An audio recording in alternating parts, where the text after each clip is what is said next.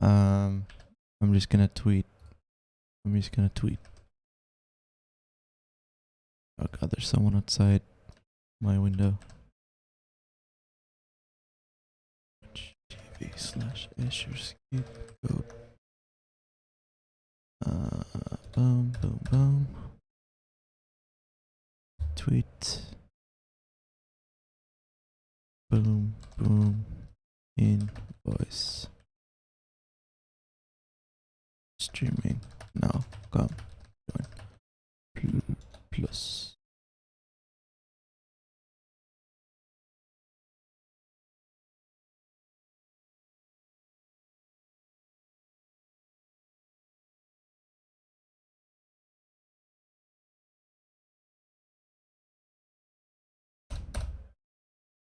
Okay, there we go.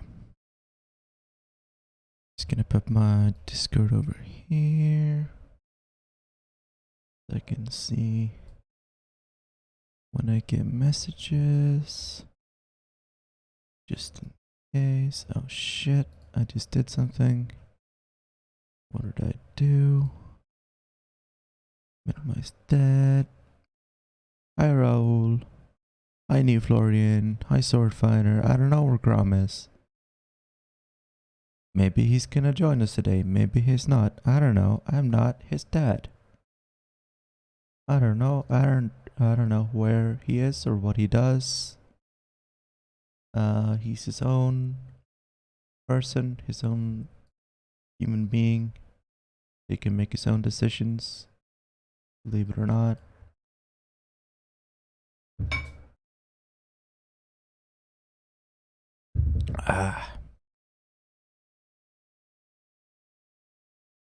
Well, if you want to see Grom so bad, you can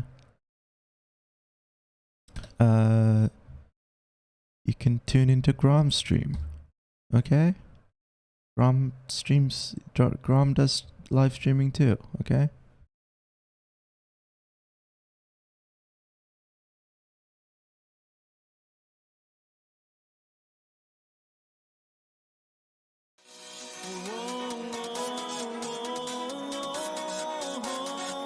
Okay, not that. Is Pretrox working?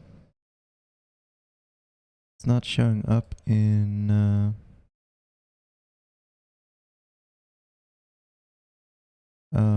it's not showing up.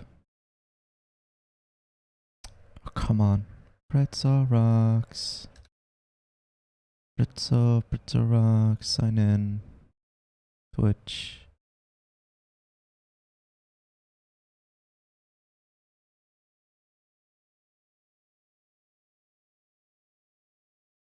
Let's put on something polka. No.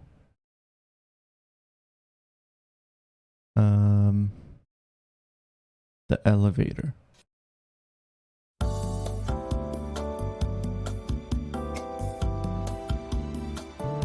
Oh wow, that really is just elevator music, huh? Do you know Mia Mulder? I do know Mia Mulder. We've streamed together.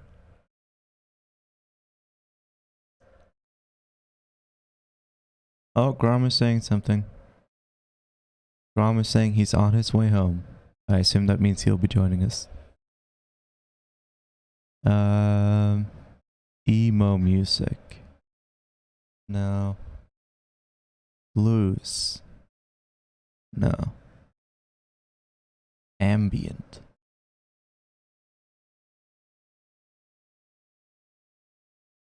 What's that like?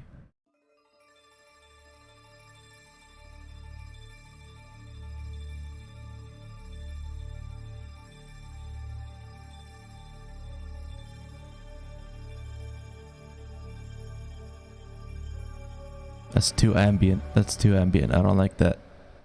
It's too ambient. Electro swing. Go with that.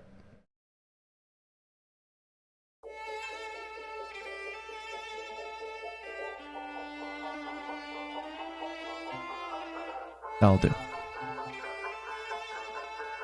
Okay. We're doing the scenario today. Bad things. Take control of a high-speed service. in Marseille. That might be a bit loud.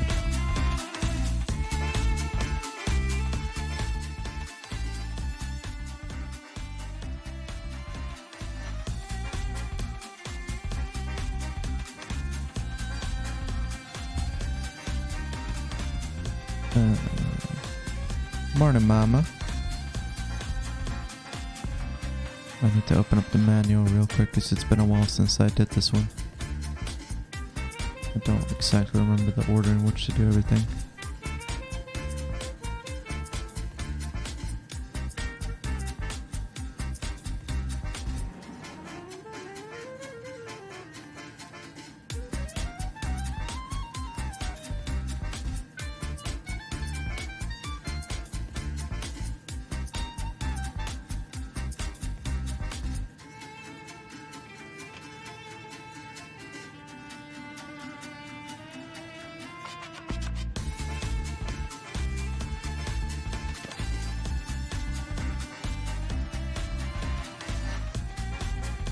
Hello, Soviet Pebble. Let's see here. Pantograph mode. Where are we right now? I'm gonna hope that the pantograph is set to the correct thing. On that. Lock the doors. Are the doors closing? Looks like it.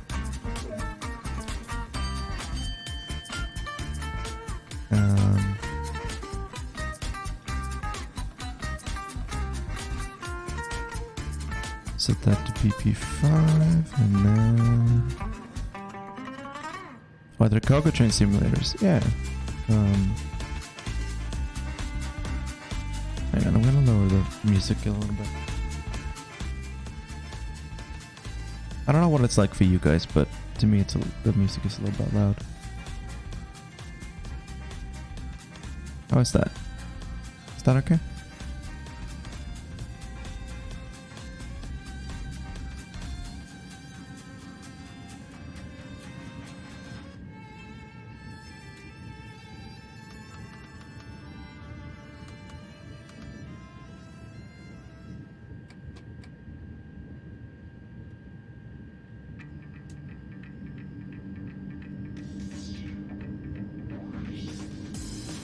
Yeah, it's good. Okay.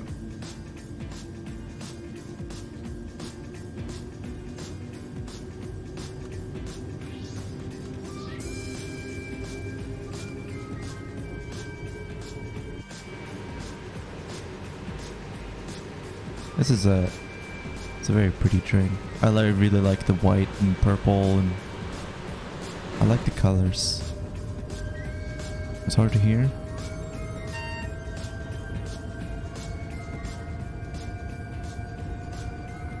Okay.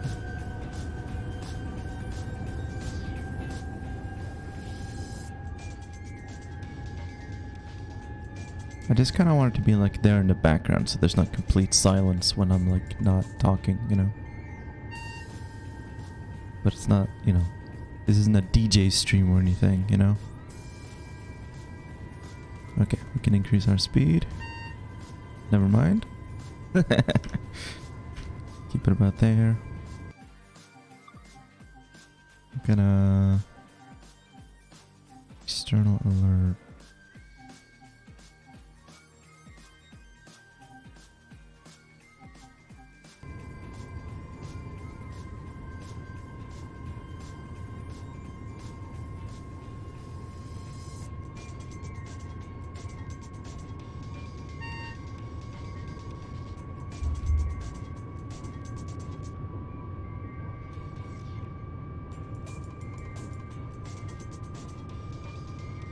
Oh, sorry, I haven't eaten anything today, so I just made some toast. So I will be taking intermittent 5-second breaks to take a bite of my toast. So if I go silent suddenly, it's because I got hungry. I'm like really tired today for some reason. I don't really know why. And usually I stream at noon, and this is like one of the first times I'm doing a 2 p.m. stream, but I'm still really tired, and I don't even get it. It's afternoon. It's 2 p.m. I don't know. It does make sense that I'm tired. Makes no sense.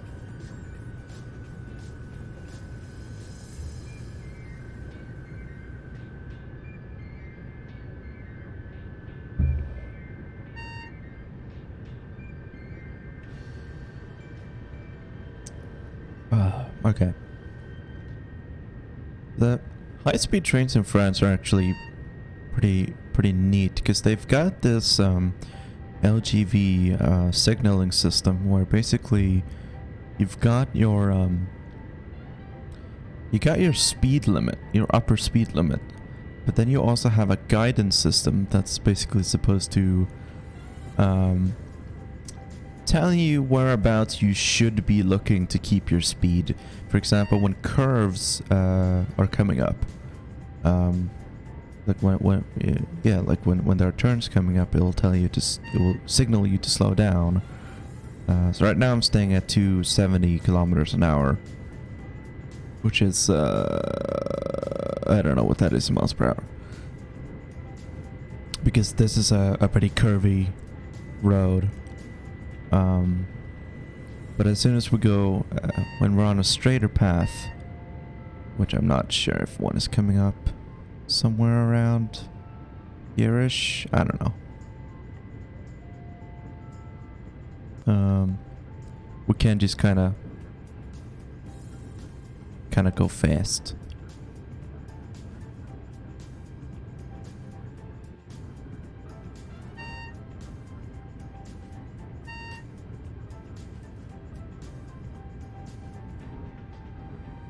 Imagine a stream game that is like Russian roulette, but it's just copyrighted music. That would be terrible, because your channel would get deleted.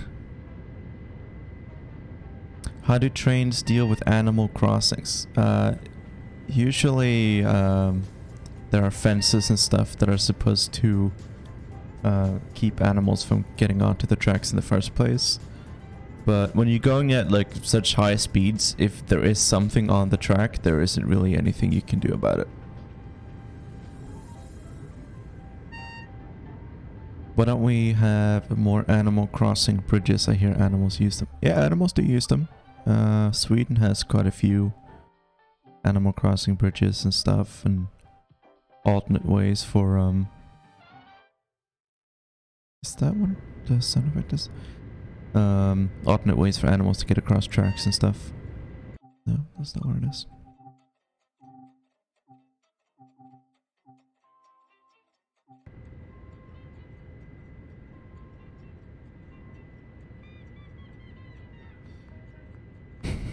Will it be public domain or will my channel get deleted? Exactly.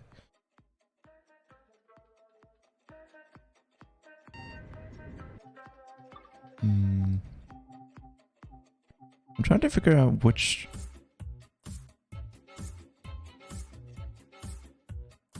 What, where's the...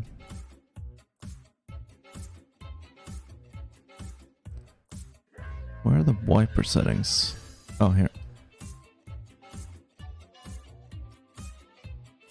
Ba ba ba ba da ba.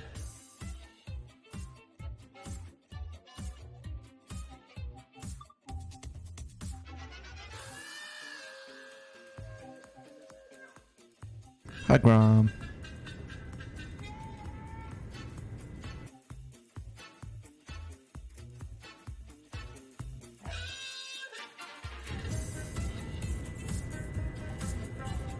You know, I do really like Electro Swing, if I'm honest.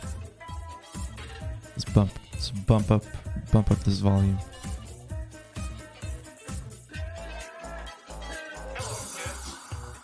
This is a new scientific invention called Electro Swing.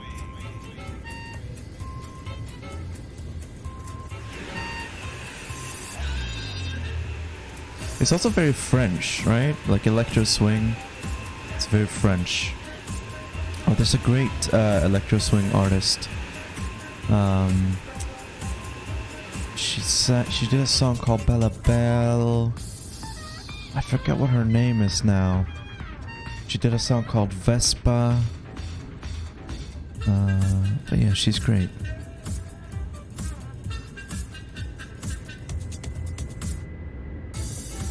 If anyone knows that, if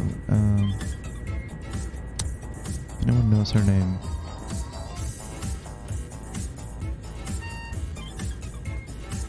Are the trains nationalized in Sweden? The rails are, and there is a nationalized train company, but there are private rail companies also.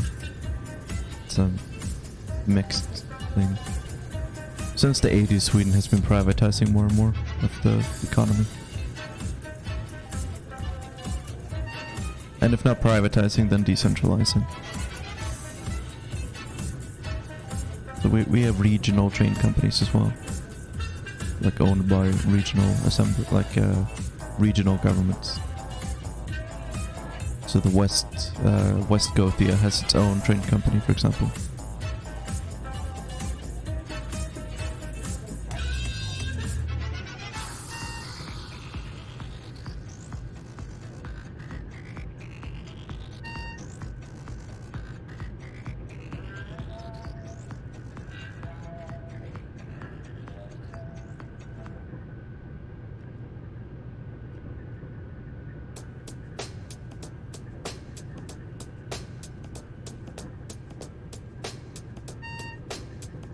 My voice is a bit low.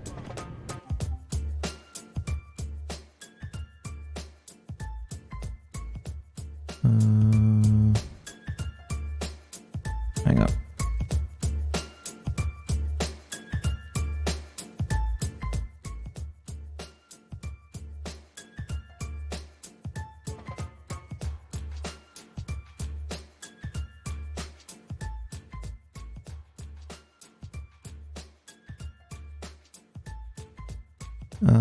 Okay.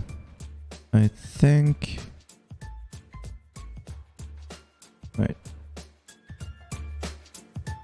Okay, I think that should be good.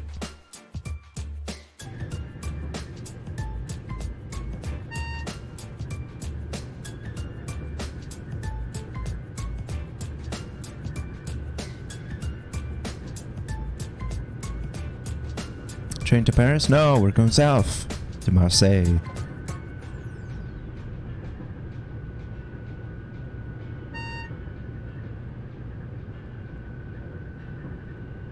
Probably more likely we're doing a train from Paris, but I don't think that's true either.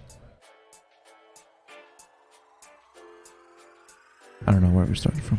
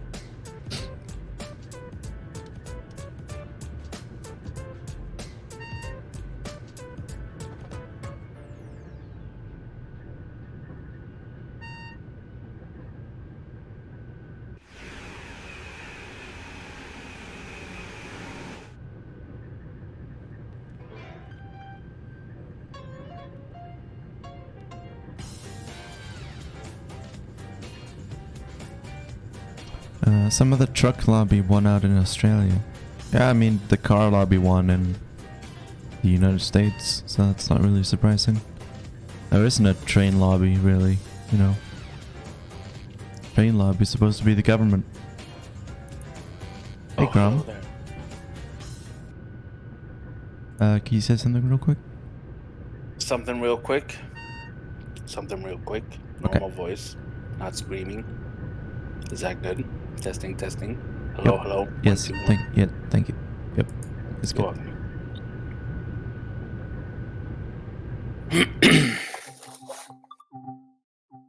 How are you today, Mr. Grom? Just got back from working out. Doing pretty good. Good for you. Thank you. Trains are evil and communist. That's true. Yeah, Means prevent people from wanting to work hard. that's true. And removes an incentive to make enough money to have your own car.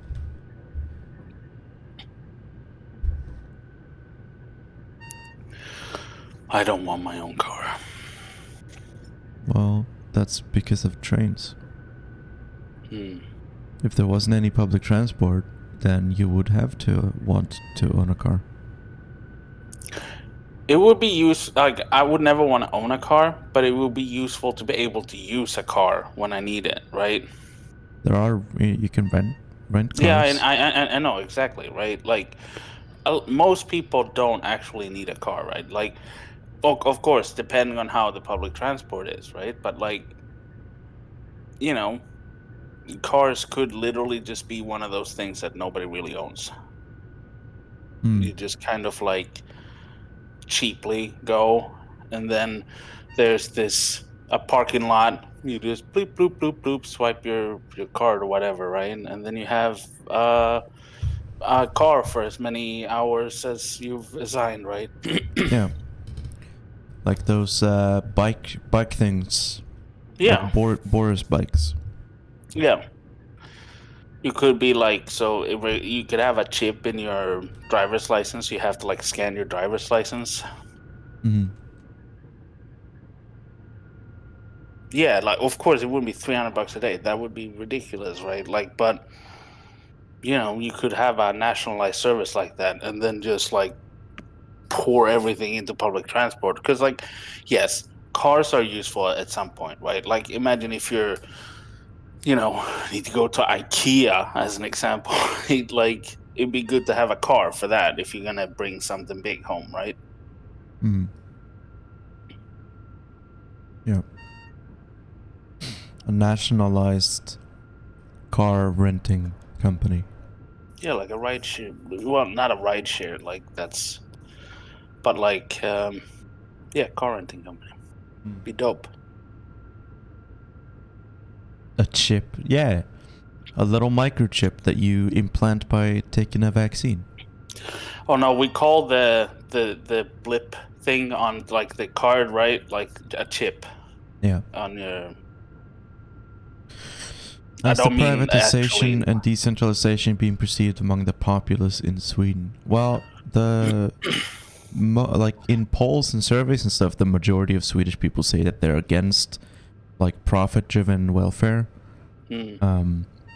Or we call vinst i välfärden, profit in the welfare. But basically, like companies working within welfare, like education and healthcare and that kind of thing, that can make a profit, basically. Not necessarily like against private companies, being in like education and healthcare and stuff, but just them being allowed to make a profit off of working in those sectors. The majority of people are against that concept.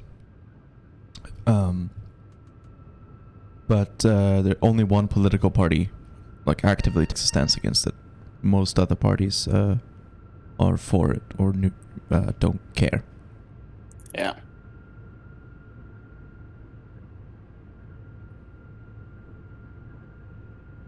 I seen this. There was a YouTube video. It's probably like a known right winger kind of thing because it was like a verified. I just not very good at. I don't watch YouTube like that very much, but like he was talking about like trying to like say the successes of Sweden is capitalism, which is yes, like it is, but also talking about how in the 80s Sweden couldn't afford its welfare system anymore, so it privatized it and stuff like that. And of course, like that's when the right wingers came in and started doing austerity, made everything inefficient, right? Like started to make cuts and stuff like that, and then of course, like that's how they do, because like welfare systems is popular, right? Like they are popular because people use them in their pretty much everyday life, right? So right-wing parties cannot go all out and just be like, no, we're going to privatize this right now, because it wouldn't be popular. It would never go through, right? So what they do is when they come in, they sneakily chip away at the institutions until they are inefficient, and then offer private options on the side. Yeah. And then more and more people with money will use the private options, and then that's how you sway. And that's where this kind of myth of like, oh, private institutions are just more efficient. Yeah, they're more efficient because you've made the publicly owned, or like publicly owned institutions inefficient, right? Yeah. It's how they're doing with like the U.S. Postal Service, right? Like Bush like put this thing in where they had to pay pensions like a ridiculous amount of time ahead of time, like to people who are not even working there right now, which put like an enormous strain on the Postal Service, right? Which was running at like a profit at that point, right? It was solvent, right? So like that's what they're doing to the NHS. And like I have to be careful when like they start with that discourse with the whole public institutions being inefficient. It's because they made it inefficient. I mean, it goes back to Reagan, right? Like, like for example, EMS, emergency medical services, like ambulances and paramedics and stuff. He couldn't go all out and say, like, oh, we're not gonna have ambulances anymore, because people would say that's fucked up. And he also couldn't say we're gonna privatize it, but he can say the federal government is inefficient, and when they're running things, it all just goes bad. And so the best way to do things is to let the states handle it, and that's the way that neoliberals and Reaganists and Thatcherites use decentralization and like criticism of bureaucracy and the central government being inefficient. They use those notions to like sneakily get rid of like spending on stuff like ambulances, which is how like the US has ended up with a system where like if you take an ambulance, then you have to pay like $3,000 just for the privilege of being taken to a hospital, because a lot of the time like emergency medical services aren't controlled. I mean, they're never controlled by the federal government. It's always the states. And sometimes it's like local stuff, sometimes it's volunteers, sometimes it's private companies that like send out ambulances, and they get paid like for how many people they drive to the hospital. So like if they respond to a medical emergency and like they send paramedics out, but the person doesn't actually need to be sent to a hospital, they like don't make any money from that. They like lose money from that. And so the way that they recuperate their losses is that they have to give people like surprise bills. Like they have to bill the individual patients just because they took an ambulance, Yeah. And that's led to people now like taking Ubers to the hospital when they have like internal bleeding and shit. Yeah, there was this video recently of like a guy. I assume he was like unconscious when the ambulance, and when they were loading him up, like he came to, and he literally ran away from the ambulance. Yeah. There was another woman who was like her leg got like she fell and her leg got stuck between a train and the station. And so people were trying to get her loose, but they couldn't. And so someone was going to try to call an ambulance, and she begged him not to. Like she begged him not to call an ambulance because she said, it's $3,000. I can't afford that. So, that's liberalism for you. Yeah. How much of an effect did Thatcher and Reagan had on the welfare state in Scandinavia compared to the other parts of Europe? I mean, it is... like Azure says, that is where that tactic of kind of like painting public institutions as inefficient comes from, right? Yeah. So it did have an effect, right? Like it's of course they learn from successes in other countries, right? And like Thatcher and Reagan were very successful in what they were trying to do, right? I wasn't paying attention. I missed the stop. Yeah, Son of a bitch. you sure did. By God quite a damn lot. it. Wasn't Olof Palme's main political work in terms of domestic policy welfare to protect them from being chipped away? I think you know more about that than I do.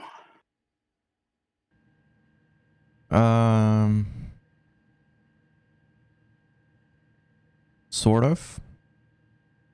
A little bit. I mean, he was, Olof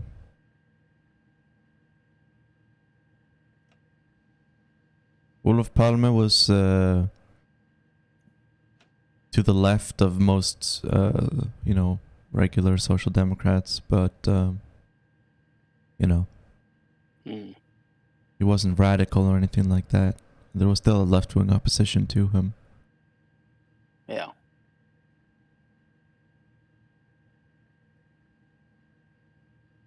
Hello, Mr. Hansen.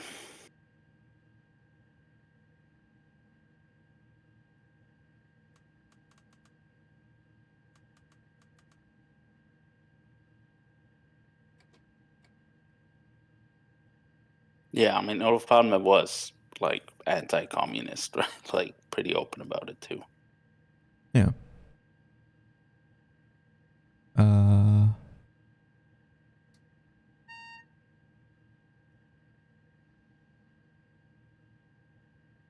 Okay.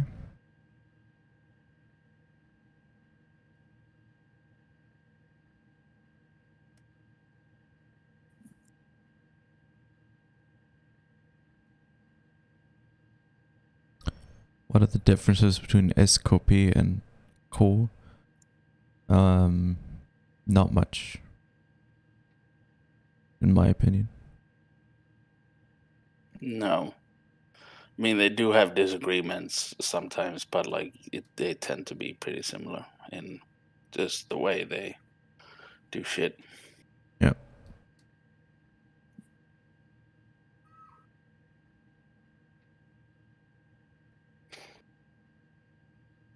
Salaried jobs are or used to be the norm. I don't know how it is anymore. I mean, it is, but they're trying to circumvent things by not hiring people full time and stuff like that. That's kind of like the new thing. Yeah. In that way, because I think they might have to, if they're full time, they have to be salaried, right? Because of unions and stuff like that. So therefore, even for like government jobs and stuff like that, especially when it comes to like the healthcare, right? Like they will try to get people on, not like keeping them off full time, right? And you also have things like, for example, when it comes to nurses, where they're not getting paid very well, so they choose private kind of recruitment options. Like they'll literally like quit their jobs and then be back at their job the next day, but through a private recruitment firm, right? That the region kind of like hires them to supply them with nurses, right? And they get paid better there, which is a tremendous waste of money, right? Like, because if they were just paying their nurses well to begin with, right, you didn't have to waste money into like a profit-driven kind of system. Yeah. Well, maybe profit is good.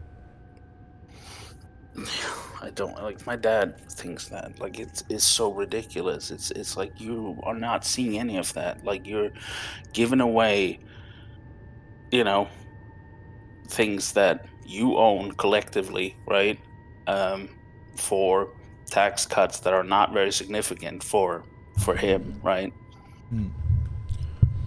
Well, you know, I have a degree in economics, and I actually don't know what economies of scale is. So I think that requiring people to pay for each individual doctor's visit is actually the more efficient way to do things. Yeah, the economies of scale is actually a myth. It's not real. No. It's yeah, taxes are not efficient. It's, consumerism is the best way to pay for things. True. And like, if you don't have money, like, what's even like the point of you being alive? You know? Yeah. Because how much money you have is like a measure of how much your life is worth. Yeah. Yep.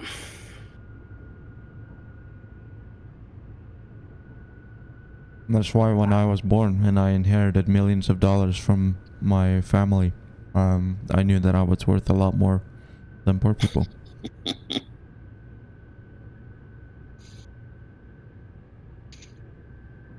Yeah. That's true. Wow. Nurse mercenaries, kind of. Mercenaries. Mercenaries, yes. Perfect. But yeah, I mean, I have lots of friends who work for like, private staffing companies or like temp agencies or whatever you want to call them, right? Like where, they'll get a text message, telling them like, oh, you have work on Saturday and stuff like that. And that's how like they get their hours in, Yeah, my sister, now she is a nurse. She just became a nurse. But before that, she was working. Well, she was like undersköterska, like a medical assistant before. Mm-hmm. And she worked like at like elderly home, and she did like the one where home care, right? When they come to like people who are not unwell enough that they need to like live in a home. They can live at home, but they need assistance, right? So they come there, maybe cook, maybe clean, and or help them with anything else, right? Yeah. Which is a very important job, right? But like, yeah, they kind of just send you a text message when they need you, and that's how like the municipal, like, oh, we gotta save money, and the whole thing is just everything is about saving money, right? They're like cutting back on the services, right? Like my grandma, she can walk a little bit now, so they cut back on it, but like she can't go outside herself, and like she's allotted like 1 hour outside every week, and it's ridiculous.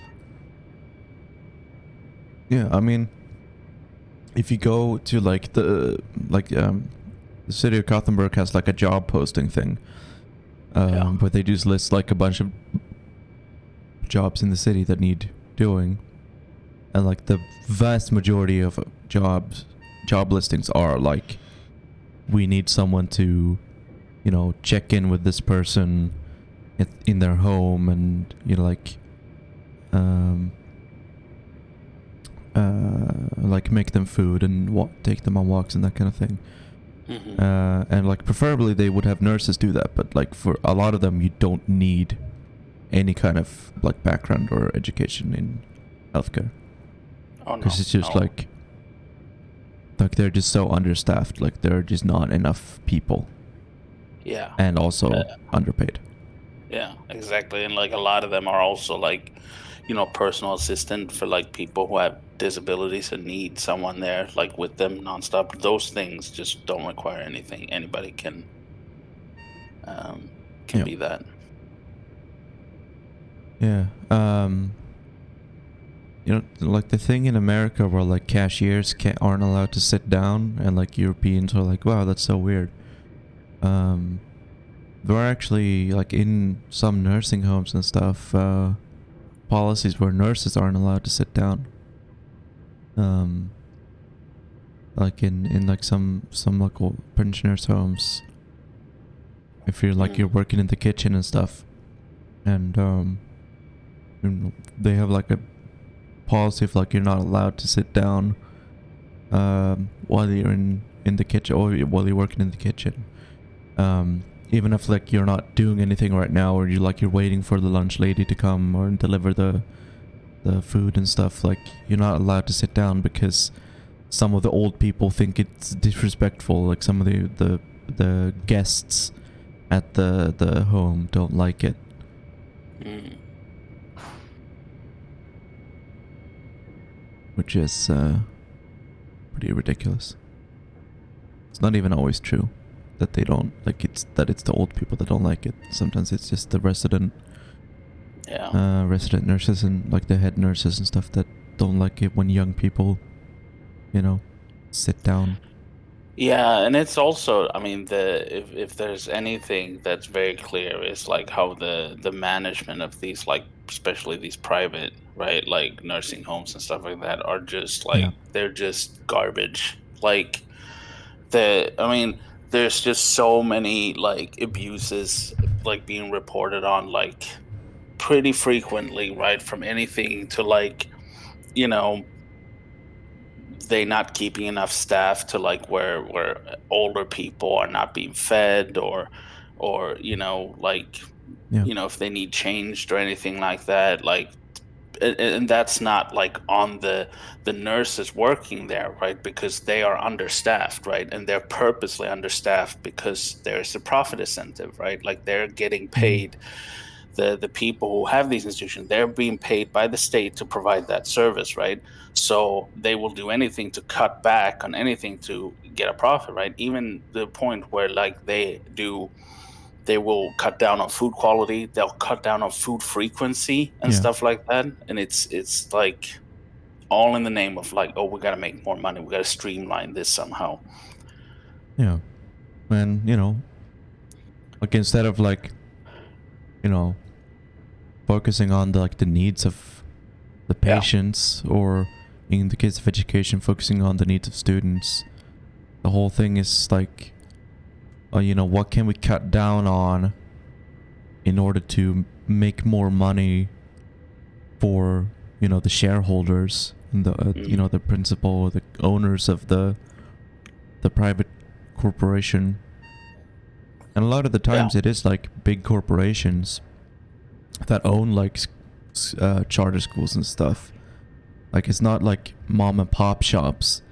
There was like some right wingers that try to portray it like that, like, oh, like this poor principal of this like charter school is just trying to make ends meet, But it's like a lot of the time charter schools are owned by just fucking corporations that don't actually give a shit about students' quality of education, and they just want to make money. Yeah. How many people can we kill for profit without getting in trouble? Exactly. Yeah, it's pretty much right. Like it's like, and also now around the COVID, right? Like there was multiple cases of like when these like elderly home got vaccine doses, like the bosses of these like elderly home, before like vaccinating their like frontline workers, right?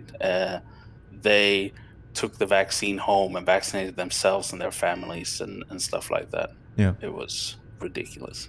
And like the whole argument of like, oh, privatizing the welfare, it's like it's austerity, like it's gonna save us money, but like ultimately, like charter schools and like private medical clinics and stuff, they're still like paid for by taxes. Like they still receive basically as much, if not more, money from the government to run their like private business, because it's like they can't charge students tuition. Like that's how charter schools work. Like it still has to be free to attend a charter school. So how do charter schools make money? Well, the government pays them in order to run a school. And so like the only real difference between a charter school and a public school is the charter school gets to spend less on the students and pocket 20% of the money that they get from the government for themselves to make to use as profit. So like it's ridiculous to say that it's more efficient, or that it's saving people money, or that we can lower taxes for people. Like no, it's the whole thing is just about making money for people who already have, who already own fucking corporations. It's about creating a new revenue stream for corporation. That's the whole purpose of privatizing the welfare sector. Yeah. So it's like, and the argument is like, oh well, if you don't like charter schools, you don't have to attend one, right? Because schools get paid in accordance with how many students attend it. There's a system called school penning, which is like school penny or something. But the whole idea is, for every student that attends a school, the school gets a set amount of money. I forget exactly how much money it is per student, but every student is worth a certain amount of money, and every student that attends a school, the school gets that much money. So schools are incentivized to have as many students as possible, even if they can't properly take care of all those students or guarantee all those students. This is essentially how private prisons in America work, right? How they get paid per inmate. And then local municipalities have the authority, like they get the autonomy to decide how much they're going to spend on education. So depending on your local municipality, they can either spend a lot of money on education, which is usually what they do in like white people's neighborhoods and like upper middle class neighborhoods, because their like parents actually have, time to take off from work and stuff, to like go complain and be involved in local politics. And then in poor people's neighborhoods, municipalities can just be like, well, we want to like build a swimming pool or whatever the fuck instead.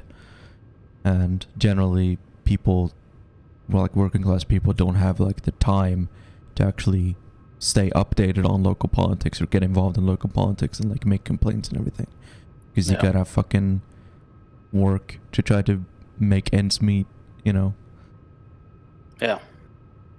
And then there's what becomes more ridiculous, right? It's the fact that we have like the fascist party, right? And they, apart from running on like a platform of like just straight up being racist, right? Like they also try to place themselves as like, oh, we got to take care of Swedish people, and oh, we can't afford taking care of Swedish people because we're taking care of all these immigrants and stuff. But at the same time, they are also advocating for profit in the welfare system, right? So like that's what a lot of people like. They think they hear about this promise of like, oh, like they're racist, right? But they're also thinking like, oh yeah, we should take care of our people and stuff like that. But at the same time, the Sweden Democrats are, they're on this kind of neoliberal line and just support everything. The only reason they haven't always supported it is just because they are trying to leverage the other right-wing parties to kind of like be involved in their bloc, right? Yeah, I mean, it's the whole argument of like, we can't take care of immigrants before we take care of our own. But anyone who uses that argument never actually wants to take care of our own, right? Oh yeah. And it's the same too when it comes to like when they try to be racist with help of like women's rights and stuff like that. And like, the Sweden Democrats are like, they don't give a shit about women's they're rights. not exactly feminists. Yeah, no. But they use feminist arguments, or try to use feminist arguments when they're like criticizing Islam. Yeah. And basically just being a racist. But they're, trying to put it in like this progressive rhetoric. Yeah. Like, we gotta help these poor oppressed women who have no choice in how they dress, so therefore the government has to mandate how they dress. Yeah. So to make sure that they have a choice. Yeah. And then at the same time, women in the party is getting like sexually harassed, like left, right, and center, and silenced by the party and just shuffled around if they say anything. Yeah, I mean, the party itself has basically no women in it, especially in like top leadership roles. Yeah. Except like the wife of the party leader, she's involved. Yeah. I think, I mean, like the think it's like between 60 and 70% of their voters are men as well. There are quite a few women who vote for the Sweden Democrats. But they're not involved in the party itself. No. I went to one of those free schooler and the teachers literally helped us kids during the national tests. That's like one of the ways that charter schools make money or, can get extra funding is like if the school does well on the national tests, then it's like, oh, this school is doing something good. They can get a bit of extra funding for that. It's not the only way that schools get funding, of course, but it is a way that schools can get extra funding, which will all, it will be profit for the owners of the school. It won't actually go to like help the students or anything. But yeah, like they are incentivized to let students cheat during those tests. Yeah. Women's rights don't fall into racism. That would be sexist. Love to throw that word racist around like it makes you sound smarter. Oh my god. No, we're not saying women's rights are racist. We're saying racists use women's rights to be racist. Yes. Like people who don't the fascist neo-Nazis can use feminist and progressive sounding rhetoric to try to seem like they are feminist or try to seem like they're for women's rights, when in reality they're really just criticizing a very specific group of people for not respecting women's rights when they themselves don't actually care about women's rights for anyone else. It's like how the United States talks about human rights abuses, but they only ever talk about human rights abuses in countries that are against US foreign policy interests. They never talk about human rights abuses in Saudi Arabia because Saudi Arabia is a US ally. It's the same tactic. You criticize your enemies while forgetting and ignoring the crimes of your allies. I think you missed some context right there. No, women's rights are not racist. We are feminists, right? Obviously we support women's rights. We're saying bad actors, fascists and neo-Nazis can say that they are being racist because they are protecting women's rights. Like they're saying that their racism is in order to protect women's rights. That's not saying anyone who supports women's rights are racist. Like we're saying Nazis are bad. Like we're trying to say Nazis are bad people who lie to you.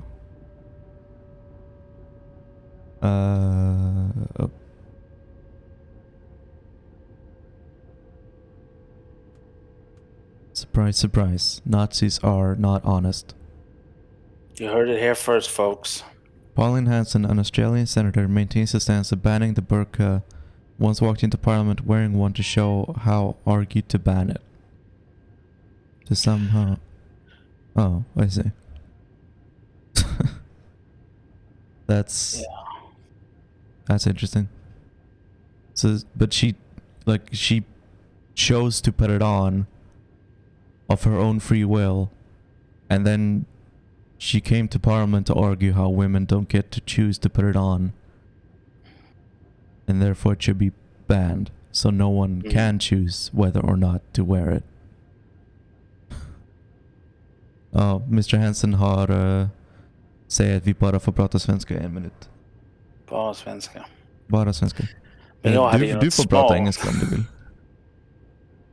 Jag sätter en timer på 60 sekunder. Nej, men jag pratar svenska också då, så ingen förstår någonting.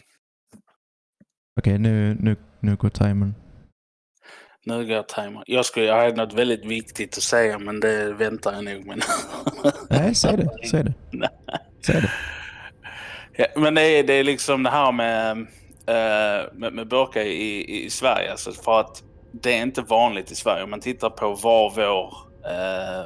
var många som har flytt kommer ifrån, typ Syrien och Syrien. Inte Syria, det är engelska. Förlåt. Jag förlorade 1000 poäng.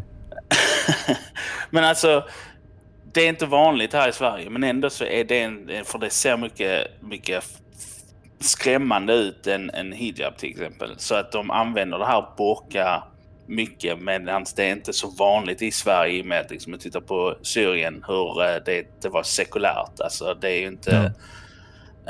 Afghanistan också. Yeah. Okay, that gick time. Now we're allowed to speak English again. Now we're in English. But yeah, like you were saying, and everyone could understand, Syria and Afghanistan were secular countries for a long time until like U.S. intervention, basically.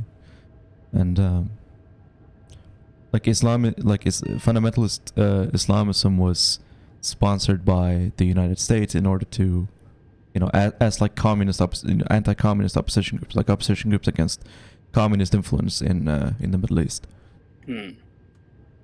Yeah, because it's inherently not a threat to imperialism, right? Like, or it wasn't at the time.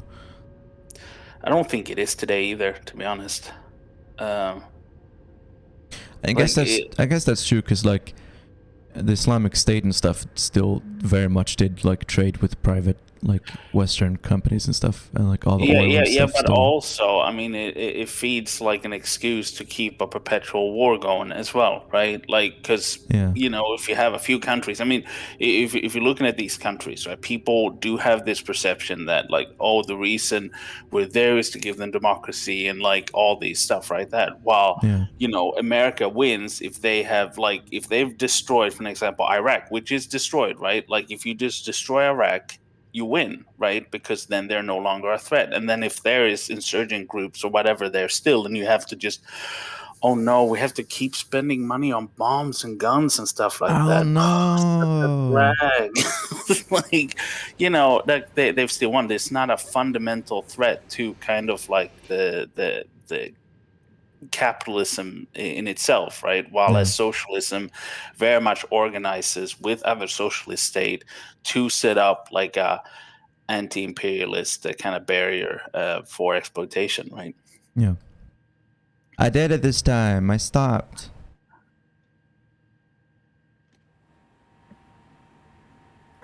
Was 9/11 an inside job? Jesus Christ. It doesn't matter, like ultimately. Like, no, I'm gonna go out on a limb and say no, but like whether or not it was doesn't ultimately matter, because it served as a justification for a perpetual war in the Middle East. Whether it was an inside job or a conspiracy or anything, it's kind of irrelevant to me. And you know, if you're like into conspiracy theories or whatever and you think that's fun, then sure, you know, go nuts. But I don't think it's an interesting question, and ultimately it doesn't matter. I mean, it matters, but just not like to like the question of imperialism and stuff. I don't like them because, like, as most conspiracy theories, like, go deep down and like go deeper into it. Eventually, you'll just hit, oh, it was the Jews' fault, like all along, right? Yeah. So most conspiracy theories, they boil down to like globalists. Yeah. The globalists are coming. Yeah. Fault has occurred with one of the doors. You'll need to inspect the door and close it manually. Damn it. Wow.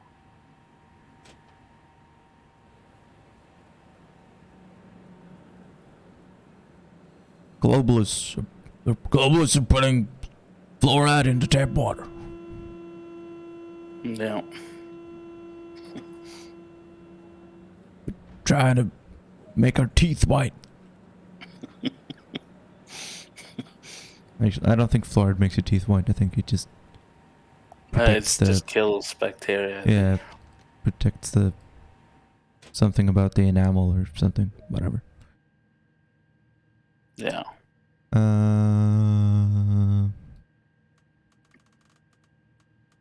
Boom. Boom. Boom. Oh, I'm sorry to hear that, Neo. Yeah. Makes teeth stronger. Yeah, fluoride is good. Fluoride is very good. In extremely small doses, might I add. No. Fucking chug pure fluoride. No, but like toothpaste is fluoride. Yeah. Like mouthwash usually contains fluoride. That's why there's a reason why you're not supposed to swallow your toothpaste. I mean, you know, I don't know who would, but like, don't do it. It's really not good for you because fluoride is but it's poison. so good though. It's so yummy. Yeah. I love eating my toothpaste. I boil some water in a pot and I put toothpaste in it and I make toothpaste soup. Toothpaste tea. I dip my bread in it. Oh my god. That's so gross. And then I put toothpaste on the bread and I dip the bread in the toothpaste soup. I just love the minty flavor of toothpaste. So I come home to your house and I was like, why is your toothpaste in your fridge next to the caviar? Like... Why is toothpaste always mint? Why not a flavor that doesn't burn my mouth? I don't know. Like, kids have fucking, like, strawberry flavored toothpaste and stuff. Yeah, I don't know why us adults always get stuck with the mint. I hate mint. No, I like it. I don't know, you feel it's refreshing. I guess, but Azure has fluoride addiction. No, but like the whole thing about the whole fluoride conspiracy is so stupid because like there is naturally occurring fluoride in water, right? Like not like people who have fluoride in their tap water, sometimes it's literally just because the place where your city gets its water from has naturally occurring fluoride deposits in the water. Like it's not even always that fluoride is added to the tap water like artificially. Like sometimes it's just literally in the water. I think that's the case for most of Swedish lakes. There's naturally occurring fluoride in the water. It's not even in all places in Sweden where or maybe even most, I'm not sure, where fluoride is added like during like the refining or processing stage. Would you like to collaborate with Alex Jones? No. I don't think I don't, like, unironically, I don't think I would, but it would be kind of funny to say that I had done it, or like to have done it once, but I wouldn't actually do it. I don't want to platform his ideas.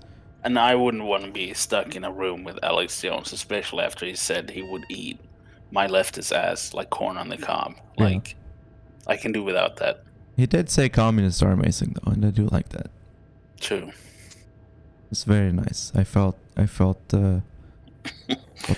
that. God, those communists are amazing. God, those communists are amazing. I have that as my follow sound. Yeah. Yeah, I do. I like the edit. Well, you edit out like the pauses and stuff, but the speech where Nelson Mandela says that what does he say exactly? Oh, I don't remember. There's one country that has committed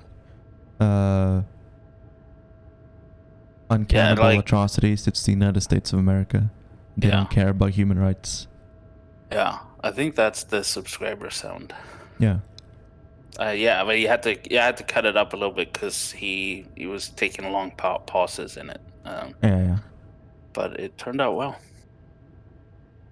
There's it's a great scene from the Bravo Films Fidel documentary, where Fidel is in the South African Parliament, and he holds a speech about South Africa and how South Africa has like inspired the world in anti-colonialism, and the whole parliament breaks out into song and singing the praises of Fidel Castro.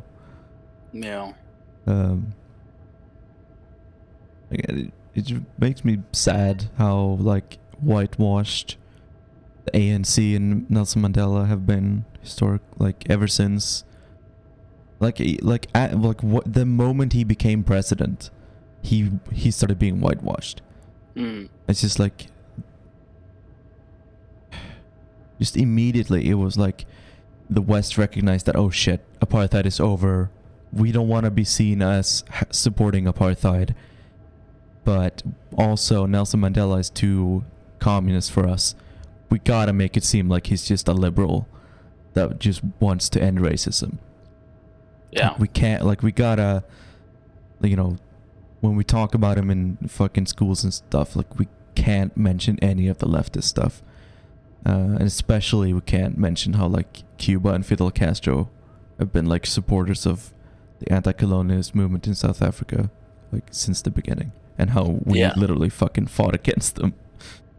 I mean, I had been a leftist for quite a while when I found out about Nelson Mandela, right? Like, that's how like ingrained like that kind of thinking is in the West, right? Because I found out by like seeing Nelson Mandela holding a speech with like 2 humongous banners with hammer and sickle behind him. Yeah, like the Communist Party of South Africa is still part of like the coalition that Nelson Mandela made. The ANC, the Confederation of Trade Unions, and the Communist Party of South Africa. They're like the like coalition, the ruling coalition of South Africa. Now, like the ANC has become very social democratic in recent years. And there's a left-wing opposition group called the Economic Freedom Fighters, who are like Marxist-Leninist kind of, like they're like multi-tendency, I guess. They're not strictly just Marxist-Leninist, but they're like left to the left of ANC. So like there's like criticism to be made of the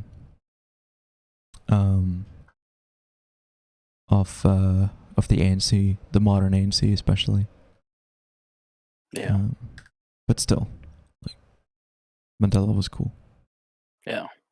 And I mean, that's like the name of the game. I mean, when we're talking about, for example, India and their independence, right? Like, you know, people are like, oh yeah, Gandhi managed to do it like peacefully, right? Like, and stuff like that, which is complete bullshit, right? Because there was far more radical movements than Gandhi in effect, right? It was just they were seeing early enough in kind of what way everything was going, right? And then chose someone who would be better optics for the, you know, for the British, right?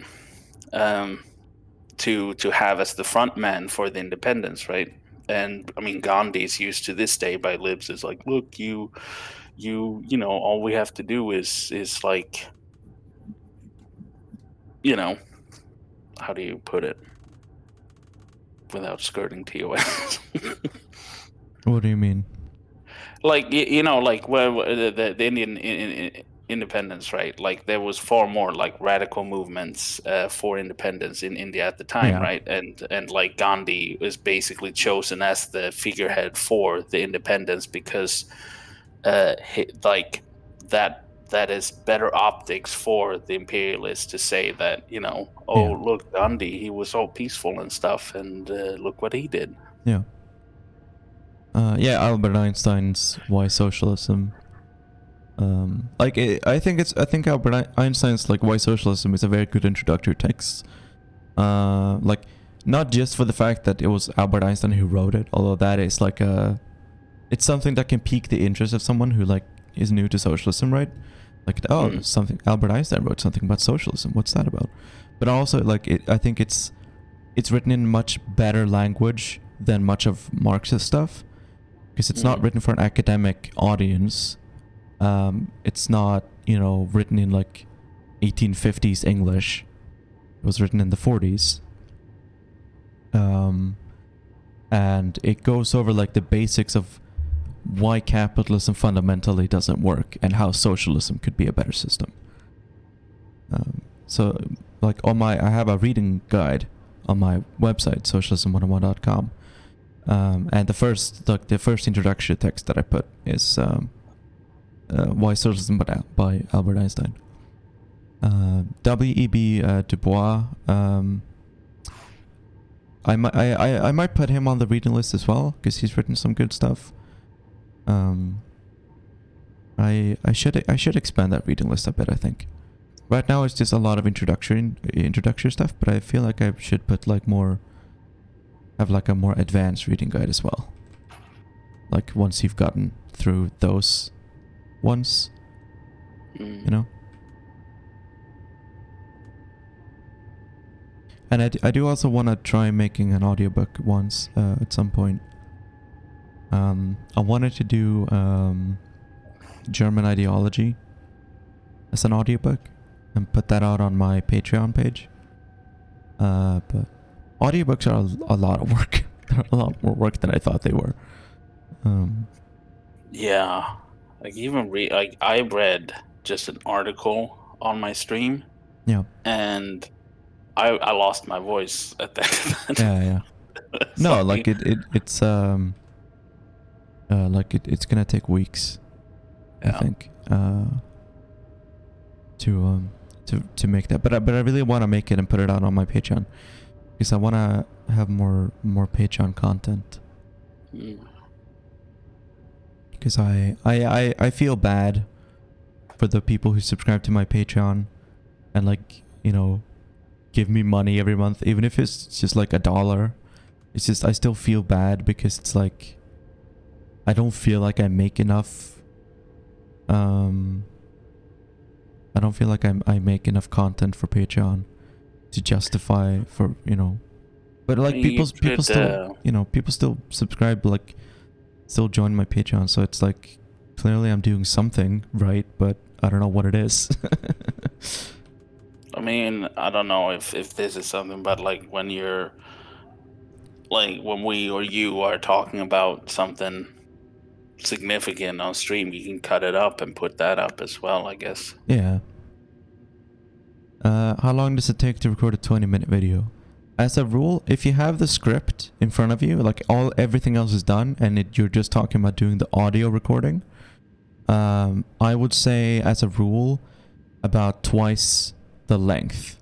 So a 20-minute video, like a script that's gonna take 20, or yeah, like a script that would turn into a 20-minute video, it's gonna take about 40 minutes to record it.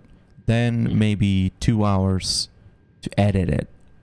And then doing all the visuals and stuff that could take God knows how long. But the longest process for me has always been the script. Writing the script and researching for the script. And deciding like if I'm happy with it and, you know, remaking it time over and over again and stuff. But the reason I haven't been making YouTube video stuff recently has just been because I have general anxiety disorder, and I can get anxiety about random shit and just become completely unable to do it, not for any like logical or rational reasons, but just because I have a, you know, mental illness. And yeah, like video making has just become blocked by like my anxiety recently, which sucks because I do want to make YouTube videos, but I just can't. Feel like I like that's really the easiest way I can describe it. Like I just actually just can't.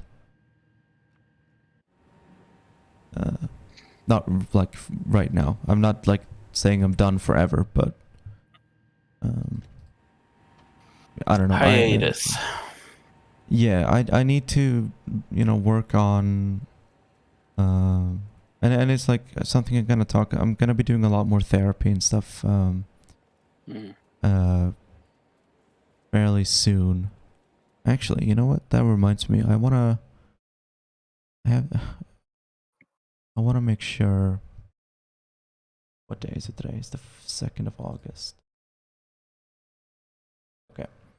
I just had to look up. I have a time booked for going to a therapist. Just wanted to make sure I didn't miss it. But yeah, I think it's something that I can talk about in therapy. But I need to like change my headspace a bit, and just the way that I think about being productive and stuff. Mhm. Because they only like block is just me being stuck in my own head, you know.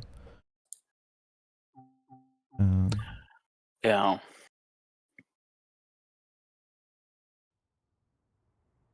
But yeah, no, I am thankful for the most part when I talk about this stuff. People just seem to understand, like you say, Mr. Hansen. And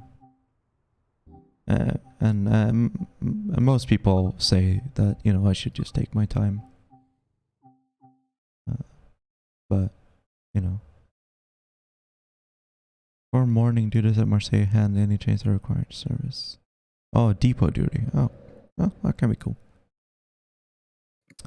But yeah, like it does happen every now and then that people come in and they like don't know, they don't know like the background or anything. They don't know about like why I haven't been making videos, and they just come in and they're like, why are you streaming instead of making YouTube videos and that kind of stuff, which can be pretty annoying. Yeah. Like, when is the next video? Yeah, when is the next video, sure? Fuck you. Uh, No, I have like I have like anxiety issues as well, right? And I've just finished my therapy. yeah. And it's the first time I've really had therapy. And it worked really well. But now, like I'm since the therapy is over, that causes me stress, right? Yeah. Because there's that aspect of it for me as well, how it was a chance for me to kind of like summarize everything that's happened in the past week. Yeah. Um, and we did talk about that I need to be able to kind of do that on my own, right? And kind of like gain perspective on things during the week and stuff like that, which is difficult, right? Like I my kind of thing works a lot when I have had a lot of things that I've neglected. For an example, I look for reset points, right? Times where I can kind of like put the stuff that I've neglected behind me and then start anew. Mm. And that's caused a lot of problems because a lot of things have snowballed, and then eventually it's too much to like get started. So the therapy was good in the fact that it gave me kind of like a natural reset point where I could let things go and be like, okay, that's in the past now. What can I do now to move forward, right? Yeah. Um, but all in all, like I had a very, very good experience with my therapy, which is for someone who has been struggling with depression for the last decade now. Like it took too long for me to get to that point, and that's partly because of I was worse off a few years back, and it was just really hard to even get to therapy. But also because in Sweden it can be difficult because they are understaffed and so on. Mm. Such a capitalist conditioning to expect factory line production. Yeah. It's like extra funny because the last video I put out is about like how capitalism ruins your mental health, and people will like comment on that video and say like, when's the next video? Like, I don't think you've finished watching this one. Yeah.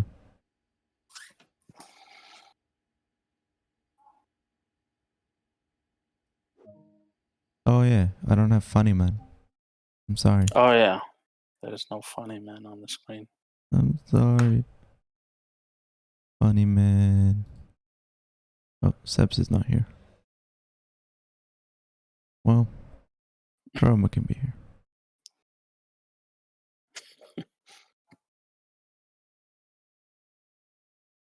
There we go.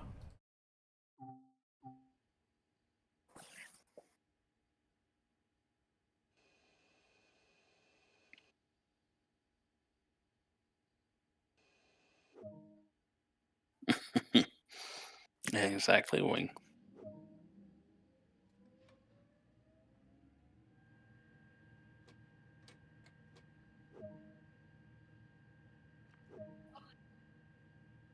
It's like the Swedish anthem video, Mm-hmm.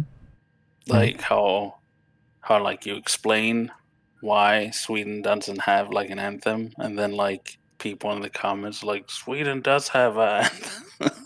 Yeah. Like, did you watch the video? No, they didn't. They read the title, and they commented, and then they left. And that's like not even an exaggeration. You can look at the analytics and see, comments and like watch time. So you can see that people who live in Sweden, the average watch time is like relatively low compared to the rest of the world. But the rate of commenting is high. So to me, that means Swedish people see the title of the video, they open it, they comment. Actually, Sweden does have an anthem. It's called Du gamla de fria, and then they leave. Which is hilarious. You silly Swedish person! You didn't know you had an anthem. Yeah. Hi, Ben. Hello, Ben. How are you today? Also, I'm gonna be that person. I'm gonna shill for myself. What? Yeah. How dare you? Go follow my stream as well. No, don't. Don't. It was Don't an want you to. unauthorized shill. Yeah. Promise is gonna try to try to sell you video games on Epic Games. I will. We must know what you are doing and why at all times. It's our business. How dare you have an issue with your mental health and interrupt our entertainment? Thank you, Carmen.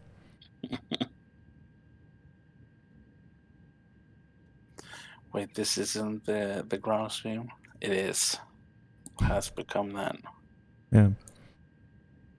No, I mean, that is like the issue with parasocial relationships is like people who watch a streamer or who watch YouTube videos, they can start to feel entitled to know things about that person, and to stay updated or to be updated, and like they feel entitled to content and they feel entitled to information. And you know, some people can get like really bad, develop really bad parasocial relationships and really feel like, oh no, this person is my friend. Like I know this person. They don't know my name, they don't know who I am, but like we're friends. And so I know like everything that's going on in this person's like personal life and private life, and like I can speak for them, and like I know what's going on with them behind the scenes and everything. How the streamer giving their phone numbers? Oh, there are those some people, like some celebrities and stuff, they can have those like public phone numbers where you can like text them and stuff, and sometimes they respond. It's probably not their real phone number, I hope. No.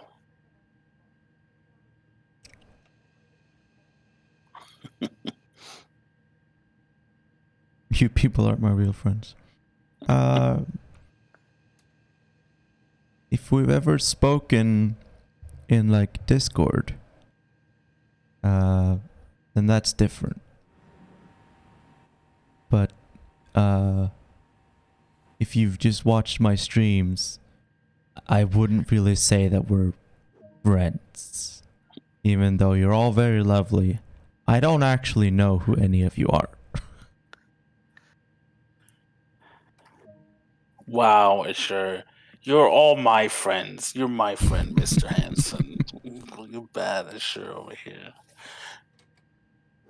I'm sorry. We do sometimes talk in Discord and Ben's for in general. It's quite rare these days, but What? do have a chat with the community sometimes.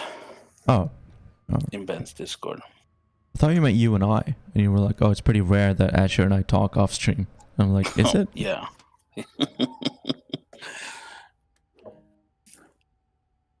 Super rare. Yeah, Grom and I never talk. We have a purely business Professional, relationship. yeah. Yeah. Professional relationship for Azure Stream. Mm-hmm.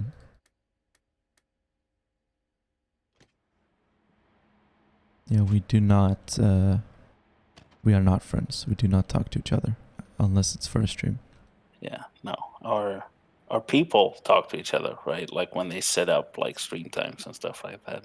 But then they tell us and we just show up. Yeah, my secretary calls Grom's secretary, Yeah. who calls Grom's personal assistant. Yeah. That's how it works. You're all my friends. Now please donate to me.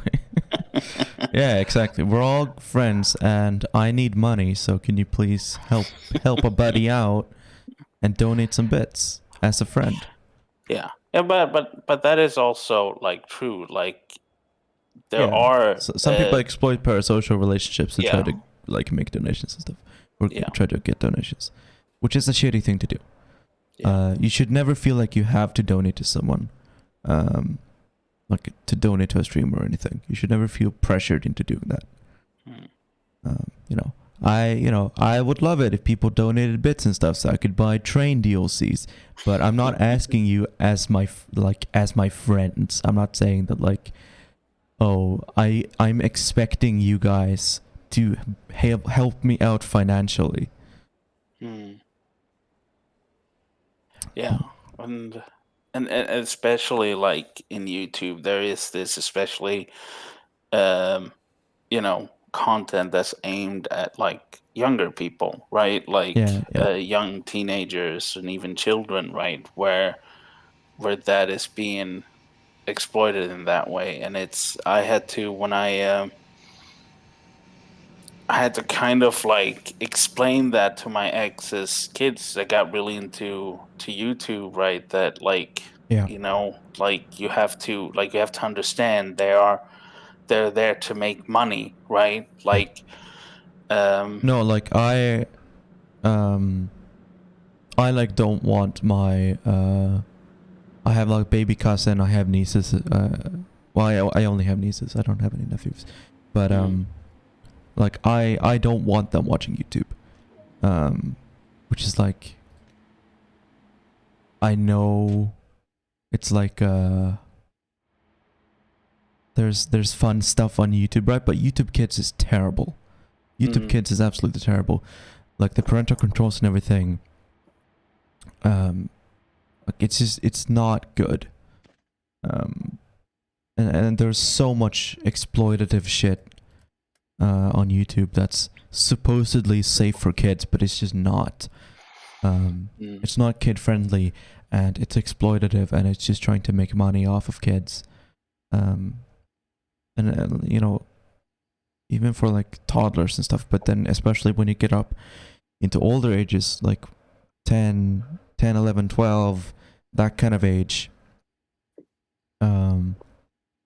you just start getting like these channels and like vlog channels and prank channels and everything that are trying to build parasocial relationships with children, to try to exploit that to get children like invested in the channel and get children invested in like a personality, and then to try to like to get them to be invested in the channel and support the channel and everything, and it just becomes this really, really toxic relationship. Yeah. And in Sweden, like, hi Ben. Sorry. Hi Ben. Hi Grum. Hi Grum. Oh yeah, like literally, not hi shirt. I said hello to you, and you say hello, Grom. Everybody was like, "This is Grom stream officially." No,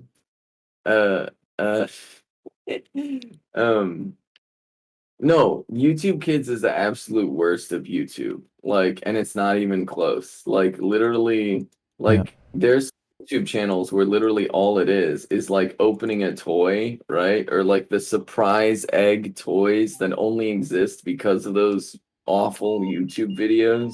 And then now it's like kids go buy this, and it's very, very much like just this like grifty, and the worst part is 9 times out of 10, it's like parents who like pressure their kids into doing the YouTube videos so they can get those like sponsorships. And so it's like, oh, it's a kid doing the YouTube video, so Yeah. it's not exploitative. But no, that kid is like being like pushed into it by like their parents, and Yeah. it's all around cringe. Every part of it is just disgusting. Gambling Yeah. for children. Yeah, it is gambling for children. It is. There are like, yeah, like they did start demonetizing channels featuring kids, right?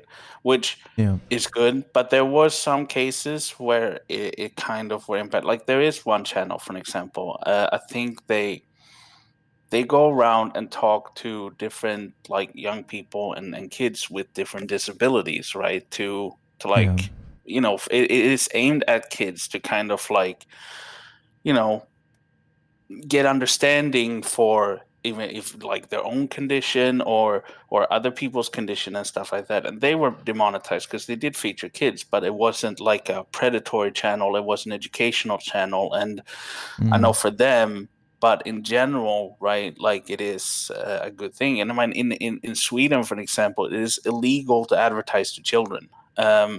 And in America, it is illegal to advertise in a way to kind of get the kids to pressure their parents into buying something. Mm. And like Jake Paul and Logan Paul, like they were straight up doing that, like Yeah. not even subtle, right? Like they were saying, like, go to your parents and Yeah. tell them, blah blah blah. Like that is illegal even in the United States. Yeah. Even in the United States, the Yeah, land I of mean, no laws or regulations, even exactly. there. Kind of, yeah. Like when it comes to like making money, the only real rule is don't make money off of rich people, Yeah. right? Like Yeah, that's really yeah. um but no, yeah. Like I think we should take Cuba's approach to advertising and don't have any at all. Mm. Oh, they do have Uh, advertising. Hmm. They have like billboards and stuff, or like posters. They do have ads. Really? Like, because I was talking to people who were like went to like Cuba, and they were all saying that Cuba they just literally like just didn't see advertisements for like anything, They and that don't like Me, have. They don't have as much. Like yeah. if you go to Cuba, you'll you'll notice that like there's not a lot of advertising, especially compare like if you compare like a picture of like Cairo to Havana, cities that look pretty similar to each other in a lot of ways. Like one of the starkest differences you'll notice is that like Cairo has a shit ton of ads. But there are like signs and posters and stuff in Cuba as well, advertising like certain shops or like barber shops and drinks and that kind of thing. But it's like it's definitely not a lot of ads. Well, I think that we should have that. I think that's what it should be like. Is where like ads are like I think it should be rare to see. I mean, I also think we should go as far as like for like things like if you want to get like beans at the store, it's just a jar that says beans. It's not like, Yeah. you don't need to sell beans. You know what I mean? Yeah. Canada has that no brand or no name brand thing. Some other countries have that too. Cuba basically has that. They have different brands. It depends on what store you go to. Some stores in Cuba are like one brand only. Like for every item there's one brand, and they're just fully stocked with that one. Yeah, we kind of have like even today. I think in Sweden we do at least, right, where and I think in America too, when you think about like the store's own brand, right, Yeah. which is usually the cheapest one, right? Like it's the same shit that you get for like the other stuff, right? Like it's packaged Yeah. like for being like the thing. But like if you, for example, if you're getting like Heinz beans or like the bean that's like Kroger's own beans, right? It's the same beans, right? It's just Yeah. the one is cheaper because it's been packaged to be like the cheap brand, right? But there's this kind of like, because of advertisement and stuff like that, you have this brand recognition, and plus when you see something is really cheap, you automatically assume that it is of worse quality, right, than something name Mm. brand. Yeah. Yeah, yeah, exactly. Wing. Off-brand ketchup is the worst. Claudia wants to say that off-brand ketchup is the worst. Like ketchup is the only instance where like I recommend buying from brand. I can't. We can't hear Claudia, by the way. Yeah. She just said that ketchup is the only instance where the off-brand stuff is bad. I have I've never had a bad experience with ketchup. I feel No, like me it's neither. most just like Yeah. tomato paste and sugar. I feel like it's I've- really hard to mess up. I have Ketchup. had bad ketchup experiences, but it's usually been like when it's imported ketchup, right? Like it's not at all like the same kind of like ketchup that's like, of course, if you get in like the off-brand, because we do have like a company that produces ketchup in Sweden, right? But then you have like, it's not that it's like it's different, right? It's not what you used to, because obviously they're not going to have the exact same recipe in like, whatever, Germany or wherever it comes from, right? Like that we are used to in Sweden. Mm. No, like I get the cheap brand of ketchup. I've had the Heinz thing and the Felix thing. I don't know. It's all just ketchup. The most important thing for me is that it's like a convenient bottle and just not one of those glass things that you can't get anything out of it. Yeah. But the ketchup itself, I've never noticed like, oh, this ketchup tastes really cheap. Mm. Tomato sauce. Tomato paste and sugar. Yeah, that is most of what it is. And Yeah. vinegar, I think. Yeah, probably. But yeah, so like, don't be scared of like the cheap brands. It's literally the same stuff. Like it's, There was a Republican congressperson who went to Cuba and took a picture in a store in front of like, I don't know if it was like vacuum cleaners or something, and there was only one brand of vacuum cleaners, and he said like, this is what America would look like if Bernie Sanders was president. It would only be one brand. And all the replies were like, yes, so what? We want healthcare. Gives a shit if there's only one brand of vacuum cleaners. Also, that one brand of vacuum cleaners doesn't have like built in that it's gonna break in 5 years either, so you have to buy a new one, right? Like, Yeah. when you make things for like, when it's not like just endless consumerism in goal, right? You get things that first are built to last, right? Like that like phones break and stuff like that. That is a feature, right? Like it's a feature that your phone becomes obsolete in like a few years, right? I had an iPhone 5S up until recently, and it was working perfectly fine. The reason I couldn't use it anymore, essentially, is because the OS in it just made it so I couldn't download any apps whatsoever, right? Like, so even though the phone itself didn't break, it became obsolete because I literally couldn't do anything with it. Yeah. Take care, Mama and Media. Go follow Mama and Media. Yeah, like Neo Florian says, the East German Trabant Average lifespan of 28 years. Average car today has a lifespan of 15 years. Same with the Soviet Lada. Like, go to Russia today or go to like anywhere in Eastern Europe today, tons of people are still driving Ladas, even though like models that are not produced anymore. Yeah. And like, they still work. They're still running because they were made to work for a long time, because that's literally how to be more efficient with your economy.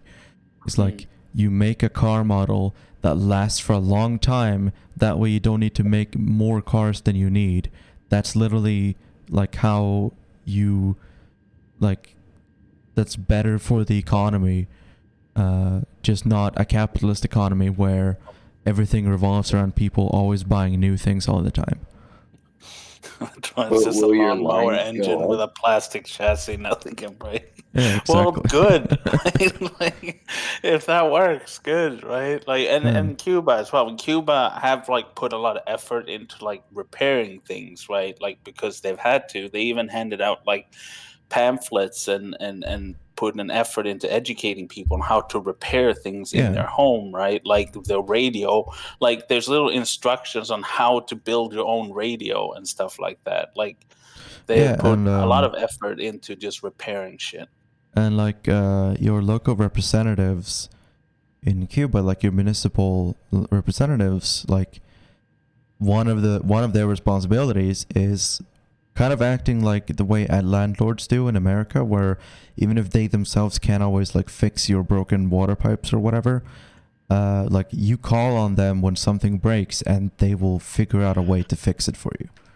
Like either by like teaching you how to fix it yourself, or hiring, you know, someone to fix it for you. Even if, you know, you don't live in like a government owned apartment or anything like that, even if it's, you know, you own your own house, you know, it's still the government's responsibility to make sure that the house that you live in is like livable, you know. You know, like, could you imagine in America, you like called your local fucking congressperson or whatever, and you're like, my water pipes are broken. Yeah. They would probably tell you to go fuck yourself. I mean, you wouldn't be able to call them. You'd just be able to call their secretary or whatever. Yeah. It's funny. There is he hasn't streamed in a while. He's a lib, right? But like a geek with glasses. He used to just spend a lot of time on streams calling like his local representatives, right? Talking to their secretaries and just ranting at them for like 20 minutes at a time. And they were just sitting there quietly. And at the end of that, okay, I'll relay your message. You know, it's like, I'm sure you will. Yeah. Be sure to relay it word for word. Yeah. Exactly what I said. How much did the fundraiser raise? I'm not sure. I watched a little bit last night, and they were at 3,500. Oh shit! Is that with the added? Because EJ, they were gonna add like $1,000, I think, to it. That wasn't on when you were streaming. Oh, here. The total amount raised was $5,672.08. Nice. Awesome. But they were trying for 10,000, right? So there was gonna be a GoFundMe as well. Yes, there's gonna be a GoFundMe. It's gonna be raising money past the, you know, the fundraiser thing. But yeah, the goal for the fundraiser extravaganza was 3,000. And we raised 5,600, so that's awesome. Yeah, it's really cool. And yeah, it's all gonna be going to people who really need the money right now.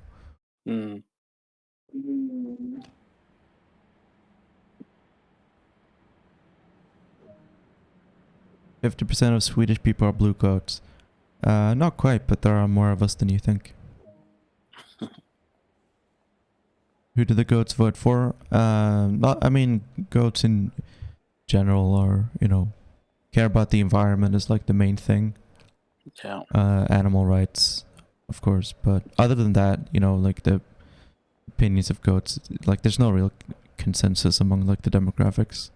Yeah. So since they care about the environment, they vote for the green. No, joking. Left party. Because our Green Party I don't like. sucks. Yeah, my dad is a member of the Green Party. Oh, gross. Yeah. I don't know. I've tried to like talk to him. I mean, we don't talk Yeah. politics that often, but I've tried to like talk to him about how shitty the Green Party is, but I don't know. Yeah. Especially as like one thing that kind of goes against it all is like how the that one språk for Green Party is like tasked with bringing Amazon to Sweden. Yeah. That's the great thing to do for the environment, I heard. Yeah, Amazon is great. Amazon and like creating loopholes in like the union laws so that companies don't need to have unions. And Amazon can like do union busting and stuff. That's good for the environment. Yeah, and then how their server halls like literally take up like a medium-sized Swedish city's electricity usage, right? Like, Yeah. I mean, it's all to, so long as they're like not using plastic straws. That's good for the environment. Oh, they'll be selling plastic straws in Amazon, guaranteed. No. Like they've gotten rid of the plastic straws in the break rooms. They got rid of the break room in general. They don't allow people to take breaks. But they did get rid of all the plastic straws that used to be in the break rooms that used to exist, but don't exist anymore. Yeah. So that's good.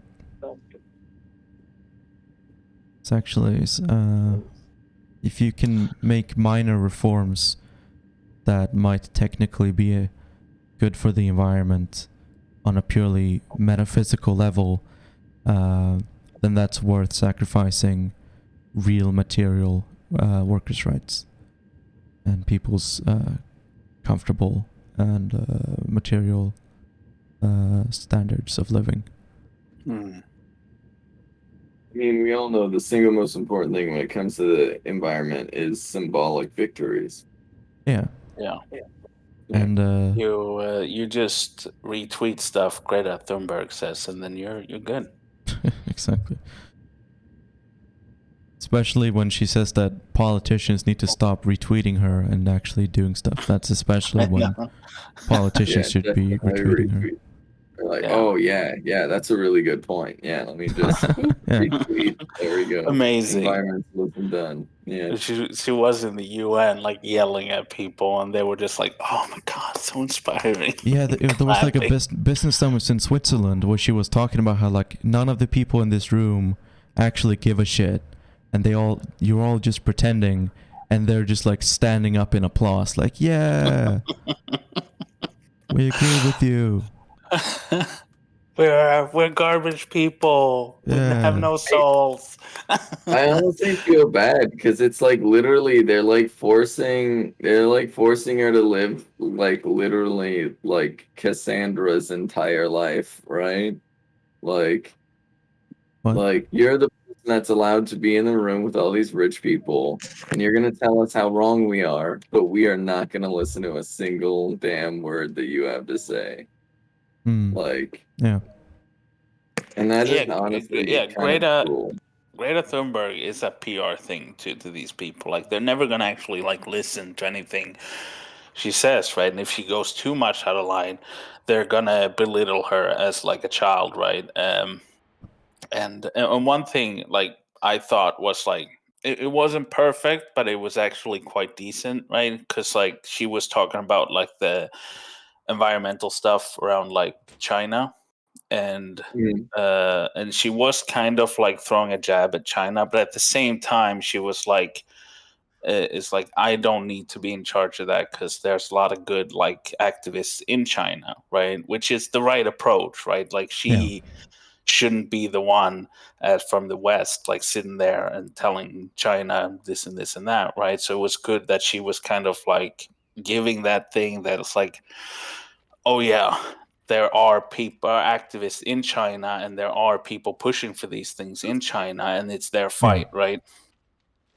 Yeah, exactly. Like,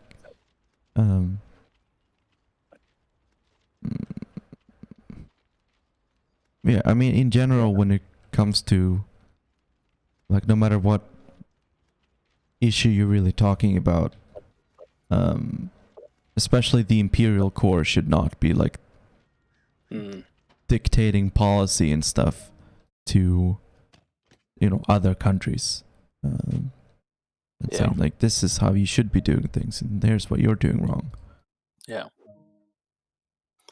So it wasn't like a perfect. Like, it was a tweet, right? The tweet wasn't like perfect, but it was a hell of a lot better than a lot of people, right? Especially when it comes to like the environment in China and stuff like that. There is kind of this like blind area from people in the West, like where it's like the pollution still comes from us, whether it's in China or not, right? Like, and people don't like to see it, which is very much intentional on the part of the West, right? Because they're able to shift the blame, right? In general, not only China, but other global South countries where they have like the mining industry and stuff like that. Like, it's easy to just point to them and say, "Oh, look there," and it's like it's literally you doing it, though. Yeah, exactly. Like, oh, the Democratic Republic of Congo is destroying their environment by mining for cobalt.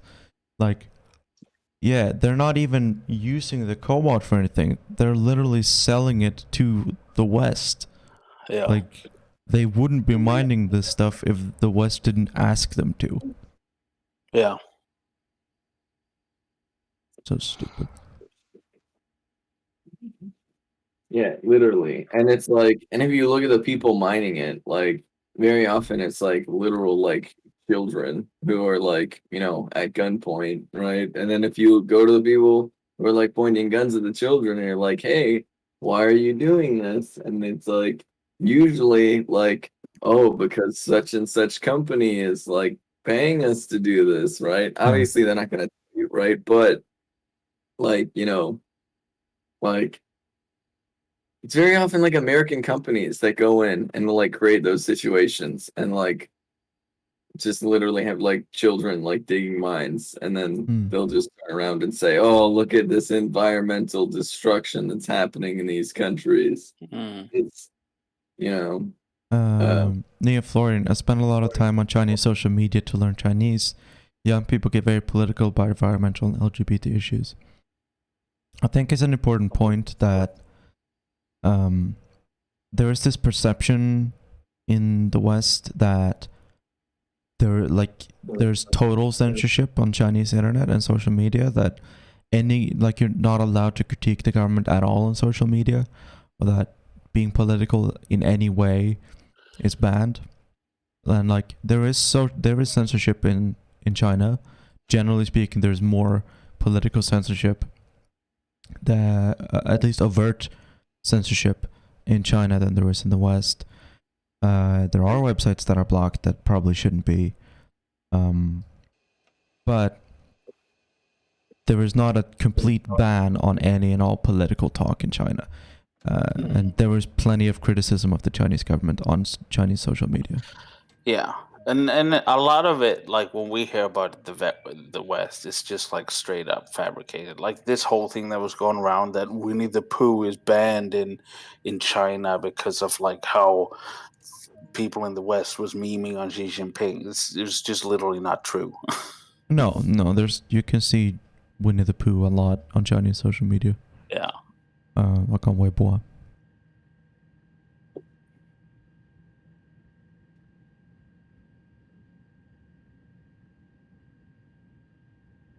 But the whole kind of like thing around it is like it's people in the West, the imperial core, thinking that it's their responsibility to take up the fight for these countries who have like people disregard like their ability to organize and have like a political discourse, and of course they know much better about what's going on in their country and how to navigate everything than anybody in the West does, right?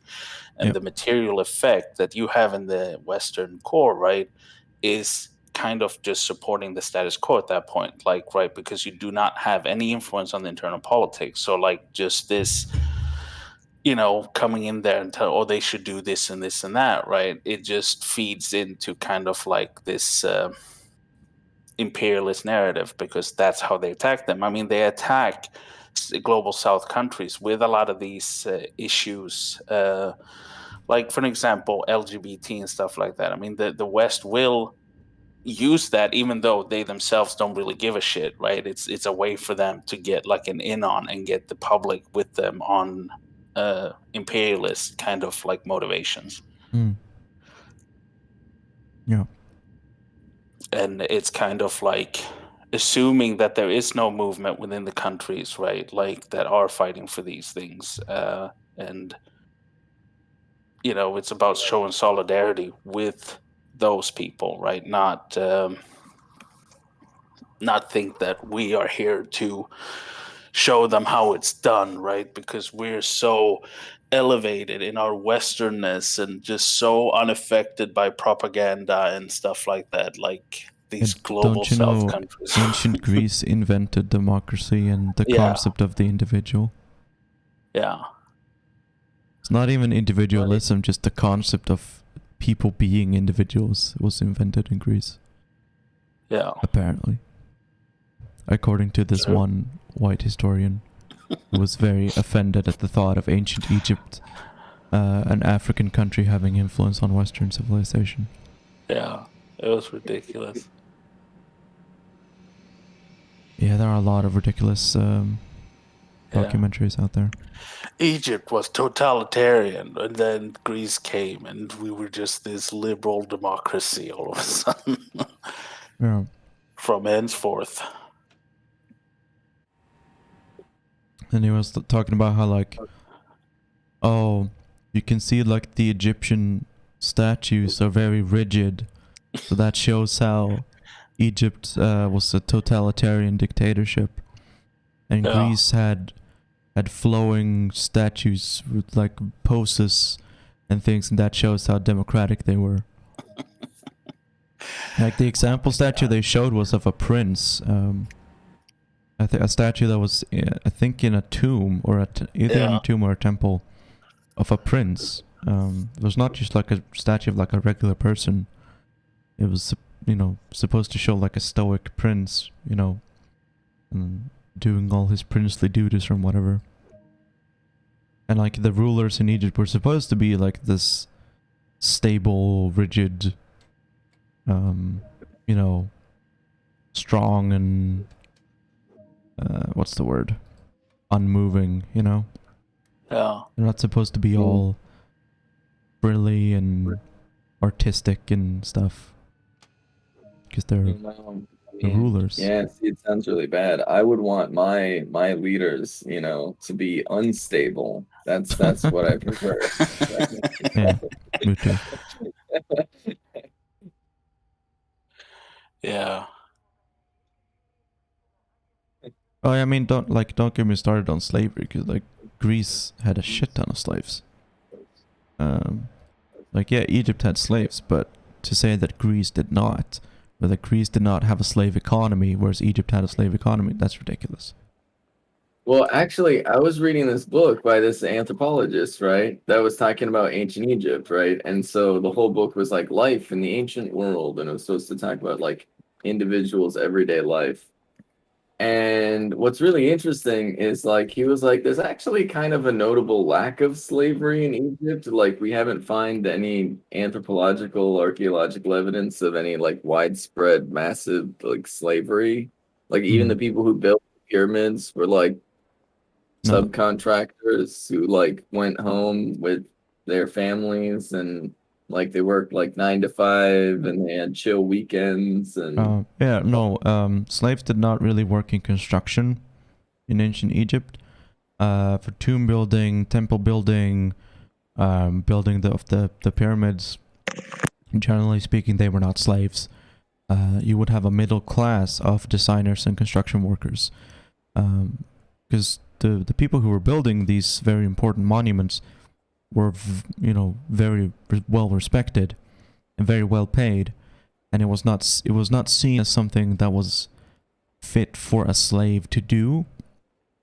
Slaves in ancient Egypt, their role was mainly to be servants to that middle class, to those construction workers, to, be like maids and, kitchen staff and that kind of thing. The people working in people's homes, that kind of servant.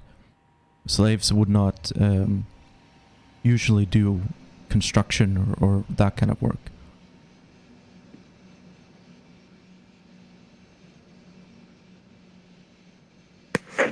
Yep. So, moral of the story is, if you're getting your history from a Disney movie, right, it's probably wrong. I mean, this was we were watching a documentary. Mm. Yeah. It was like an older documentary, but it was like this one dude who was talking about. He wrote a book called Black Athena, and he was talking about the influence of Egypt on Greece. And the documentary was just like these two white archaeologists reacting to him and saying like, "Oh, this is very, very stupid and very wrong. Egypt or Greece was super smart, and Egypt was very black. I mean, stupid." Yeah. That's the one you were watching yesterday, where they were having a whole argument as over whether or not Cleopatra was white. No, that was only a very short snippet of it. Mhm. I mean, yeah, he mentioned it, but it wasn't actually about whether Cleopatra was black, but it was about like the whitewashing of Egyptian history, basically. It didn't actually argue that Cleopatra was black in the modern sense of the word.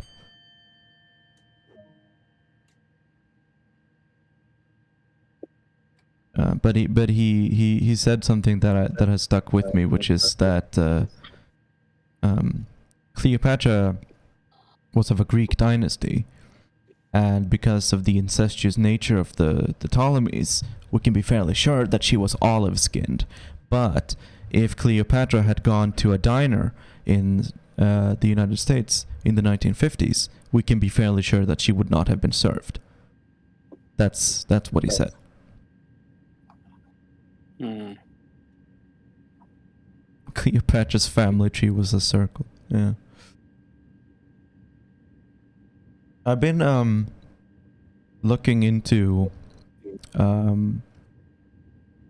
Egyptian monarchies recently, and it's interesting because there is this idea, right, that all the pharaohs of Egypt that they would marry their sisters, and like this whole concept of like the sister wife, but that might not be entirely true. It probably did happen a lot, but it might not be as prevalent as that historians have believed it to be, because sister in ancient Egyptian was also a way to refer to someone who wasn't your biological sister, but someone who was a close friend of yours, like how you in English can call someone your brother or your sister, even if they're not, like brother from another mother, sister from another mister. Like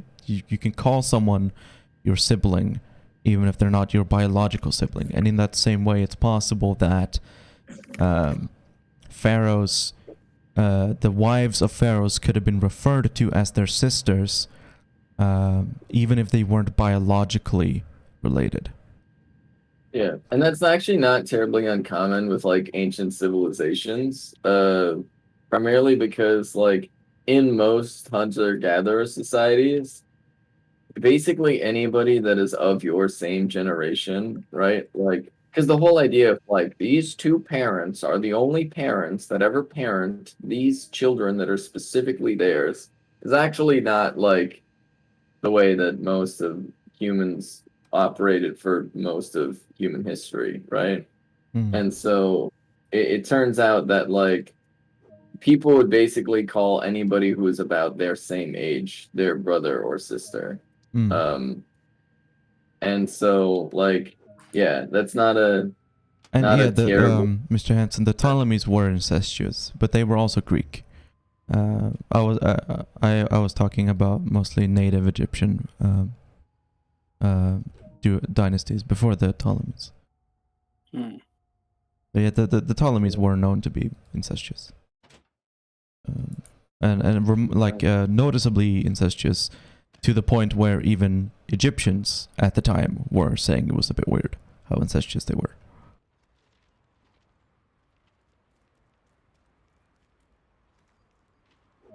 But the Ptolemies were a late Egyptian dynasty after the conquering of Egypt by Alexander the Great. Who was Macedonian, everyone. Yep. Macedonian by birth, Egyptian by choice.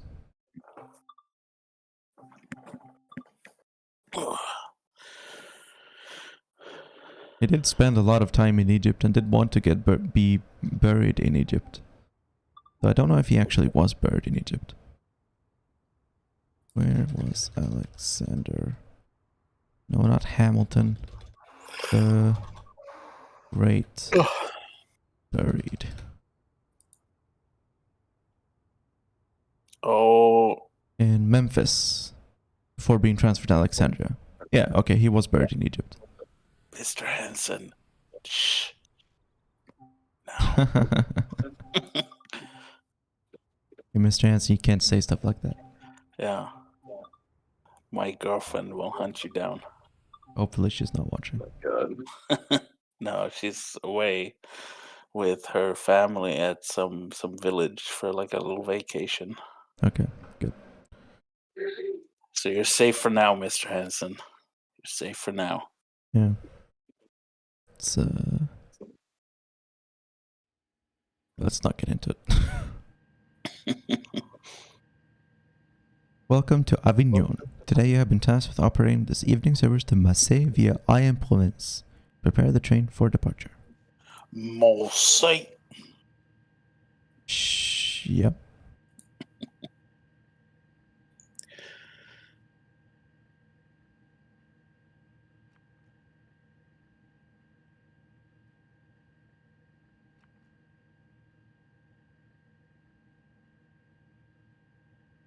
Mm-hmm.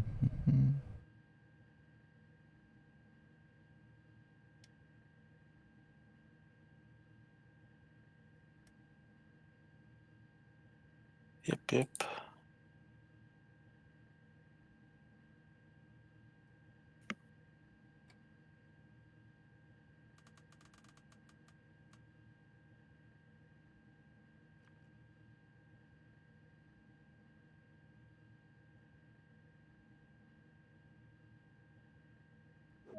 Okay.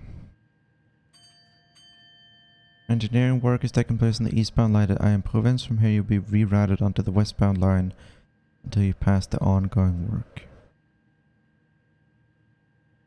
The westbound line. Okay. Sure. That's fine.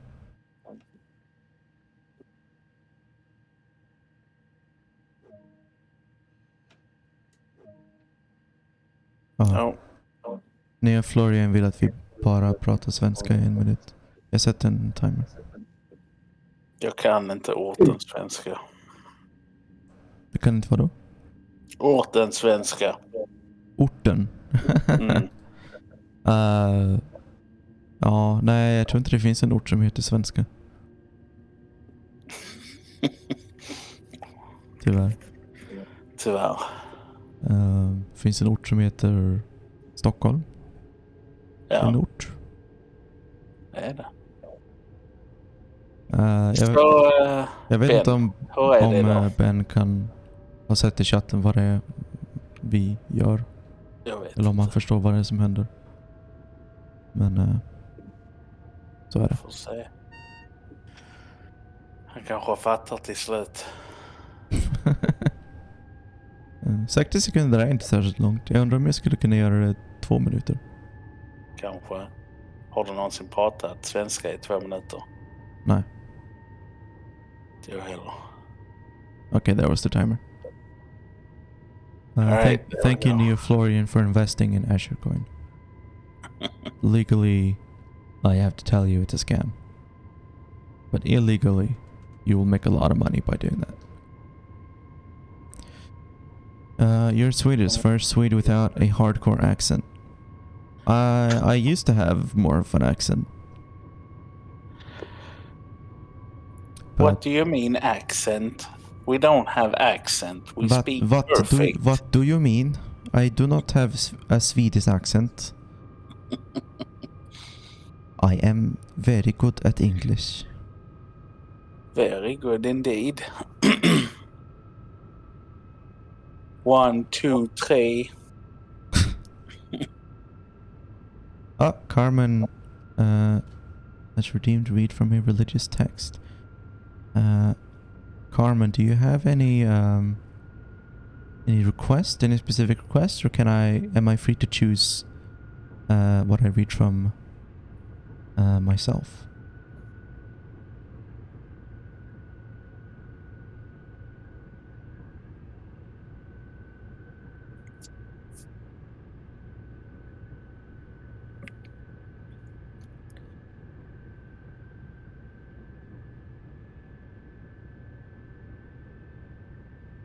Carmen? Carmen fell asleep. Oh, she's Free to probably choose. Free to choose. probably lurking while she's doing daycare. So she might there might be like a little baberino running around. Like little distract- baberino running around going, anarchy, anarchy. Okay, I'm gonna read from the Analects of Confucius. Master Yu said, "It is rare to find a person who is filial to his parents and respectful of his elders, yet who likes to oppose his ruling superior. And never has there been one who does not like opposing his ruler who has raised a rebellion. The Junzi works on the root. Once the root is planted, the Tao is born. Filiality and respect for elders, are these not the roots of Ren?" There you go. Oh, Carmen says she's close this week. Oh, okay.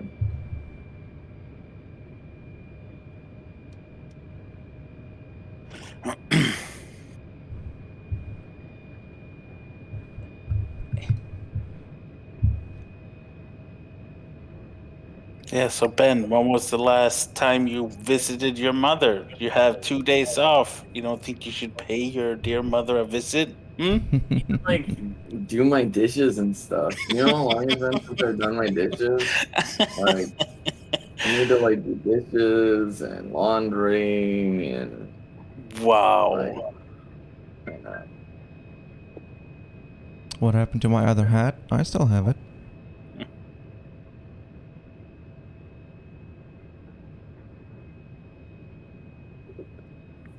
Here. Well, you know, Ben, I wish I could visit my mother.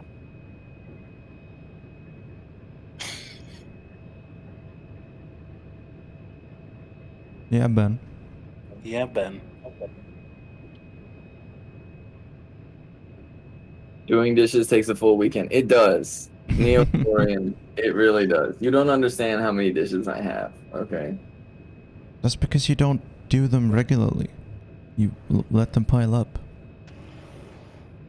You have two days off. You have today off and you have tomorrow off. You can do the dishes. I believe in you, Ben. I mean, yeah. It's like 8 a.m. I'm still waking up. I haven't even finished my monster for today. Oh my god. Your monster for today. How many monsters do you have in a single day? On average. I have one monster every day. That's terrible. It's a necessary part of my morning. Why don't you drink coffee?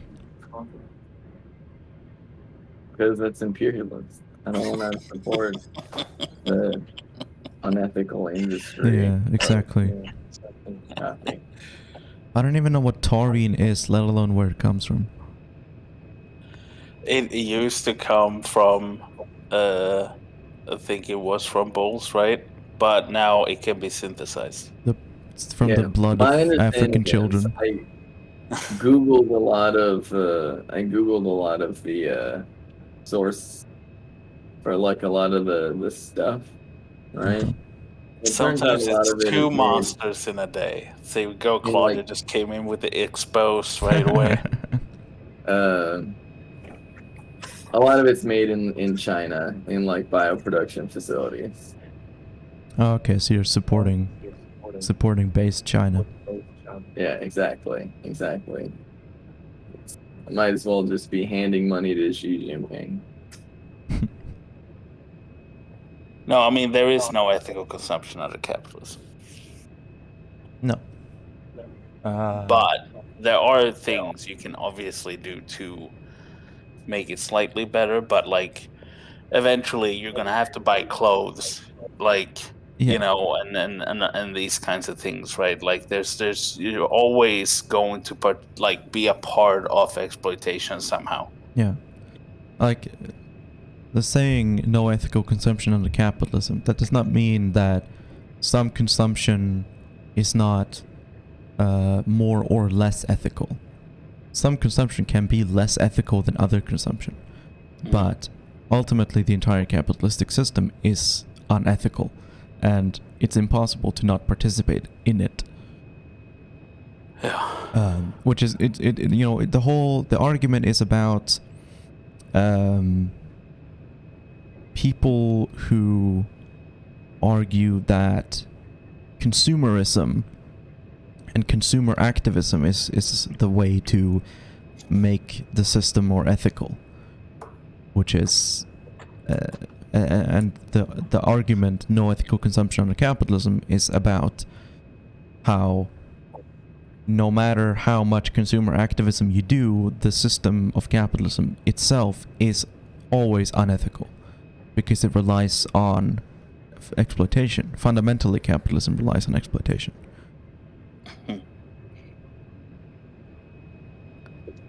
Wow, you're not making your own clothes out of flour sacks, Grom? Pretty bougie.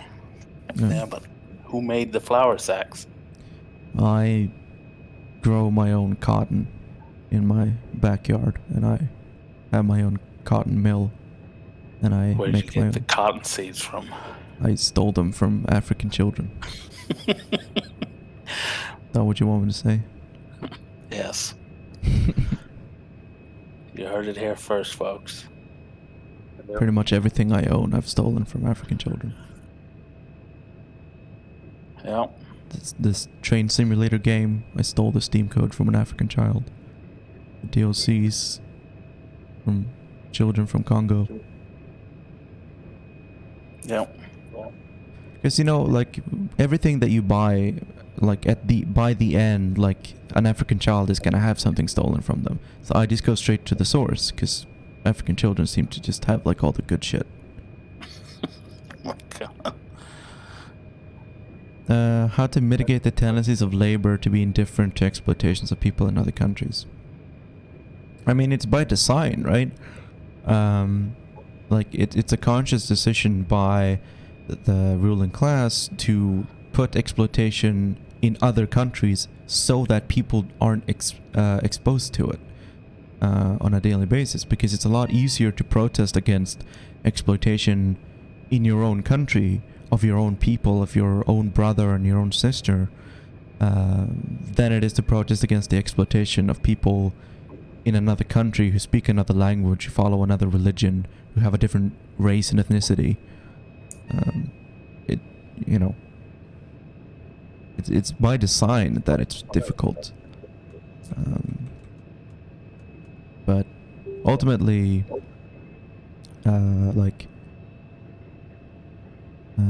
being part in the Imperial Core,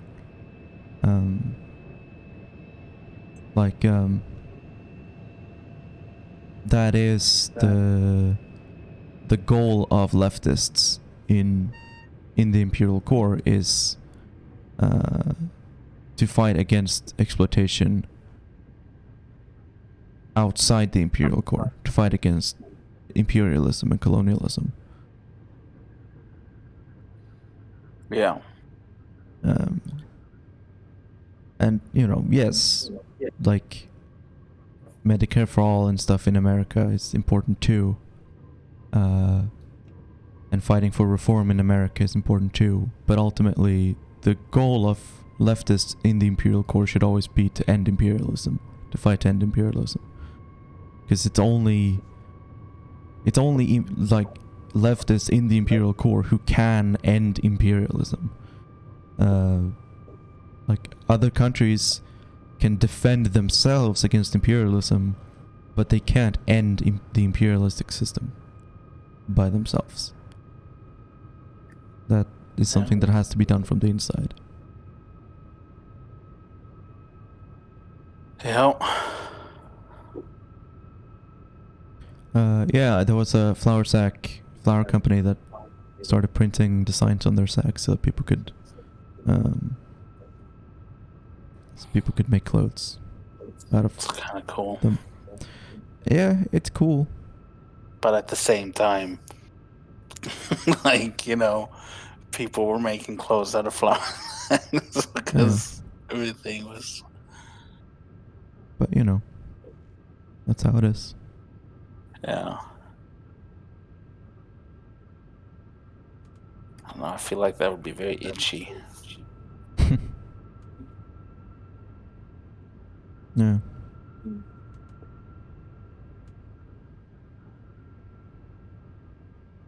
Yeah.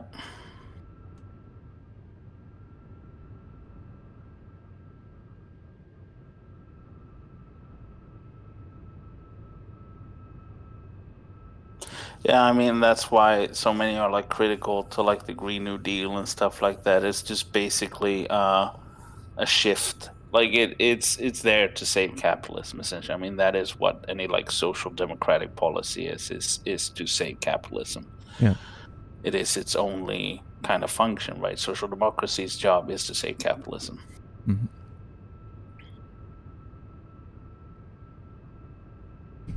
Maybe give a shirt for free with each sack of flour to sell. Well, no, because that would eat into the profits of the flour company, right? And Yeah. you can't do things that are nice or good for the benefit of humanity if it goes against the profit incentive. But also, like, it's not the same thing, right? But you know how there's a lot of these companies right now that's doing kind of like a charity as a selling point, where they're like, oh, you buy shoes with us, we'll donate shoes to a country in Africa, right? Those are incredibly harmful. Like, first of all, like, they have shoes, right? Like, and you are basically if ruining kind of like, because they have cobblers and stuff like that, and you're running them out of business, right? And then they don't have jobs anymore, right? Like by these schemes, right? Which is essentially it's but libs get tricked into it, right? Like, because they're like, oh, look at that, isn't that nice, right? And yeah, I mean, they're also tax deductible donations, and it's usually like, you know, junk and scraps that they're sending. Yeah. And that's earmarked as like international aid or whatever, when it's actually just bullshit that no one wants. Yeah. I mean, the poor will use it, right? Yeah, like, exactly. I wouldn't use it, but you know, beggars can't be choosers. Yeah. Yeah. Homeless I people mean, can eat my expired can of peas. Yeah, exactly. Wouldn't theoretically, like conceptually, the best thing that you could do would be to pay for the Hydroponic more farms. expensive thing? Oh no. Like, okay, so like the Tony's Chocolonely thing. When I watched that documentary, right? Like where it was all about that, like trying to do like this ethical chocolate under capitalism, right? Where he literally went to like 3 like farms that farm for the beans that make chocolate, right? Um, and they're like 3 like worker cooperatives, and I think it was either Burkina Faso or uh like uh like Niger or something like that, right? Like somewhere in like West Africa. Mm. Uh, and they were like worker cooperatives that were like the farms, right? That that is really, if your goal is to, be helpful, it's to do things like that where you're paying a higher amount of money so that a larger percent of the money actually goes to like their economy in a way that's not literally exploiting children, right? Like, Mm. and it's like going to like people, because then actually at the end of it is like a workers cooperative there instead of like some giant corporation. But that's like, Yeah, I mean, it can also be like workers' cooperatives that are hired to work for, multinational conglomerates. And, like, yeah, they're worker cooperatives and they make their own decisions and they share the profit, between the workers. But the amount of profit that they get can be determined by a private capitalist corporation that decides how much they're going to pay to the workers' cooperative as a collective. Yeah, well, I exactly. I mean, I'm mean, not gonna say that they're it's like essentially perfect. I'm just still saying, like, in determining. terms of in terms of the margins, like doing that is literally better than being like, oh, we're just gonna send you shoes and collapse your local shoe economy. You Well, know what I yeah, mean? it's Yeah, but better. it's better, right? It's not like, I mean, because at the end of the day, right, it's the chocolate company that's still determining how much that they're gonna get, right? Like they're of course getting cheaper labor than someone who would be for like, I mean, I don't know if you can grow cacao in like America or the West or anything like that, right? Like, but Not really. so, but still, right? Like you're still getting a deal on your labor by it not being within the imperial core, right? And you are the one setting the price, right? So, in general, right? Like they're choosing to be nice, but they hold essentially all the cards right here, right? Like, because if for some reason the cooperatives then were like, oh no, we want more, right? Then the chocolate company in the end can be, no, that's too much for us, we're gonna have to, cut you free, right? And then they're screwed. Yeah. Yeah. Well, I mean, I guess like the underlying point that I was trying to make is that like in terms of like the marginal degree of ethics that exists with under capitalism, which we know that inherently there's going to be exploitation regardless, that companies that try to pay higher wages at the source are better than ones that just try to like donate random crap, if that makes sense. Hmm. Like that's not to say that they're good, right? It's just to say that it's it's not quite as evil, I guess, if that makes sense. Like we're talking about margins of harm here. So like obviously there's gonna be harm regardless. You know what I mean? Also, Ben, you need to explain to your mom how internet is forever. Um oh my god. That's only because I really can't stress this enough. People in the Western world, and especially America, right, the United States, are terrible at raising children.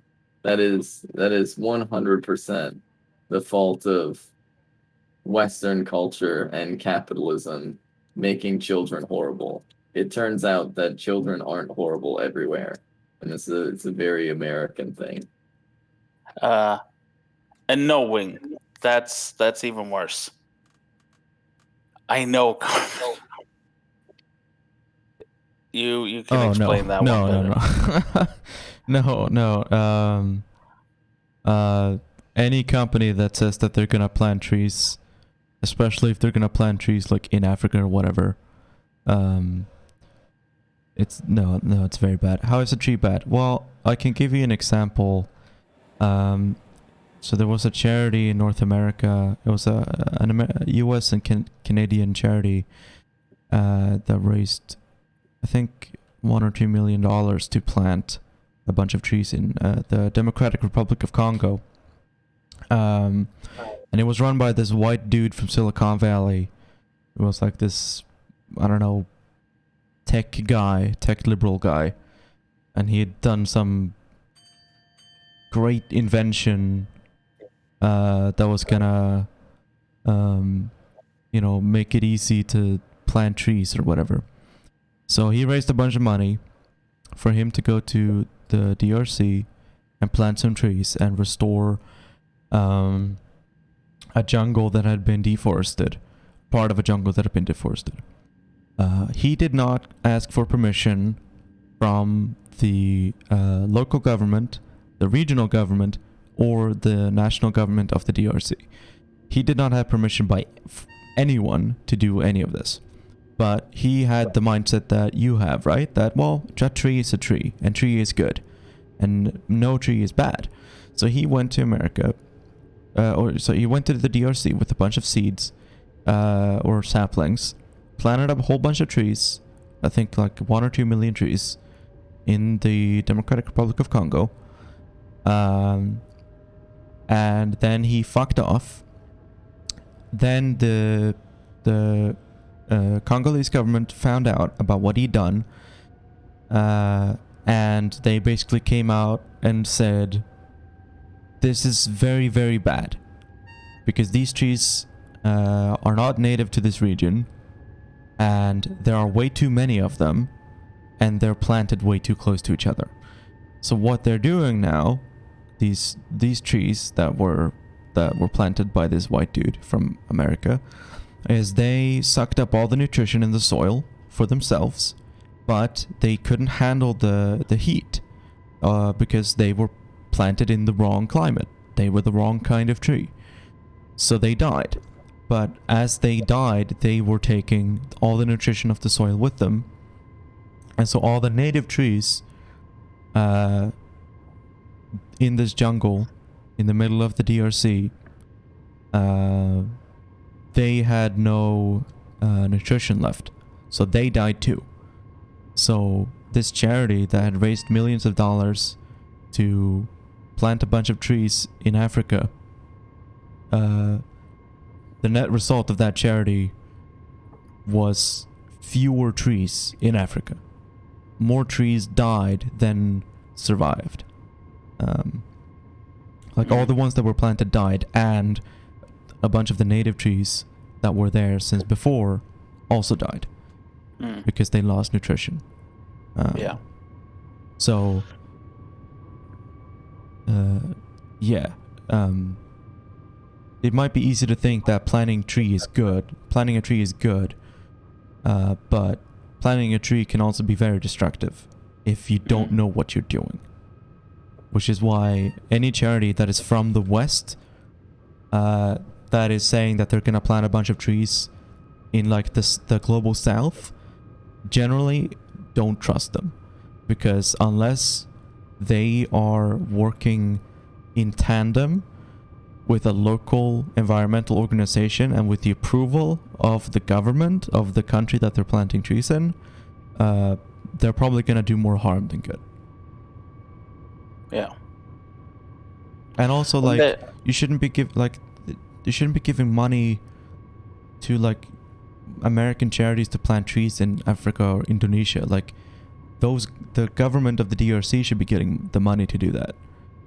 Like, or at least like local charities in the DRC should be getting money to do that. It shouldn't be up to like American rich white boys to save Africa, you know? Yeah. There's also another problem with the tree planting thing, which is, okay, so let's say you have this charity or you have this company that promises to plant trees, right? And let's say they even go out of their way to buy the land, right, that they're going to plant trees on. They plant the correct trees for the environment. Are you going to remember 10 years later which trees and where they planted? Which is to say, when it comes time for those trees to be ripe for logging, do you remember which ones were the ones that the quote unquote charity planted? So there's an issue where people say they're planting trees for charity, but it turns out it will be logging. Yeah. It'll just be a normal logging operation. Yeah. Mm. What will the world look like in 20 years? Climate refugees, uh, floodings, extreme weather, uh, more of the kind of the same shit we're seeing now, probably. No, trees aren't bad. Like, trees aren't bad, but they can be bad. Like, the planting of trees and tree planting charities can be bad. Yeah. It can do more damage. Like, do more harm than good. Especially if it's used as like a marketing ploy, because that is what it is. It is a marketing ploy, right? Because they know that people like that sort of things because it sounds good on the surface level. Do you think they have like on someone on staff or any kind of like significant like research group or like biologist or whatever, right, that knows these things over like a marketing thing? Probably not. Like they'll be planting like trees willy-nilly just to kind of like technically we have fulfilled kind of our promise on this whole thing, right? Yeah, how do So you know they're like not when planting? charity is a marketing ploy in general, I would be very hesitant, right? Like it's because it's not gonna, that's not the main focus on what they're doing. The charity isn't what they're selling you. They're selling you the product, right? The charity is just something for you to buy the product, right? And they know that you like that warm feeling inside when you do consumerism, right? Like, so just in general, be careful when it comes to stuff like that. Yeah, I mean, like think about this, right? The trees are literally like a meme, okay? Like in a lot of places around the world, right? Especially in the places around the world that have been deforested, that need to Mm. be reforested, right? Like so some of the southwestern states of the US, a lot of like places in like Europe and stuff, right? In the Mediterranean, um, a lot of places in like West Africa. What needs to be planted is not trees, but shrubs, right? You need shrubs that are actually very good at reclaiming like desert and actually making it like useful again. But if they did an advertising campaign saying we're going to plant a shrub instead of we're going to plant a tree, like you and I both know, people are going to be like, "Oh, shrubs? Why? Oh, that's so weird. Oh, shrubs." Because shrubs are like trees are just literally a meme, and people like in America, like to be honest, are so uninformed and uneducated about the world and the world of nature in particular that there's a lot of people that would make planting shrubs some sort of joke instead of actually Yeah. understanding the very serious need for like shrub land around the world. Mm. Shrubs are cool, actually. Yeah. I mean, also like in general, I say that like Ben, we can hear ourselves. yeah, there's echo. It's very distracting. Like the reclaiming of deserts, while it can sound like a good idea on paper, will not necessarily be good in the long term, because deserts play a role in the like ecosystem as well, right? Yeah, I know, but we do have like very rapid desertification because of like us removing forests and stuff Yeah. like that. So that we need to stop it, right? Like at the very least, and stuff like that, because the Sahara Desert alone is like growing at a pretty vast rate. Yeah. Yeah. Which is But because like the there's some destruction like of tech like liberals that shrubland. I've seen that are like, what if we made the Sahara Desert into a lush jungle? And it's like, no, that's a bad idea actually. The Sahara Desert Like exists for a reason. Yeah. But that's the thing. Like one of the reasons why desertification has been like so rapid is because like Westerners colonized Africa, right? Especially around the Sahara Desert. All these useless quote unquote shrubs, tore them up and said, no, you're gonna plant like corn instead. And it turns out that like when the desert comes to town, corn is useless at stopping it, right? Where Yeah. previously there had been this mighty wall of shrublands uh, to stop the spread of desertification. Mm. White people fucking love corn. Wherever they get a chance, they'll plant some fucking corn. Yeah. Well, you can make that delicious corn syrup. Yeah. High fructose variant. Yeah. No, Neil Florian, humans are part of nature. Humans are part of nature. Don't make the mistake of thinking that humans are somehow magically separate from nature. Yeah, no, let's like I'm not against colonizing Mars or whatever, but like that should not be our plan A. Yeah. And like it's part of like this whole doomerist thing of like, oh well, it doesn't matter, like we can fuck up the environment as much as we want. We're just gonna fuck off to Mars anyway. Yeah, and it's like as it is right now, right? Like Elon Musk and just wanting to create space slavery, basically, right? Like that's I can do without that, to be honest. Yeah. I don't even think And like we're like, you know, this whole like sense of like, oh, we fucked the planet, let's just like leave, or let the billionaires like escape ship, while then at the same time actively like participate, like are the main participants in ruining the planet, right? Like it's like, you know, we just need to get rid of capitalism, preferably as soon as possible, right? Because it's capitalism that is like straight up murdering the planet, right? Well, not yeah, planet. The it's planet like will be fine, right? But us, they're killing all of us, essentially, right? I feel like that mentality is like space Trotskyism, right? Which is like the only way to solve the problem is to do something that we know is literally never going to happen. Oh my God, Pen, I you just use a bunch of words sometimes that just like. Look, it's true though. It's true. God. Ben has heard that one thing about Trotskyism. What's he heard about Trotskyists? No, but you know how Ben, like, you know, just like he's heard that one little snippet at one point, and it's like it's space Trotskyism because they're doing it this. Yeah, but Well, what no, is it okay, he's heard because about like there's a lot Trotskyists? of Trotskyists out there who are like, you know, the only way socialism can ever really exist is if everybody in the world does socialism all at the same time.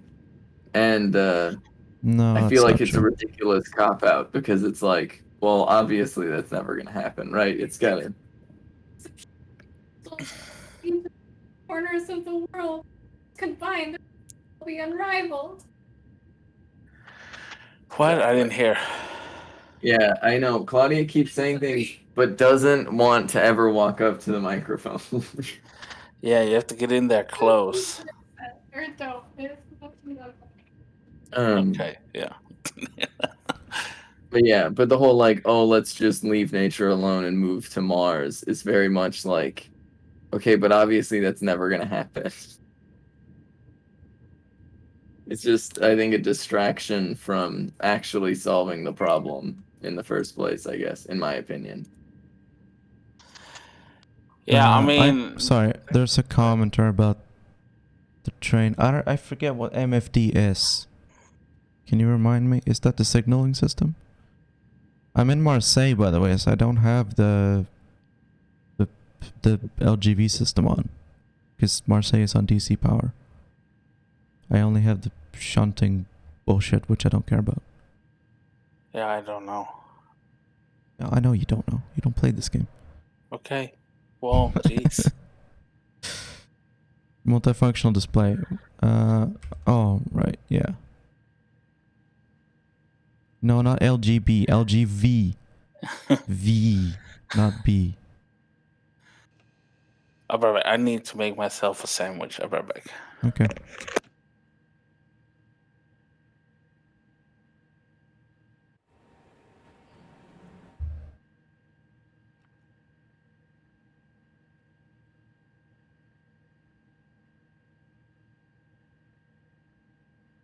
Yeah, no, I can put the multifunctional display on. But I think this scenario is over. But it was on during LGV. Or it is on automatically during LGV, but not on DC power. We need to buy masks. They're reinstating the mask mandate. Okay.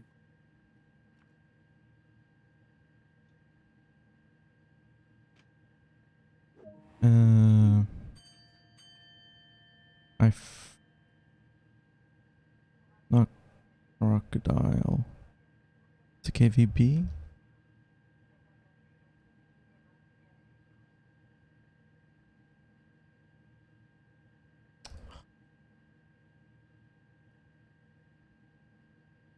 Alright, I haven't driven this one a lot. I still got the Yeah, this is very confusing. All of these buttons and knobs. oh my god, where is it? Emergency brake recovery. Brakes. KVP. Crocodile.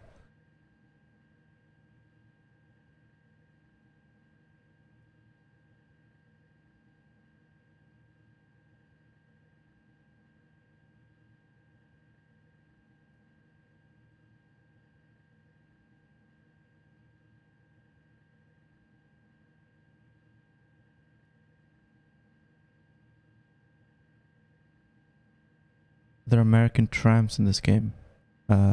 Trams? No. Trains? Yes.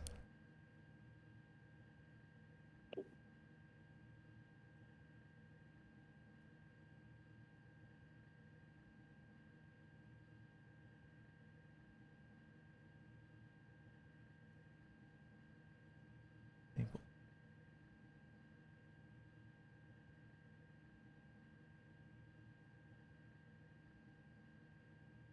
30.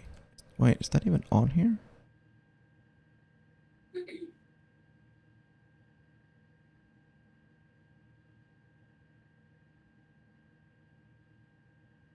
ACMA, compressor. Not.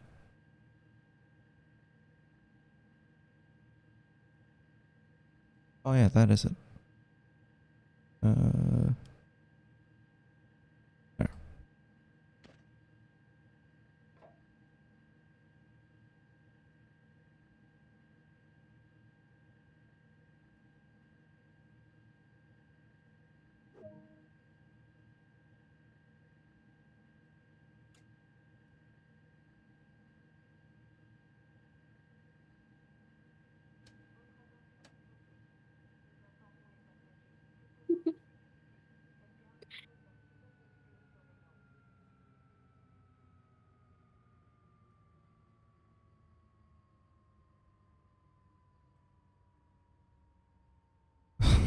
All right, Carmen, we're gonna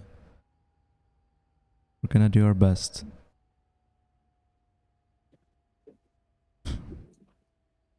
Oh god, I lost what I was doing. Release that. Don't be mad at me, chat. I'm still learning.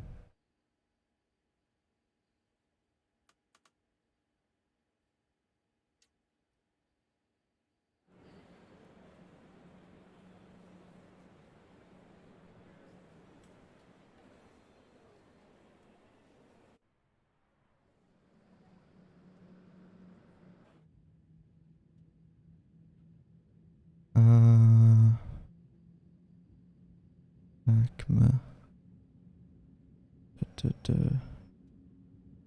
Wait, is there not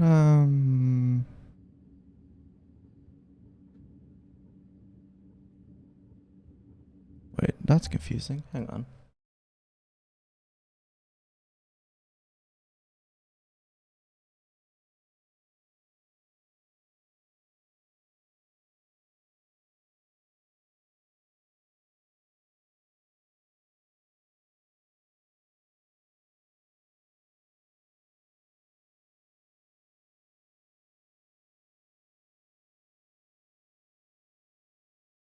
TVM.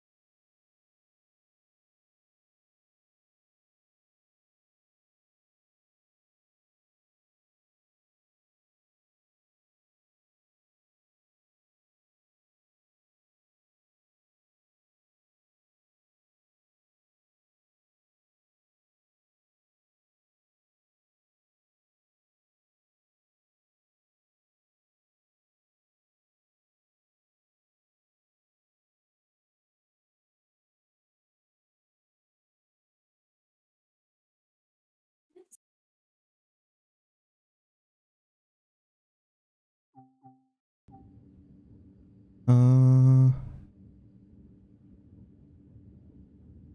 swear I've done this before. I just don't know where the control is.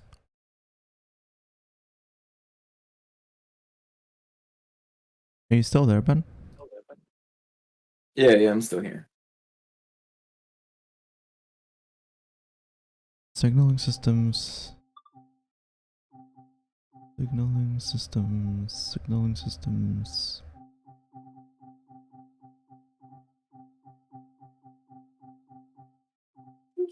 Control enter.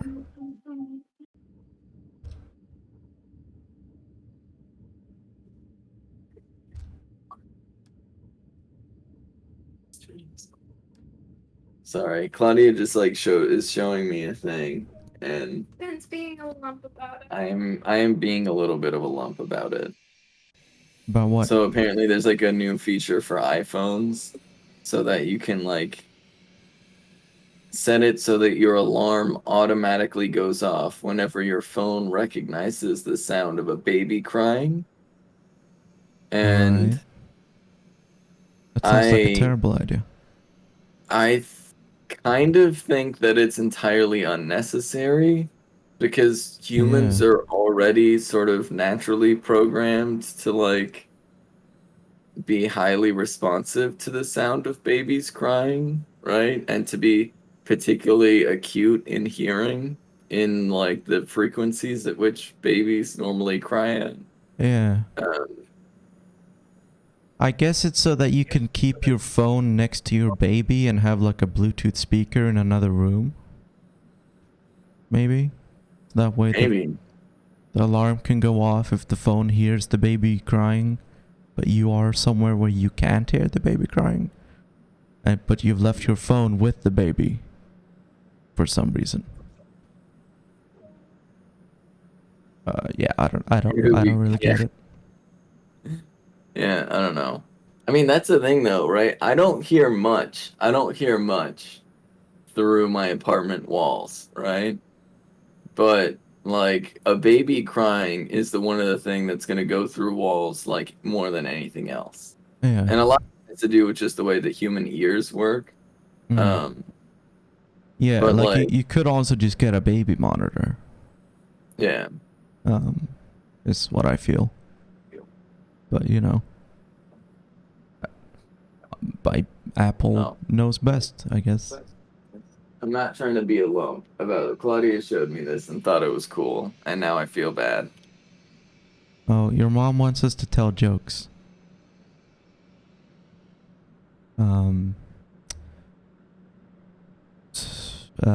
What?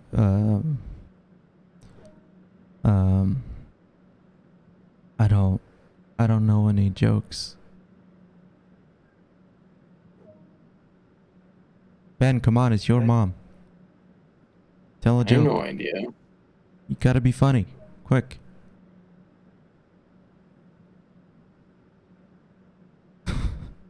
I don't know. Oh my god.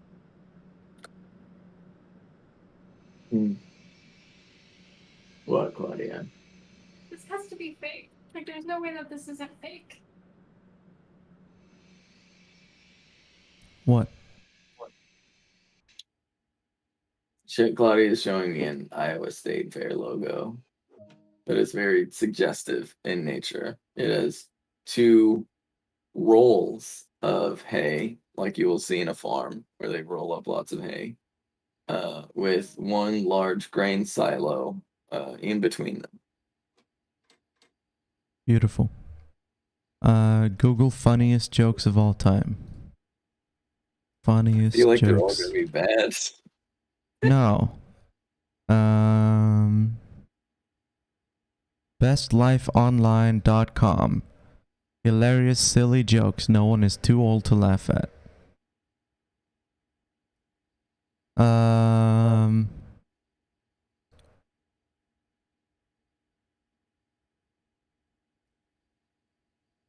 Mm,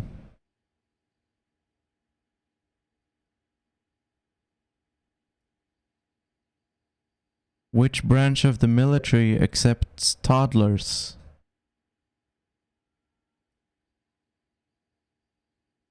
Ben? No, which one? The infantry. That's not a branch of the military. It's not a branch of the military. How are you so bad at this? Both of you. When you We're die, both what nerds. part of the body dies last? I don't. The pupils. Because they dilate. Oh my god. Now these are hilarious jokes no one is too old to laugh at. I don't think age has anything to do with it. What do you mean? When you reach a certain age, you get too old to laugh at jokes.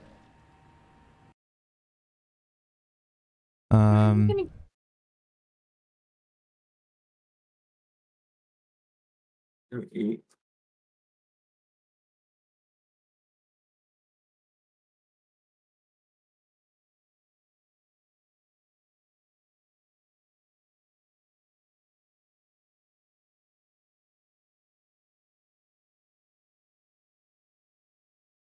I don't know. I don't know how to be funny. I'm sorry. I just do politics. I'm sorry. I don't get half of these. What did the mayonnaise say when the refrigerator door was opened? Close the door, I am dressing. Mayonnaise is not a dressing. Yeah, mayonnaise is literally not dressing. It shouldn't be, at least. The last thing that made me laugh really hard was just somebody putting the marine copy pasta in my submission. Claudia, you got closer to the microphone, but you talked even quieter than you normally do. This isn't meant for the entire class. Oh my gosh.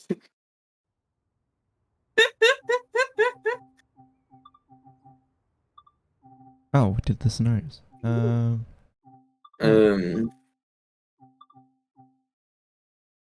Settling in. High speed rain. Leave depot. Oh, I've already done this.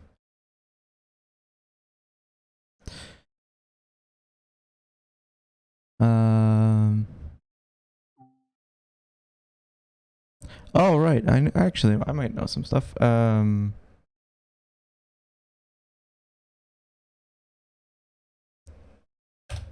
Instead of looking at the funniest jokes, why don't we look at the oldest jokes? Oh no, that's gonna be bad though. No, you're gonna get nothing but like racist and transphobic jokes. I guarantee it. No, not from the 50s. From 2,000 years ago. I feel like that's still gonna be pretty bad. People were racist. Oldest jokes that we know of is from 2,000 years BC. And it goes, something which has never occurred since time immemorial. A young woman did not fart in her husband's lap.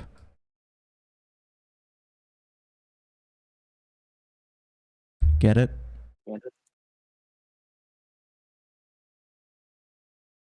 No? Alright. Here's a joke from Sumeria in 1200 BC. 3 ox drivers from Adab were thirsty. One owned the ox, the other owned the cow, and the other owned the wagon's load. The owner of the ox refused to get water because he feared his ox would be eaten by a lion. The owner of the cow refused because he thought his cow might wander off into the desert. The owner of the wagon refused because he feared his load would be stolen. So they all went. In their absence, the ox made love to the cow, which gave birth to a calf, which ate the wagon's load. Problem: who owns the calf? Less of a joke, more of a riddle, I guess. Yeah. Although there's no answer to it, so I guess it is a bit of an open-ended joke.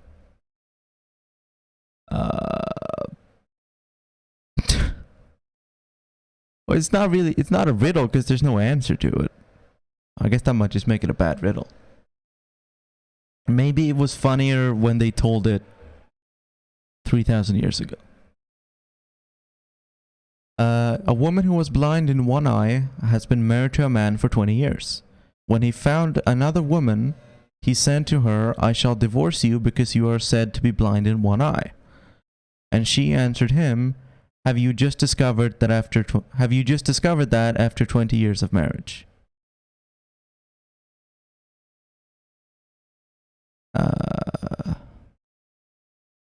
It's lost in translation culturally and linguistically. Yeah, probably. Wow, those were some knee slappers right there. I know, I'm in right? stitches. But to be fair, Carmen did say that we should make fun of Ben. Hang on, here's a joke from Homer's The Odyssey, written 2,800 years ago. Odysseus tells the Cyclops that his real name is Nobody. When Odysseus instructs his men to attack the Cyclops shouts, "Help! Nobody is attacking me!" And then no one came to help the Cyclops. Because, yeah. That's funny. That's hilarious. That's good one, Homer. I can now see why they named the Simpsons character after you. Because that's real funny. They did name it after him? It's not the other way around, are you sure? Yeah. Okay, cool. Ancient Greek writer Homeros You is never named know. after the Simpsons character. You never know. Yeah, no, that's right. You never know.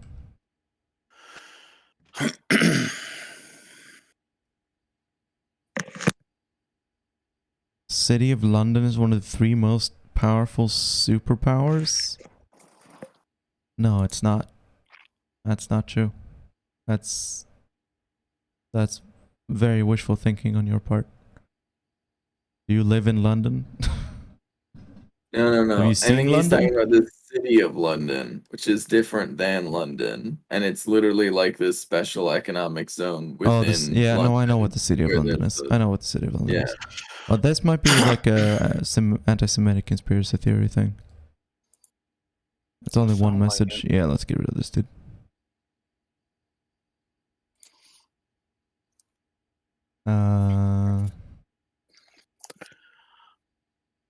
Bum, bum, bum.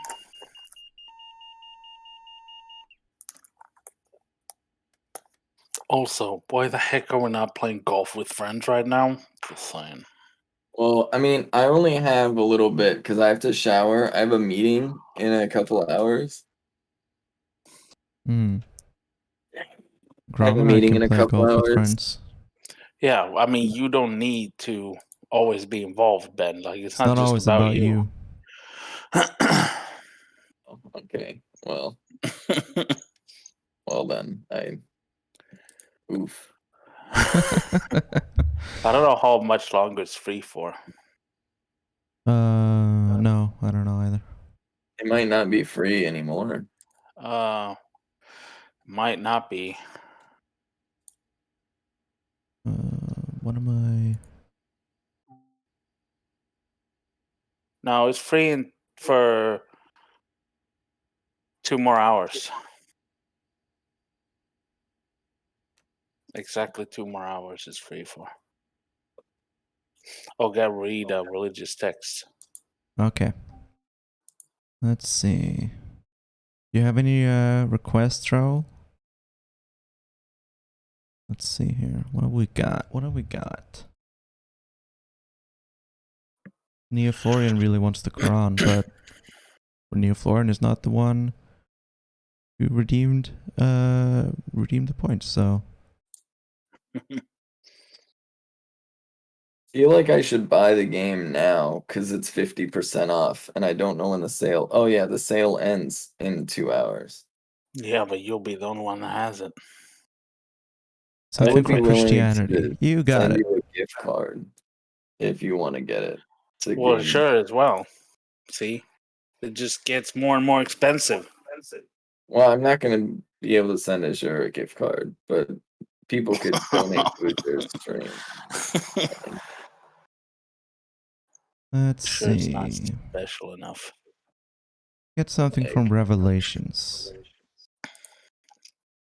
Revelations.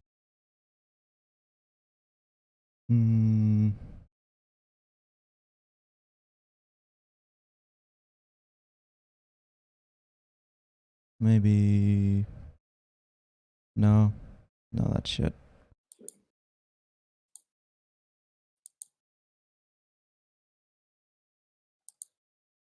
Here, Matthew 7.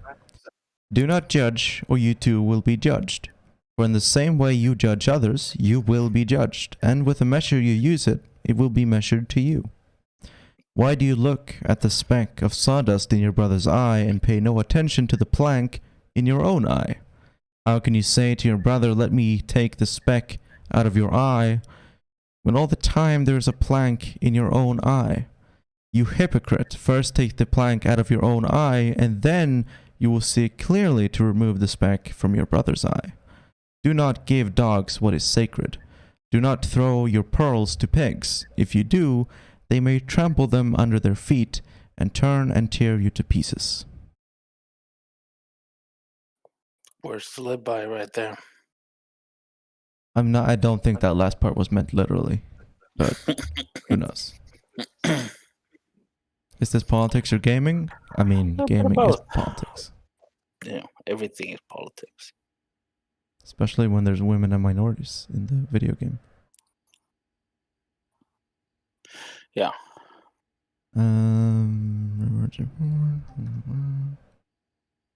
Call of Duty is definitely not political.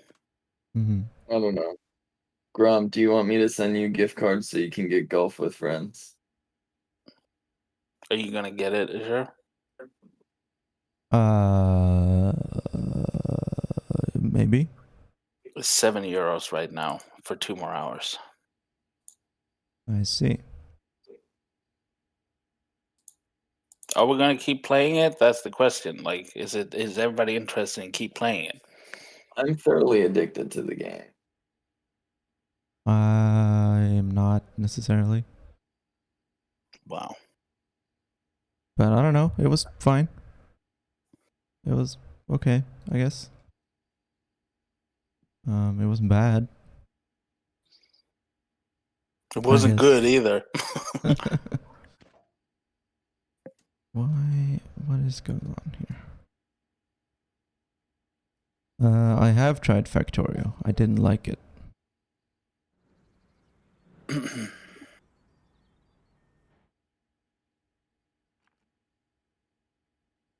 Factorio ruins lives. Yeah, I think so. Thank you, Ben. Well, I am buying it now then.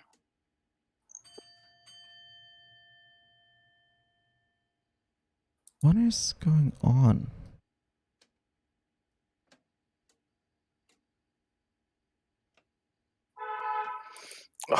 It says you have to actually remove the game from your inventory because it's free right now. It says you already own it. Oh my goodness gracious. Well, that's annoying. Yeah, Oh, it didn't make me do that. it's making me do that. That gamer, so you gonna say something like really racist? Or something about the Jews? If so, Yeah. I don't want to hear it.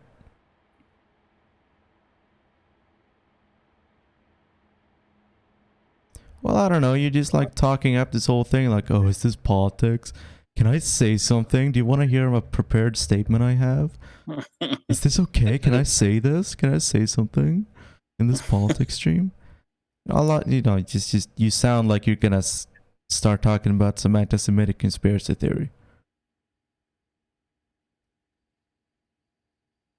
You're a Swedish guy. I don't have a Swedish guy.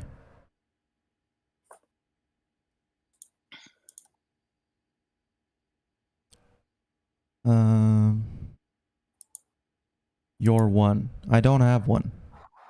I do not. You're from Sweden. I am.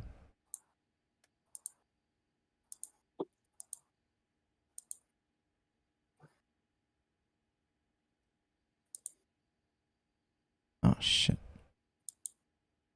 From Tensta? No.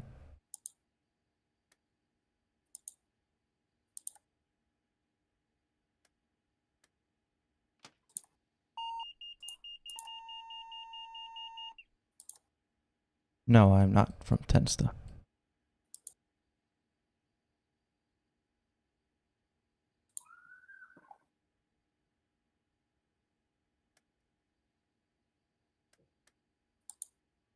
Eh.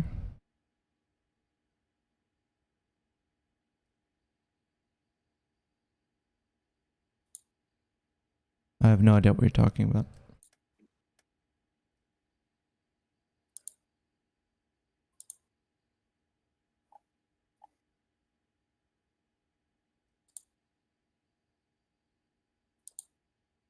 Stop clicking, Grom.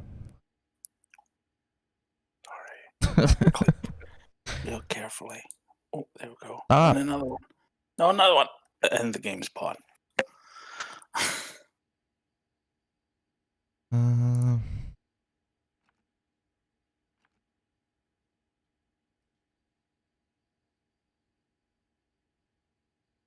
Yeah, I seriously have no idea what that gamers is talking about.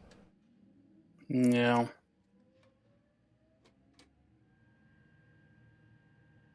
I also don't know if Tensta is a real place.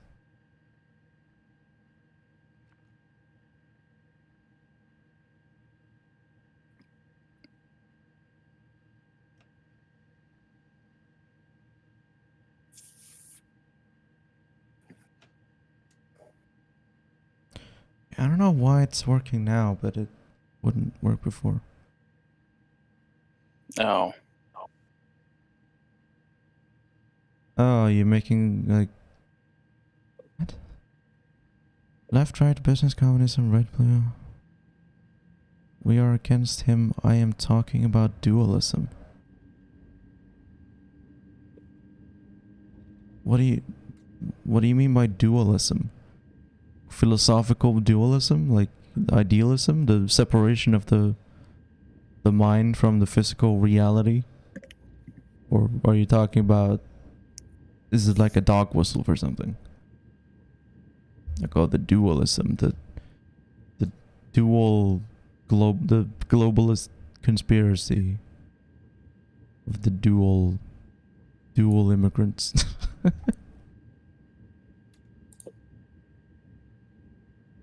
Dualism of left right. Yeah, I don't know what you mean by that, dude. You just copy pasted the same thing again. That I'm not sure you know what dualism is.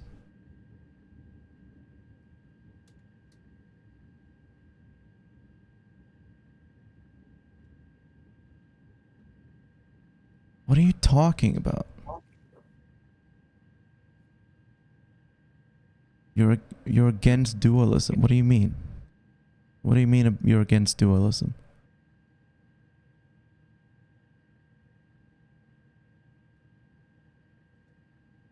Horseshoe theory? Are you saying the left and the right are the same thing? Or are you saying that you're against people looking at the world in a black and white way and that there's a nuance? And that you're an enlightened centrist and you take the middle road between capitalism and socialism? If that's what you're trying to say, then just say that. I don't know why you're hopping on about dualism. You can't just say you're a centrist. An enlightened Redditor who visits r/atheism.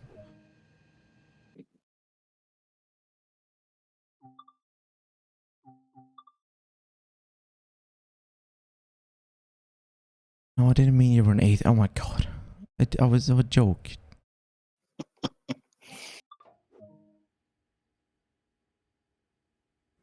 I didn't literally mean you were an atheist.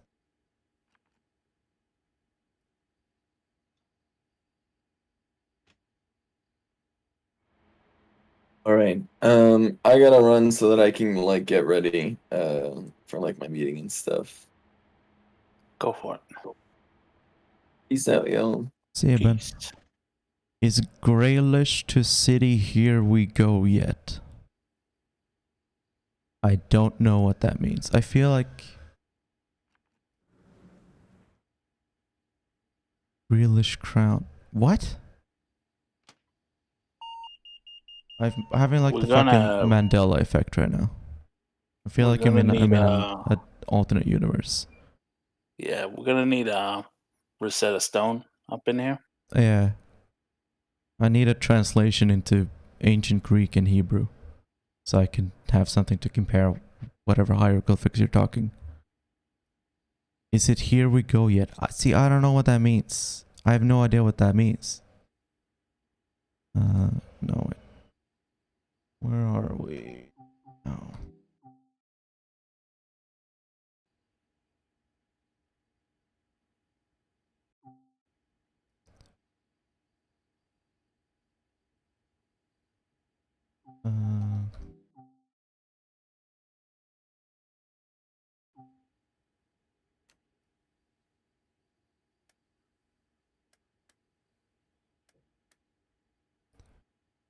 Is it a chatbot?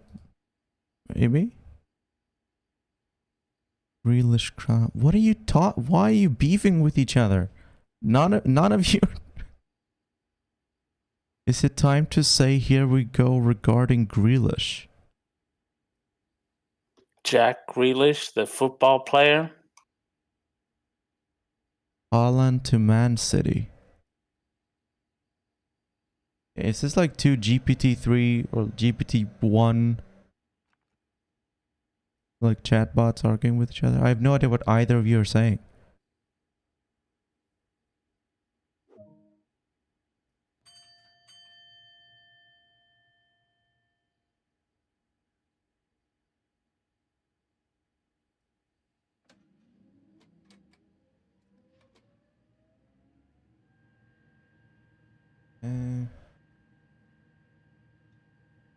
Man shitty.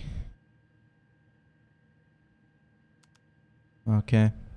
I think they're talking football right now. Well, okay, sure. Football centrism.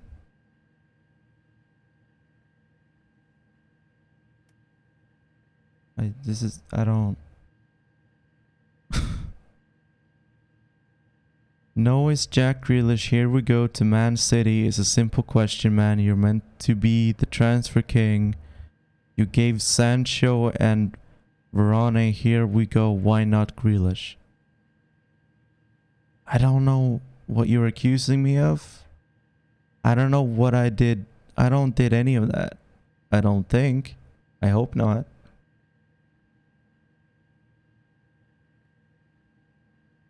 Grealish is a clown and too expensive.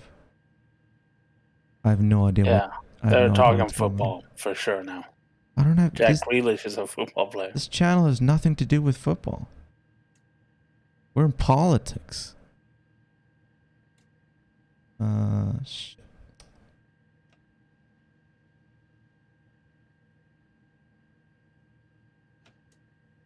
Is that a chatbot?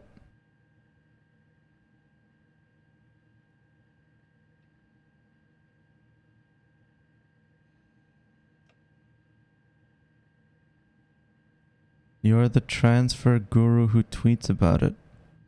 What? I have never tweeted about football in my life. You have me confused with someone else, my dear friend. I'm sorry. I just if you think I've tweeted something about football, you are sorely mistaken. You definitely have me confused with someone else. I haven't watched football in 10 years. You have 3.8 million followers on Twitter? Wish. I wish, dude. I do not have 3.8 million followers on Twitter. What is my Twitter account name? Ben Brillo. What's my Twitter account name? What has happened to your Italian accent? I think you got the wrong number, Ben Brillo. He's got to be joking. Got to be a meme. These are GPT-3 bots plugged into a live transcript of the stream. Predictability slider set to 0.001. I'm not Italian. I promise you that. Fabrizio Romano, that's your Twitter? Hang on, I gotta check this out. Who is Fabrizio Romano? And is he impersonating me? Is he telling people to go on the stream and harass me about football? Yeah, Fabrizio Romano does have a Twitch channel. m.twitch.tv/Fabrizio Romano. But that is not here. You're on twitch.tv/Azure Scapegoat. This person is attempting to roleplay with you. Is this a sexual thing? Do you want me to be Fabrizio Romano? I am wrong chat. You are in the wrong chat, my dude. I am not Fabrizio Romano. I am Azure Scapegoat, a political Twitch streamer. See ya. Don't be mean. Don't be mean. You just got the wrong person. That's not an excuse to be mean to someone. No, that's okay, Ben Brillo. Don't worry about it. Happens all the time. It does not, but it's never happened. Yeah, no, you went to the wrong link, I guess, somehow. I'm not sure how that happened, but yeah, you went to the wrong place.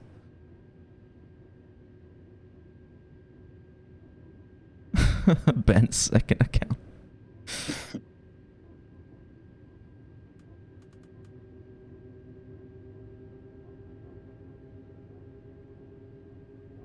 Maybe I should start tweeting about football if I can get 3.8 million followers that way.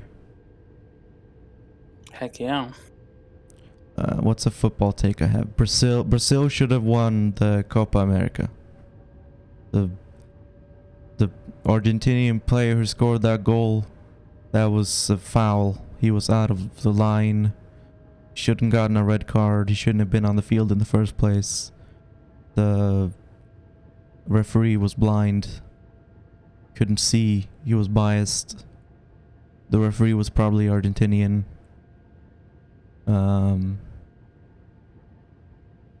Yeah, Brazil should have won. That's my hot take. Heck yeah. I didn't watch the game. but if I say I did, then maybe I'll get some clout on Twitter.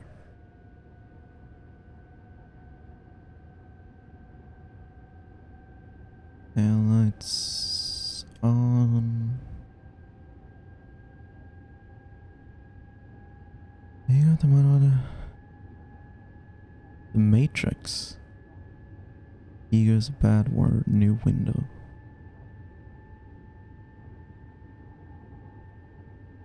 There's a big difference between ego and mind ego.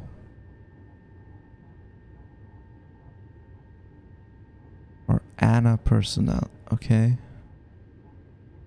That's great. Do you also have the wrong channel? or, or, I don't know if that's philosophy or spirituality or religion or what that is.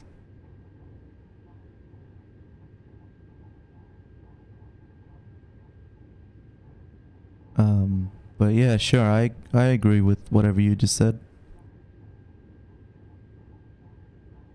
Why are you calling it dualism though? It's not philosophical dualism. I don't know, I'm not sure what exactly that is. Something about spiritual, yeah, I don't know what to call that, but dualism, there's already a philosophy called dualism. It's and it's older than your thing. Especially considering you have 2012 in your name, which, well, I'm not saying anything, but yeah, you can look up dualism on Wikipedia. There's already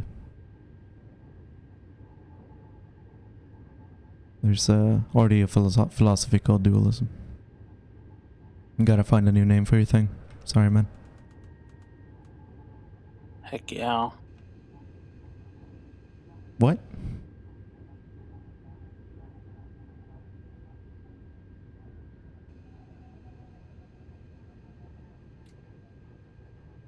Shoot.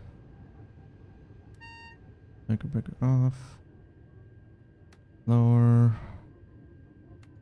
AC. Normal. On. Arm. Shit. Grom said yeah and left chat move. What are you doing, Grom, by the way? Huh? What are you doing? Oh, I'm just looking at workshop maps for the golf game. How about you fucking be present while you're in my stream? And Wow. help me entertain the viewers who have tuned in and wanna be entertained instead of you tuned in fucking for me specifically on your stream. Yeah. Well, some of them are. So, you know. Yeah, no, but I don't know what that person's talking about. I think we've somehow tuned in to someone's fever dream. Yeah. Want to hear an interesting write about that Alex Jones and what's wrong with him also? Sure.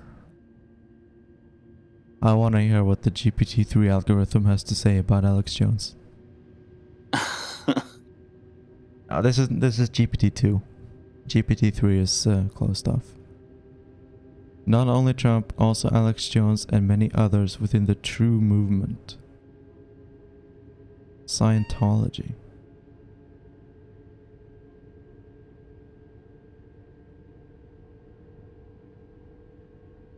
Are you saying Alex Jones is a Scientologist, or? I feel like members of the Church of Scientology are usually pretty open about being Scientologists, aren't they? Yeah. Isn't that like part of the whole thing? So you're not supposed to be. Well, yeah, I secretive mean about that's why they're like paying, Tom like Cruise and stuff. sponsoring celebrities, right, to be public spokesmen of Scientology. Yeah, it doesn't make a lot of sense to me why they would like get someone like Alex Jones to be a Scientologist, but then tell him not to say that he is a Scientologist. Yeah. But I'm sure if Alex Jones was a Scientologist, he would fucking scream about it every day. Oh yeah, especially since like a big thing with Scientology is just basically selling their courses, right? So Yeah. it's not very good advertisement to Yeah. sell like their courses if you don't, say you're a Scientologist. Yeah.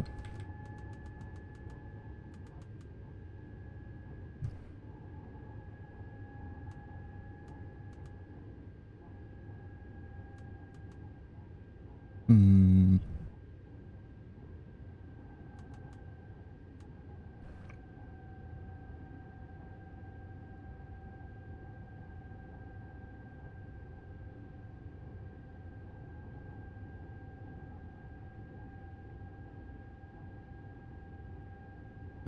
If you want to come on, oh wait, does Claudia have a link to, is Claudia here? Yeah, Claudia, you're a member of the Discord server. You can jump in voice if you want. You're welcome to. Claudia.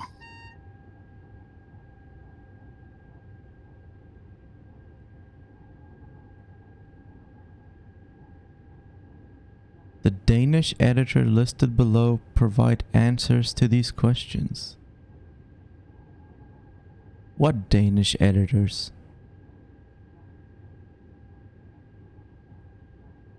What are you talking about? What does that have to do with Scientology? I'm not Danish. Fuck's sake. Me neither. Gram is more Danish than I am, but neither of us are Danish.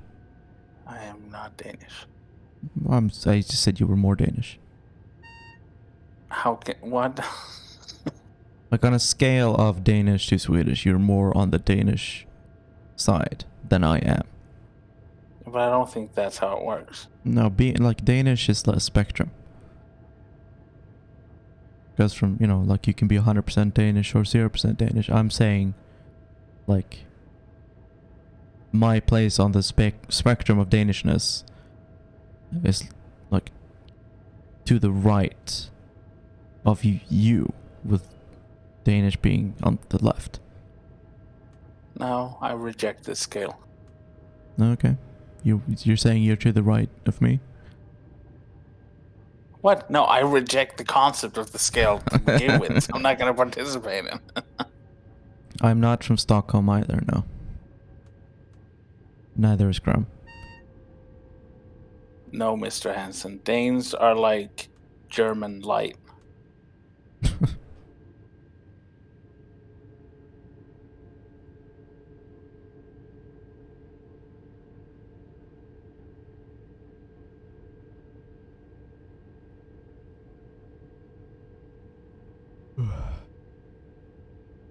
Are you from that Stockholm?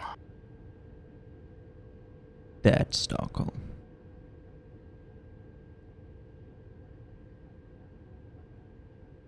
No.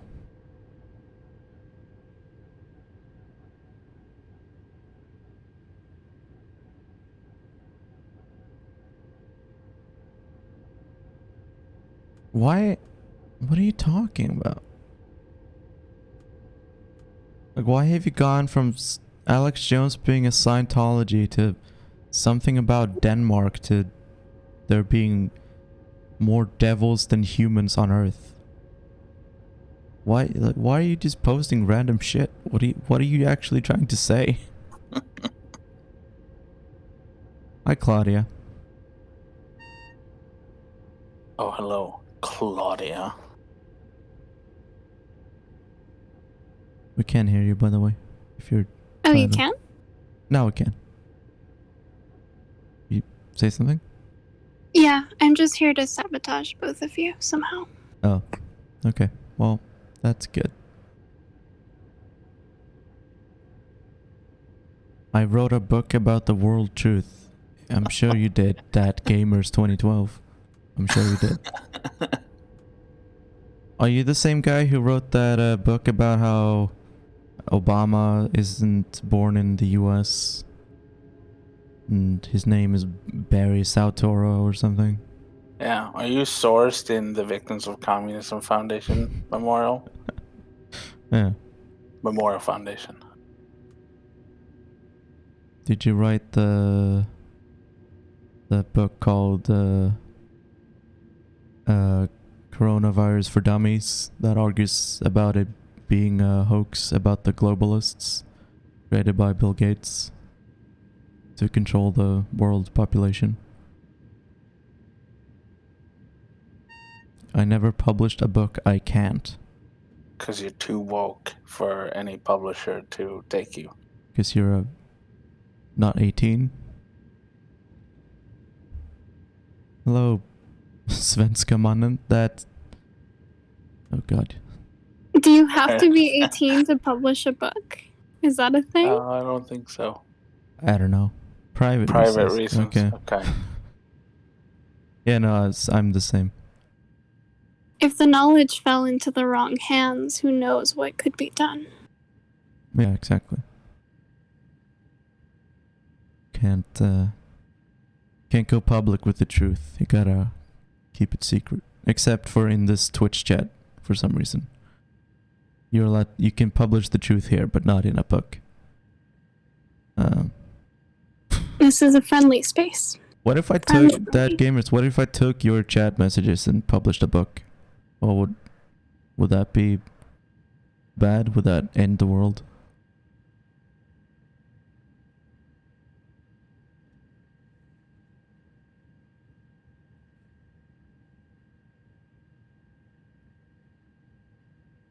Okay. What would happen if the book fell into the wrong hands? The globalists would know the plan to end their rule, to end dualism, whatever that means. Is it the art of dueling? Because I think dueling should be brought back. No, it's some kind of philosophy, but it's not the philosophic dualism, because that's already a thing. It's another philosophy that Gamers has made up and called it dualism, even though it's not dualism. Dualism is already a thing.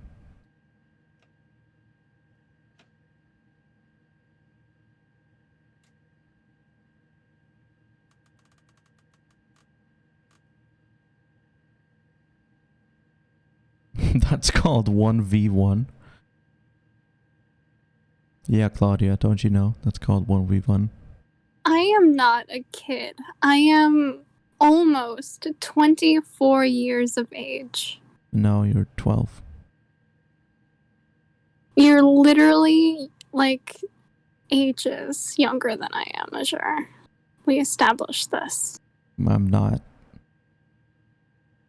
We're practically the same age. I am 23 and 3/4. Just kidding. I don't know how much. Mm-hmm.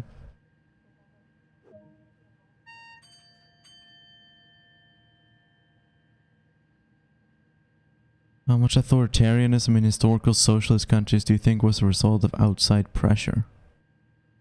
Oof. Ask the devils. Are you calling me a devil? I'm gonna... Okay, at this point, like, either it's a bot or it's someone who might actually have, like... Problems. So I don't want to keep antagonizing if that's the case. Okay. Why? I mean, that depends on who you ask. I mean, how much authoritarianism was the result of outside pressure? How much of it was warranted? I mean, like, as a justification, all of it, right? Like, authoritarianism was always excused by saying it's because of outside pressure. How much authoritarianism was warranted because of outside pressure is a different question. Like, how much authoritarianism did there need to be versus how much was there that was justified by we're being attacked by the West, and therefore we need to do this. Those are two separate questions. Svenska mannen, we're obviously Sweden Democrat, just like you are.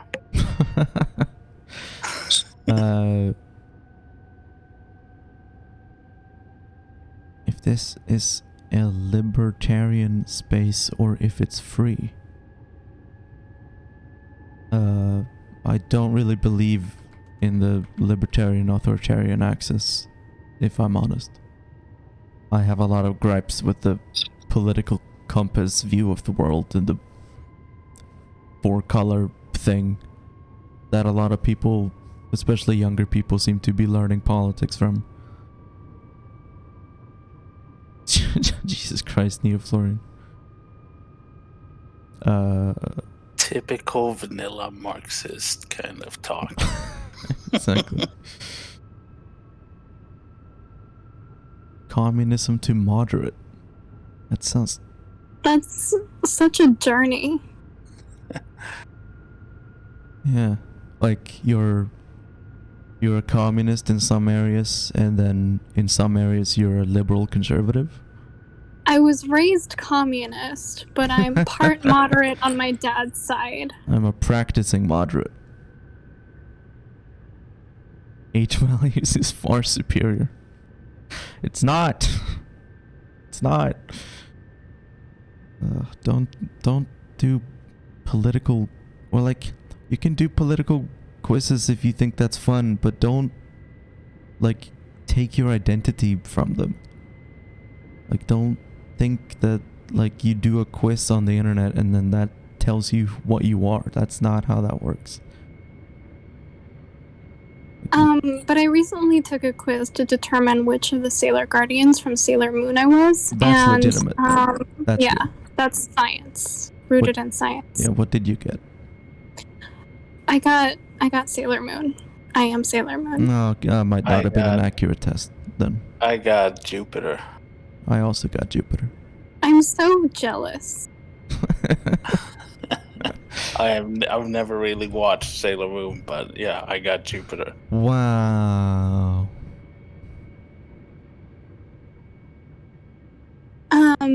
The mask mandate, I think it's being reinstated in college campuses. So, like, I feel like if it's being reinstated in college campuses here, it's not too long before, like, Governor Walz will call the mask mandate back on statewide.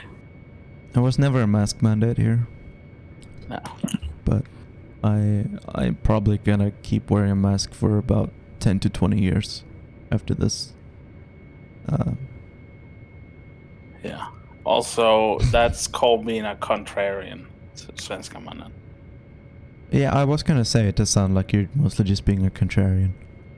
Like, you say communist things up until someone agrees with you, and then you say moderate things.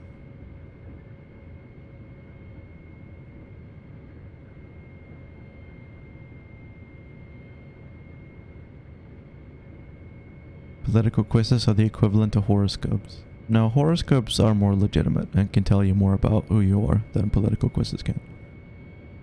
Just gotta see if Sebs is in the chat. Oh god. Oh, we're good. We're safe.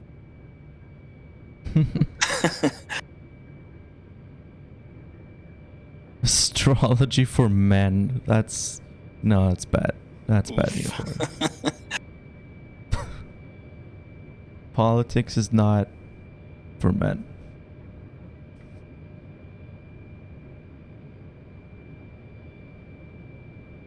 No, Mr. Hanson.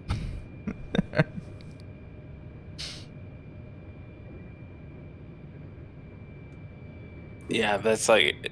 Claudia's not here to talk politics. She's the horoscope correspondent. Mm-hmm. It's true. Yeah, like, politics is just too big brain for Claudia. I'm sorry. Wow. True. Sad but true.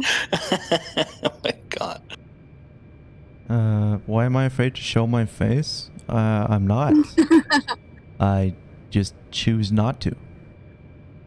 Carmen, Azure is also a contrarian. The more you ask for it, the less likely they will show you their face. That's true. Carmen is just straight up crushing. Like, that's what's going on here.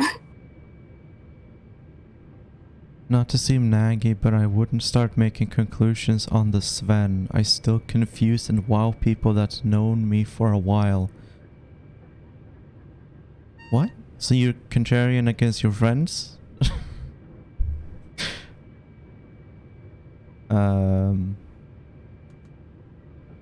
So, Claudia, how's Mars? Is it in retrograde? Yeah. Look, I don't actually know any things about stuff. Okay. I mainly just know vibes. I'm just a vibe reader. What are the vibes of Mars right now? Sticky vibes. What does that mean for my life? It means that you should gravitate towards things that are sticky, like honey. Oh, I can put Slime. honey in my tea. Yeah. I Like like it. It'll bring you good fortune. I'm Okay. like paranoid. Like, I'm kind of feeling that everybody's a bot right now. A little bit, yeah. Claudia might be a bot. Yeah. Did AI just replace humanity? And I didn't notice. Mr. Hansen is a bot. Carmen is a bot. Enver Hoja is a bot. Everyone's a bot. Yeah. That's whack. Yeah. I agree, Wing. There's something fishy going on here. No, Grum, I think Svenska Mannen is just young. Going on here. No, Grum, I think Svenska Mannen is just young. how long did you stick God. around in my chat after you raided? Because it was like the weirdest vibes ever. How long did you stick my God. around in my chat What's going after on? you raided? Because it was like the Wait. weirdest. Sorry, I have to... Shit, hang on. Something happened to the...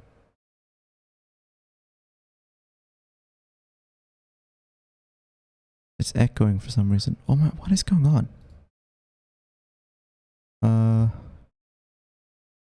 Holy shit.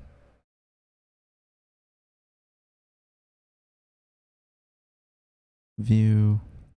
Sorry about that. View docs... Chat... Okay, sorry about that.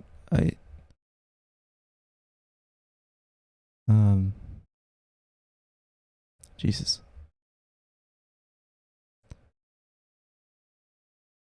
People think God is an all-knowing, all-powerful, omnipotent being. This couldn't be further from the truth. God was born in 1995. His name is Azure Scapegoat.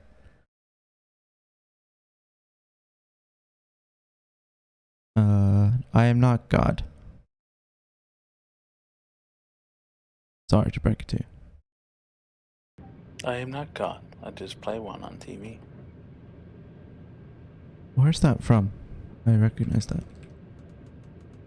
It's just that classic. It's like, I'm not a doctor, but I play one on TV. I don't think it's... Not from anything? No, I think it's just like a general kind of joke. It might be from something at some point, but it's like just Yeah. Ben talks about it. I can't remember. It was like someone making like I think it was originally about Clint Eastwood being a hero. Oh. And how, like, right. Yeah, but I can't remember for sure. Should I break into the shower to ask him? Yes. That's a good idea. with a cup of ice water. Oh my god. And I'm not saying you're for sure young, Svenska Mannen, and I don't mean that as an insult. It's just, and I think Claudia can relate to this. It's just vibes I'm getting. And Vibes, dude, vibes. yeah, I don't have any better way to explain it other than vibes. And sometimes that's just all you need. Yeah. That's how I live my life. Not knowing anything about anything, being barely literate, just going off vibes. Yeah. It's gotten me this far. And I didn't stick around too long because I was getting ready for Sleepy Boost. For what? Going to sleep. Right I was now? streaming last night and raided into Claudia. Yeah. Oh, okay. It was, I don't think I had any bots. It was just like a bunch of like really creepy people. Hmm. What do you mean? Because I didn't see anyone that I didn't know in your chat. There was that Ashley person that I did not know. Ashlyn from That's Feminist about it. Critique? No, Ashley.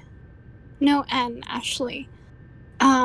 She is another streamer. She was like on my very, like, she like was hanging out in the chat in like my very first stream. Hmm.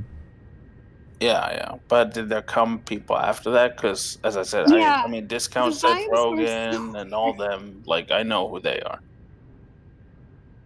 No, like I just got like a bunch of like random, like insanely creepy people who were just like messaging me like, "Do you ever stand up on your streams? How tall are you?" Oh damn! How You're tall about are to you? get famous. I'm. You know what? 6 foot? I'm. Yes. 6'4"? Yes. Okay.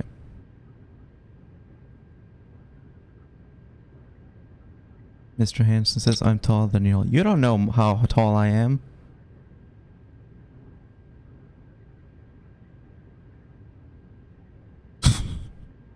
What? Don't do that.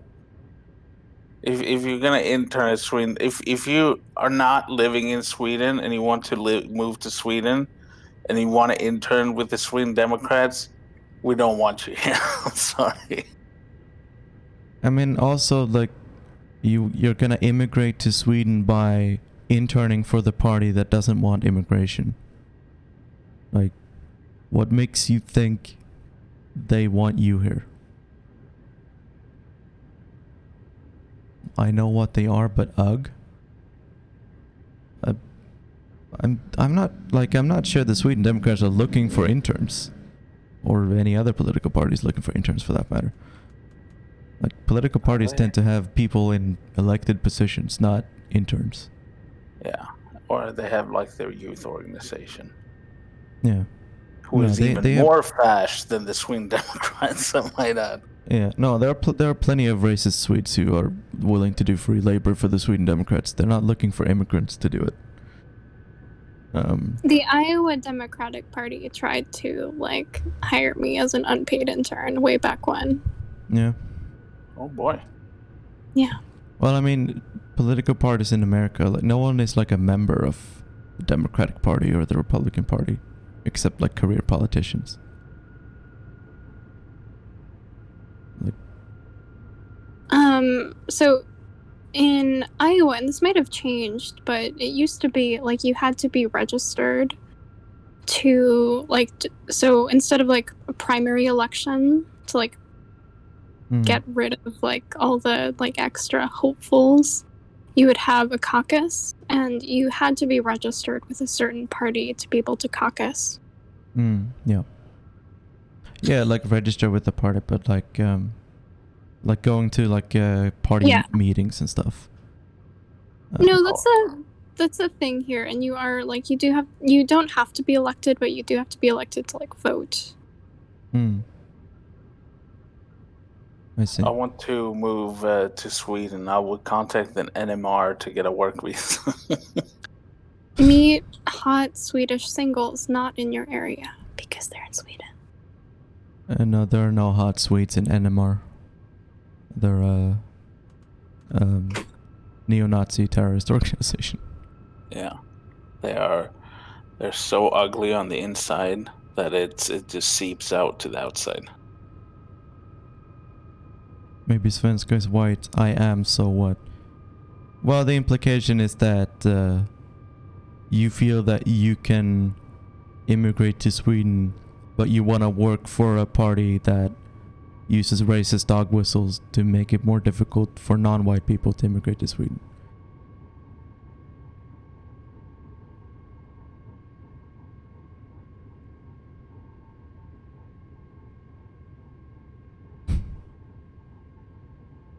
But yeah, I mean, especially if you're coming from America right now, I don't think there's any chance of you immigrating. Immigration, especially from outside the EU, is a very difficult process. Yeah, my cousin just they've been trying for 2 years to move to, like, he lived in America with his American wife, and it was a 2 year kind of thing, and she just now managed to come to Sweden. And they lived together and they're married and been married for like 8 years. Hmm. Do I have a very pronounced Midwestern accent? No, you said Iowa Democratic Party earlier. Oh, okay. I had completely forgotten about that since then. Yeah. But yeah, no, as a Swedish person, I'm gonna say, if you are a quote-unquote Swedish American and you wanna come to Sweden to work for the Nazi party, please don't. And also stop calling yourself Swedish. You're not Swedish. Immigrants from Syria who actually live and work here are more Swedish than you are. Sorry to break it to you. We don't have any, like, ethnic immigration, right? Like, as in, if you have Swedish heritage immigration in Sweden, Yeah. does not exist. No, as much as the Sweden Democrats would want it to be that way, you don't automatically have an easier time immigrating because of the color of your skin. But let's just say that when they're talking about there being too many immigrants, they're not talking about American immigrants. Nope. Although there are too many American immigrants, to be fair. En lite. That's worse than Google Translate. Oh my god, I should only mean about that kind of stuff. Maybe he knows Swedish. En lite. No, you don't. I'll be right back. You're a Midwestern American, dude.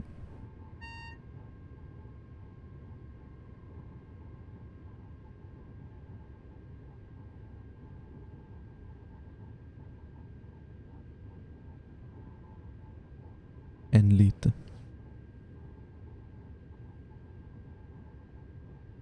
My god, sure. What? I get pissed off at Americans. I do too. Asians? Who said anything about Asians?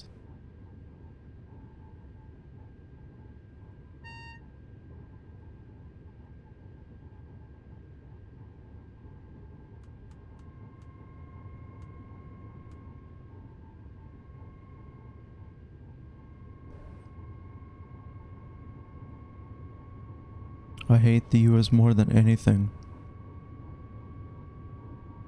Syrians are Asian. That's a hell of a statement to make.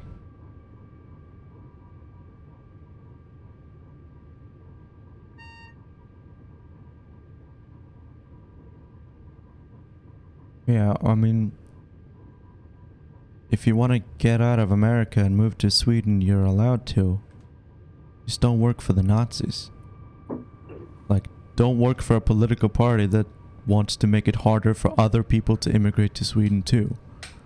Like, do you not realize, like, the contradiction there? Like, That's why I said, just meet a hot Swede not in your area. Still difficult. Continents don't exist, dude. Continents are a social construct. Bring back Pangea.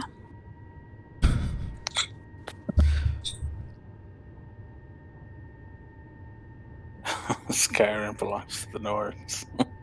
Hmm. No, but it's like trying to like immigrate to America from Mexico by joining the Trump campaign. It's like, you not realize like the hypocrisy? I mean, it's kind of like the thing, like how there's a lot of people from like the Balkan immigration wave and stuff like that who can now, after like a generation, pass as Swedish, right? Because they're white.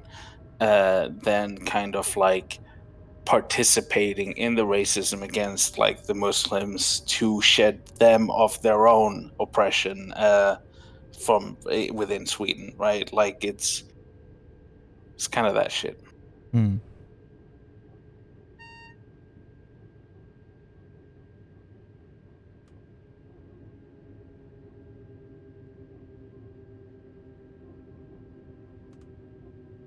The Sweden Democrats are not liberal or moderate.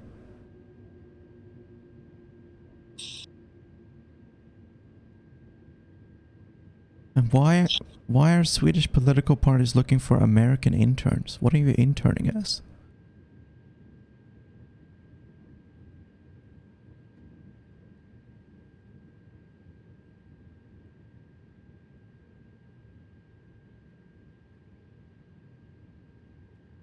I mean, you can come pick berries up in the north, like every season. You get to at least be in Sweden a little bit. Yeah, They're hiring. I'm desperate. Like, Well, yeah, but going for political parties is strange, right? Like, you're there's you're like not if you're gonna gonna, get a work visa by being an intern for a political party. That's a very weird way to try to immigrate to Sweden.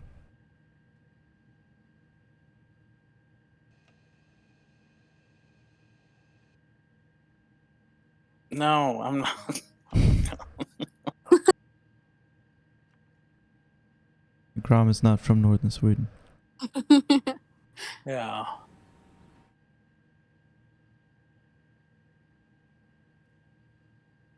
No, you would probably have an easier time applying to a Swedish university and getting Yeah. a student visa. Or migrating to any other European country.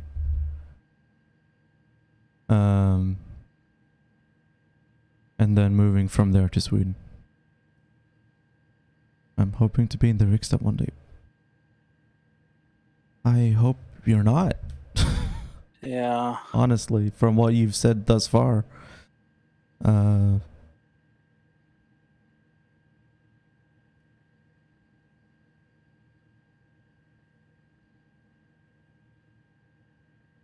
no, don't try to migrate to Sweden by working for Nazis. That's a bad first thing to do as a Swede. Nazis are bad.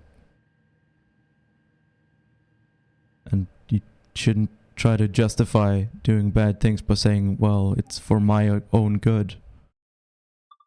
Yeah, but like you're not gonna get settled down in Sweden. As I just said, it's extremely hard. The best shot anybody, even from the West, has to immigrate to Sweden would be studying long enough to get permanent residency.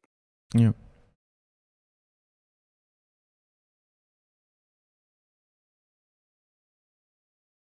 They'd hire a queer intern. They're not.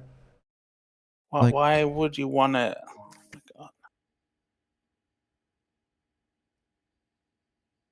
yeah. And like, he said something earlier about he's gonna change their minds by working from the inside. Like, no, you're not. I'm sorry. But the Nazis are not gonna listen to an immigrant intern and stop being Nazis. Like, oh, Shit, damn, we were being Nazis this whole time. I don't believe it. Yeah, I don't know. Chad has just been really weird today. Yeah.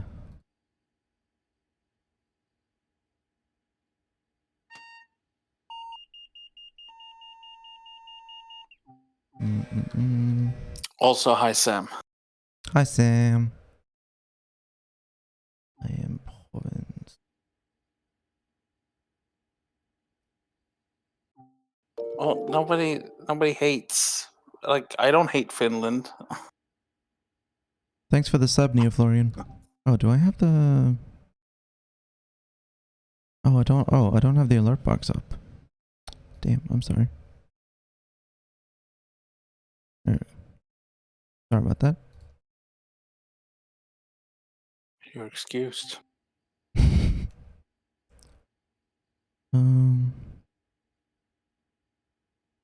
Are they gonna view him as an immigrant though? Yeah, no. Swedish People's Party. They're not called that anymore. Unless you're talking about some fringe far-right party. There isn't a People's Party anymore. Oh yeah, Sam, how you feeling? I heard you had like migraine headache or something yesterday. Yeah. Going to the doctor today. Yeah, we don't want to make Finland Swedish again. Sorry. Oh, he's talking about the People's Party in Finland. Sorry. Thought you were talking about the People's Party in Sweden, which doesn't exist.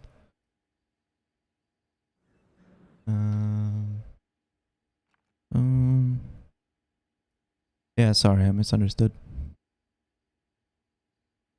Oh.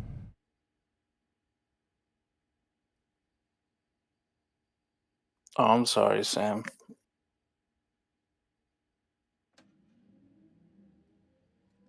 Oh, the People's Party in Finland is conservative though.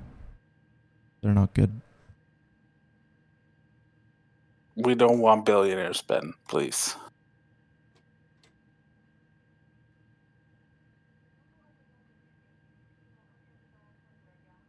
You have enough billionaires. Yeah. Okay.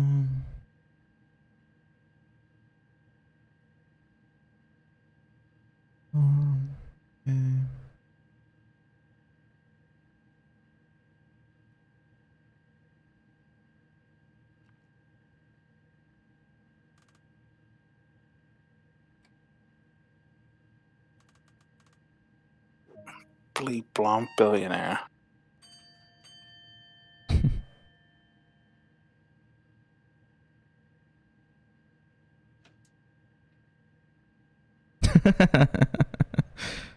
Good one, Enver.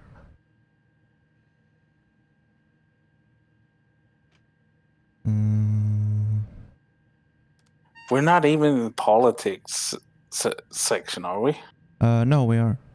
Oh, okay, that's why. Should I move us out of politics? No, that was just like, it's just strange. Random people came in where you're playing like train simulators. Like, No, I think I'm gonna take us out of politics. I think. Just for today, the rest of today. Yeah, the vibes from today are very cursed. Yeah. I did like that one guy who came in though thinking I was a football commentator he saw on Twitter. That was pretty good. Yeah. I thought he was a bot who was just saying random words, and then I thought he was joking, but then finally he was like, "Oh, you're not that guy." yeah. Which I is still think they were just trying to roleplay with you. Like, why couldn't you just have played along?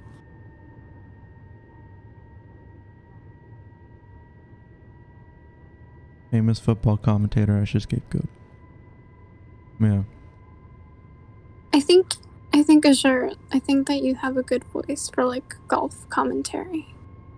Yeah, if only I knew anything about sports at all. Golfer, chess. There we go. Yeah. Nailed it.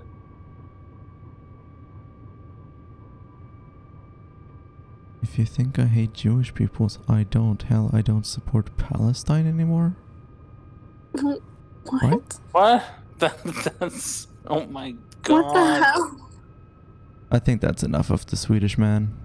Quote Yeah, I unquote think so Swedish man. Oh my god. Yeah, let's not try to. That's just not. I'm like not even joking. I'm kind of weirded out at this point. Like by the last hour of chat. Do you think they'll rerun the hustle at the 20-yard line or the 40? What kind of play do you expect for the upcoming inning? Will our linebacker meet the shortstop on the green or second base?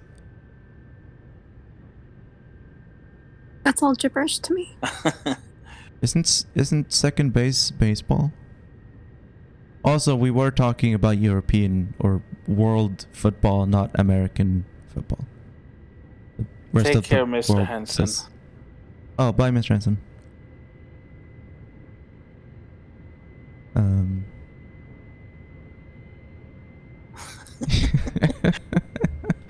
No, I think the linebacker is gonna do great. And all the baseballs. The quarterback is gonna back up the quarter of the field. Protect I mean, I them. would disagree with that analysis solely because of the fact that the balls were very squishy. And that kind of suggests some kind of foul play because, as we know, the balls shouldn't be squishy.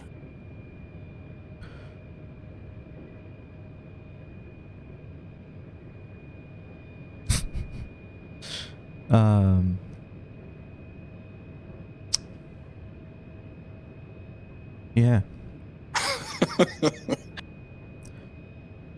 I think Sports ball. Tiger Woods probably gonna do good this year. Yeah. But, I mean, I don't know. His team is really not doing as good. I mean, Tiger Woods is clearly the star player in the team. Mm-hmm. You know? Him and the team captain, Michael Phelps. Yeah. And Michael Jordan.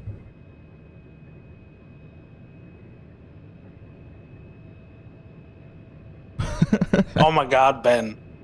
Go get your mom.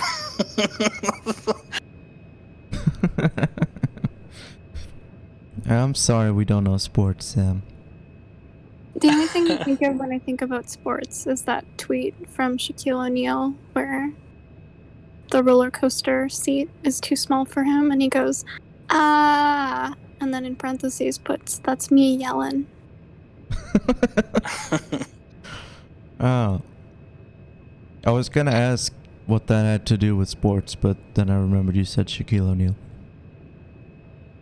Yeah. That would actually make me really sad if I, like, physically couldn't fit into, like, roller coasters. You would also be Shaquille O'Neal, though. That's true. I think that's a fair trade-off. I'm pretty sure he's like a bajillionaire.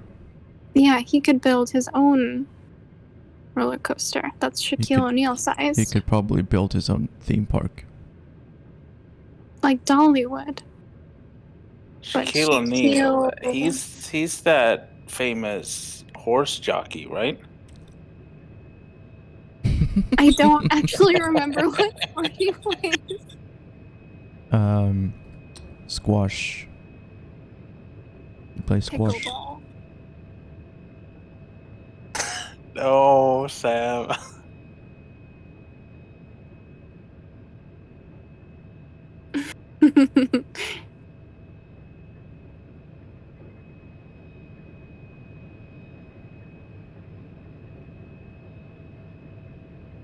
No, he's a skateboarder. Olympic skateboarder.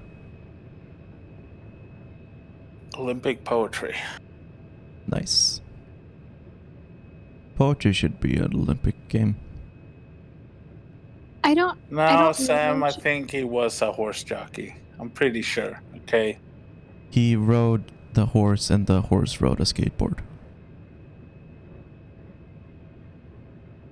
I don't On know water. him Horse skating. personally, but I trust him. Who? Shaquille O'Neal? Yeah, Yeah. good vibes.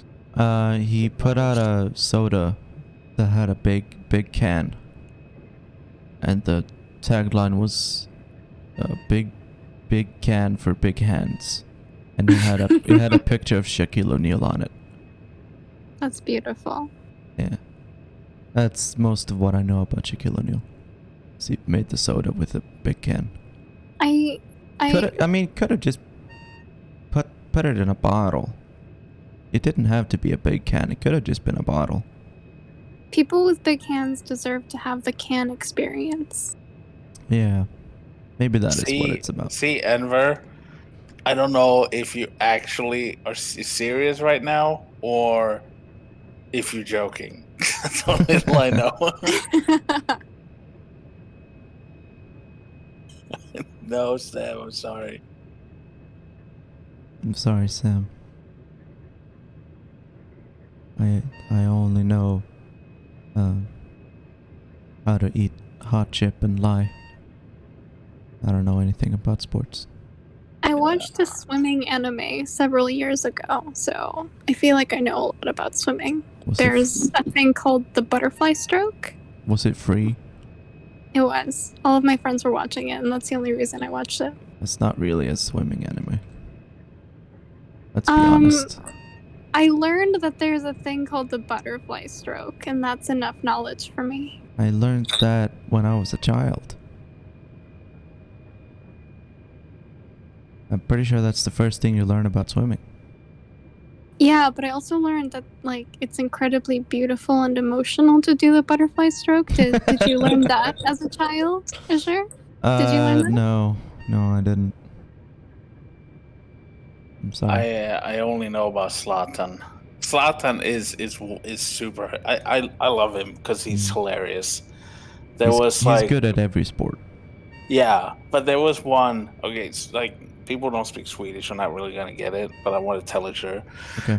There was an interview when he was just kind of starting out, and they asked him, it's oh, if you get a lot of money, what are you gonna do? And he was like, jag ska köpa en lila Lamborghini. Det ska stå toy på den. Det betyder leksak på engelska.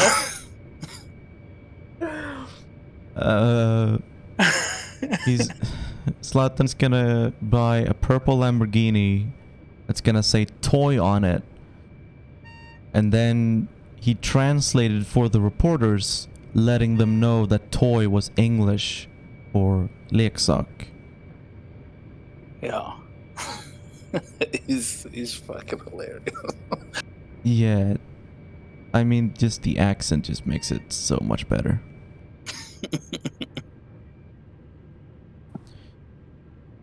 Thief.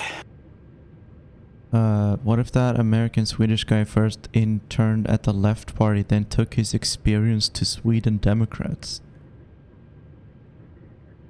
What? No, why would that be a good thing? Why would he would get experience working for the socialists and then he would use that experience to work for the Nazis? Why would that be a good thing? It's not like the Sweden Democrats have never heard the left's arguments, right?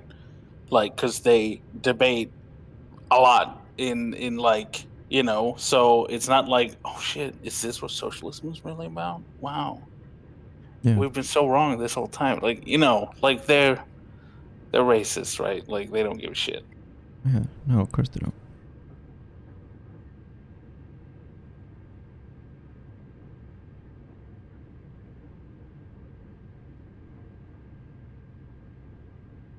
Yeah, no, the whole, what's the word? There's a word for, infiltrating a party and trying to change it.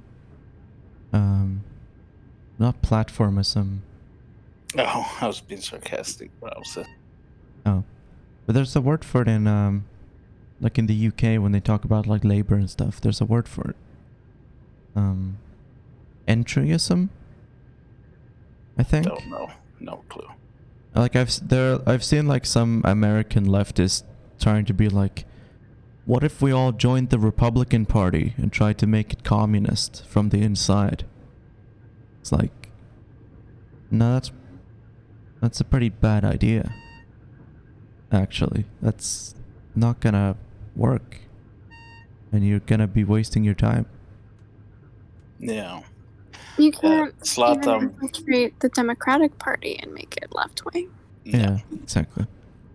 Zlatan played for the LA Galaxy in the MLS. Yeah, and like so you know when like there's like the athletes, they like once they like it's kind of like a tradition in America apparently when they leave like a team, they put out like a thank you ad in the paper, right?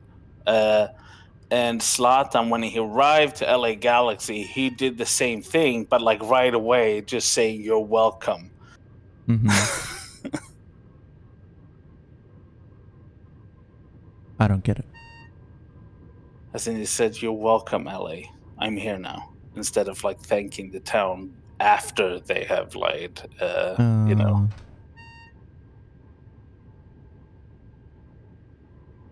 I should do that with my streams. Instead of saying thank you for tuning in, I should just say you're welcome for me being here. Yeah. You're welcome for me allowing you to listen to me stream.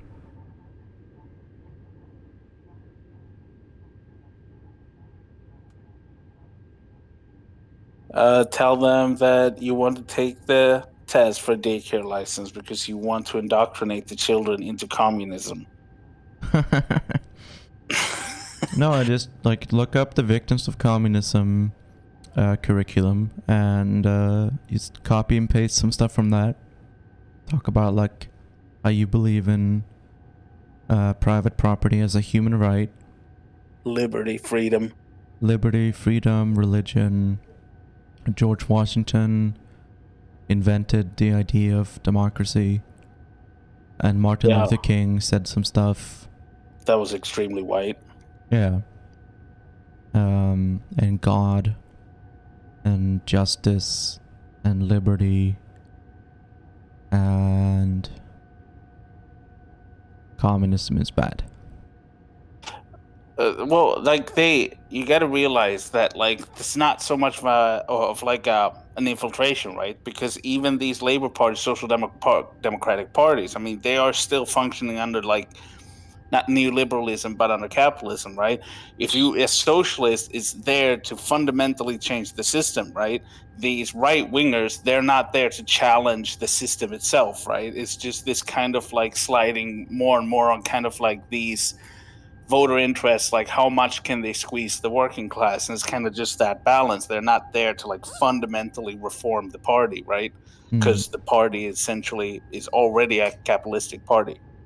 Yeah. Very good advice. You're welcome, Carmen.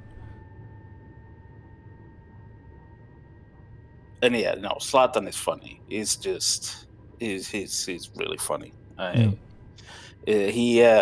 So he's obviously from like the club he played for was Malmö FF, which is like the team down in Skåne where I live, and he became like a stake shareholder in AUG, which is like a Stockholm team.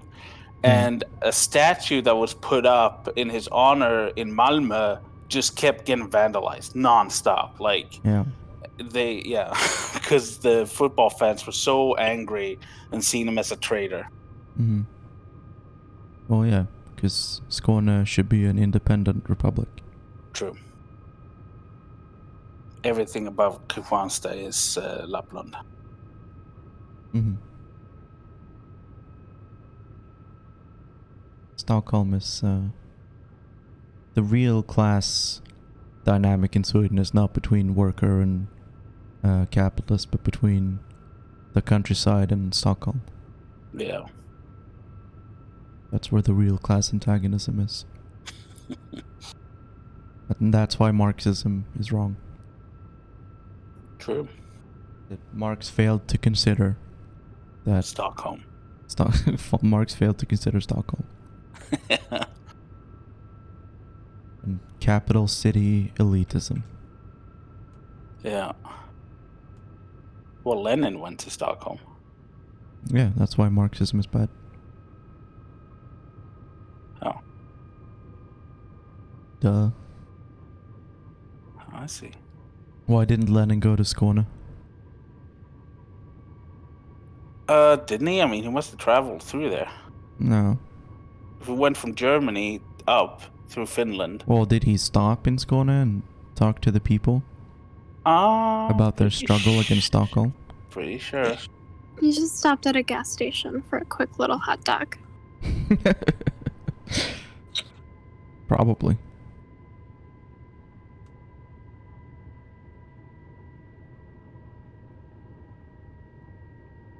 Oh yeah, that's right. Leninism is separate. I'm glad you're admitting it. Who? What? Oh no, yeah, Lenin ate in Malmö 100 years ago. Hmm. So, yeah, he had like falafel in Malmö, and then went on. Yeah. From the historic Palestinian population in southern Sweden. Yeah, Oops. there's an article in Aftonbladet that says 100 years ago, Lenin ate in Malmö. Oh. Do you, thought you were do you joking. think the restaurant has? Do you think the restaurant has like a painting of him? No. Yeah, they do actually. That's what it's about. They're gonna really? restore the painting. Yeah. Oh my god. It says here. Okay, I'm gonna read it. It's short. Events around the Russian Revolution are probably not due to Lenin eating a delicious smorgasbord at Savoy in Malmö in April 1917, but he was at least there in town for 99 minutes exactly 100 years ago and left his mark, reports Sydsvenskan. At a quarter to clear the table with buffet ordered for the party. I don't know what they mean by that. I'll check it. Possibly they were also in a hurry for the night train, which left at 22:20. Most memorable today is a brass sign presented to famous guests at Savoy. Among them also Marlene Dietrich, the King, Sammy Davis Jr., Ingmar Johnson, Cliff Richards, Ulf Palme, and a few others. So they have like his picture up there. That's cute. It was a selfie with the restaurant owner. Yeah, but he ate a smorgasbord. Smorgasborgen. It's just a buffet. There's a random little taco shop in my hometown that has like a framed picture of Obama because he ate there once. Are they still open? Yeah. I think I've seen a restaurant in Sweden that has a picture of Obama too.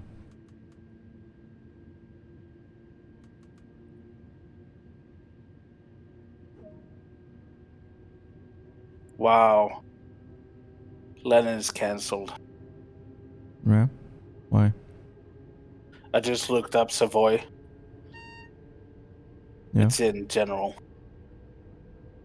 Elite Hotel Savoy. Damn. Lenin is the labor aristocracy. Yeah. This whole time.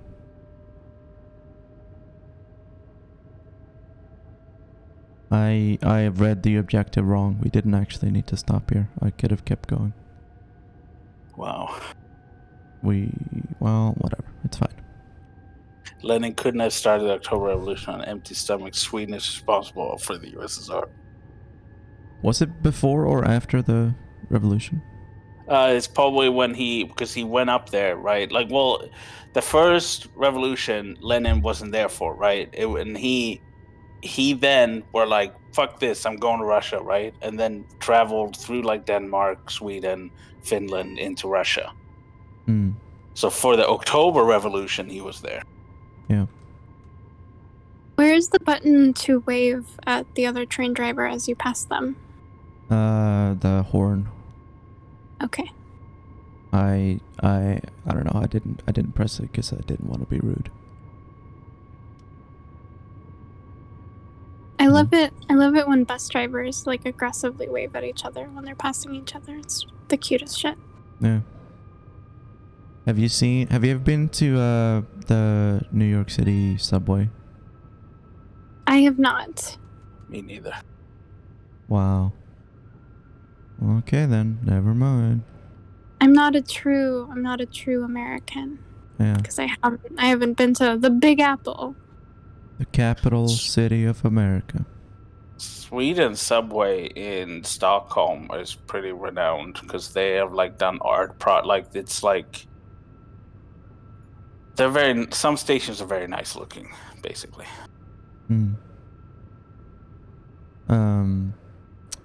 But yeah, in the New York City subway, the train drivers at every stop they have to point at a sign. It's like a rule to prove that they're paying attention. So if you look at the train driver when a subway train has stopped, you'll see them point to the wall, and there's a little there's a sign there with like a code on it or something, and they all just point at it. And that's some old rule that they still have to follow. So maybe Right. bus drivers in some places have to wave to each other as a kind of a thing to prove that they're Wow. paying attention. Way to take away the magic. I thought that all bus drivers just shared like an immense camaraderie with each other. No, That could bus also be true. drivers wave at each other. I remember that. Like my dad. I didn't say always, they don't. No, but like Claudia just said that bus drivers. I'm responding to Claudia, okay? My dad used to be a bus driver. They Yeah. always waved, and I see the bus drivers today. They're still waving here. But do they do it out of like the pure like bus driver friendship?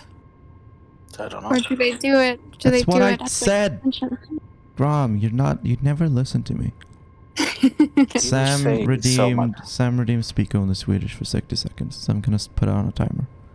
Alright, you have to speak Swedish too, Claudia. Yeah, hey. Hey. Kan du Hur prata, mår kan du du? prata svenska, Claudia? Ja, prata svenska, Claudia. Säg någonting på svenska. Ja. Bara säg vad som helst.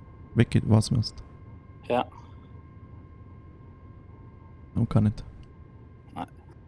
Hon är inte riktig. Fiskats dålig. Hon är inte riktig amerikan. Nej. Jag måste öppna manualen innan vi går över. Prata svenska. Svenska, prata svenska.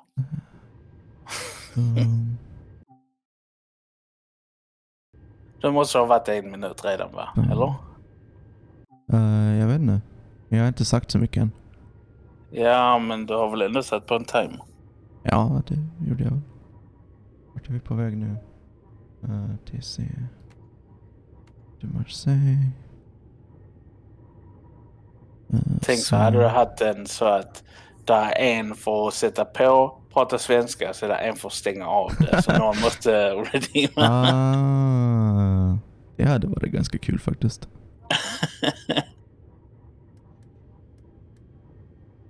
Ja. Att om folk vill att jag skulle sluta prata svenska så måste de...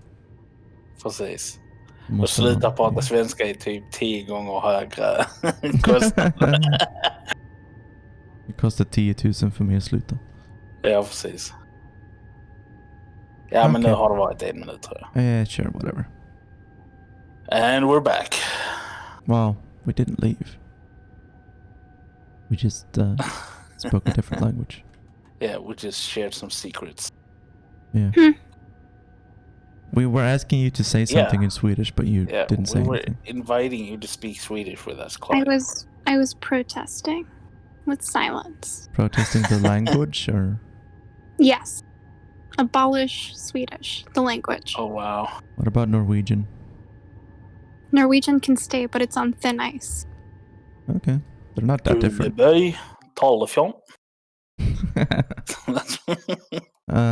Someone redeemed read from a religious text.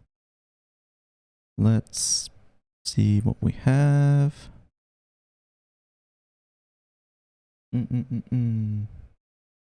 Here, I can read an ancient Egyptian religious text. It is a charm for the protection of a child. Run out, thou who comest in darkness, who enterest in stealth, his nose behind him, his face turned backward, who loses that for which he came. Run out, thou who comest in darkness, who enterest in stealth, her nose behind her, her face turned backward, who loses that for which she came. Comest thou to kiss the child? I will not let thee kiss him. Comest thou to soothe him? I will not let thee soothe him. Comest thou to harm him? I will not let thee harm him. Comest thou to take him away? I will not let thee take him away from me. I have made his protection against thee. Out of effete herb it makes pain, out of onions which harms thee, out of honey which is sweet to living men, and bitter to those who are yonder, out of the evil parts of the ebdu fish, out of the jaw of the merit, out of the backbone of the perch. I just had vivid flashbacks to being really sick as a child and having like this weird ritual performed on me. Really? Where they like tied like red ribbons to my like. So you're not supposed to do, like, my family is like really Catholic and you're not supposed to like believe in this, but I was like really, really sick, so they were like, fuck, I'll try anything. So they like tied red ribbons to my wrists and ankles, and they like would alternate shouting in like one of my ears, like, Claudia, come back, don't leave. It was actually really terrifying.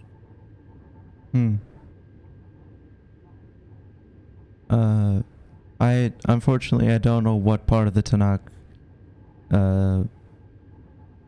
in which part of the Tanakh Samuel says that the stage is for losers. I don't know that off the top of my head. You'd have to give me a number, a place to look it up.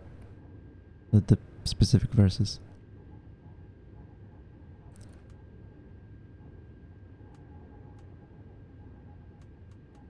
Boom. 0. Sounds like weird Romanian Catholicism. Well, Claudia is not Romanian. I'm not Romanian. I'm not sure where like the ritual came from. I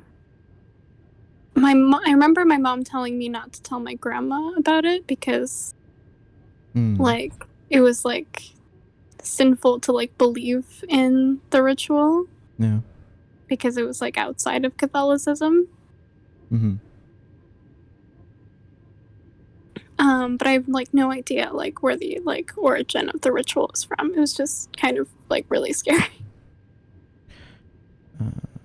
Oh yeah, Sam, I did assume it was in the book of Samuel. I just don't know where. It's been a long time since I read the Tanakh, okay?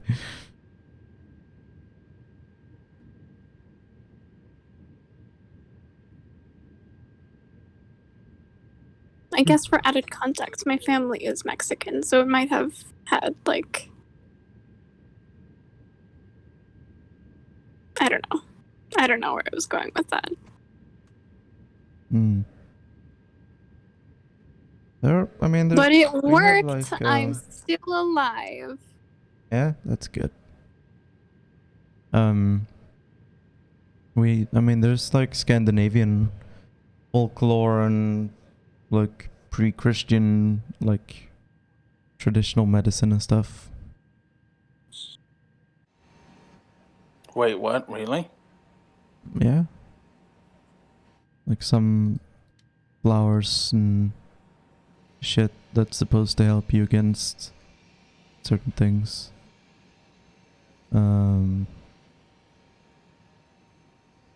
I forget, I don't know if Espritox is actually one of them, but it's from a flower that's like a traditional medicine thing against the common cold. But yeah, like Espritox is not like it's sold as in the pharmacies as like a medication, but it's not anything. It's just traditional medicine.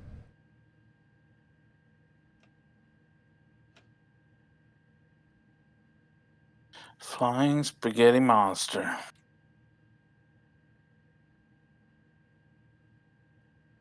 I don't think the flying spaghetti monster is in the Tanakh. Maybe I'm wrong about that.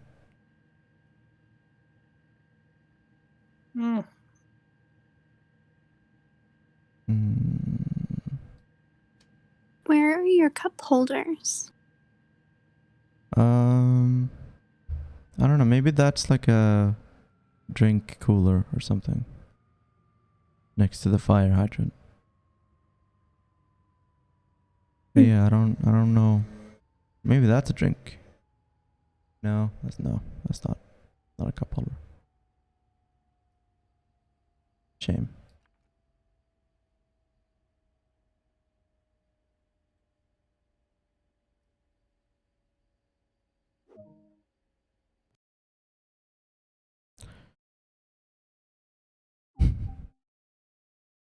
Yeah.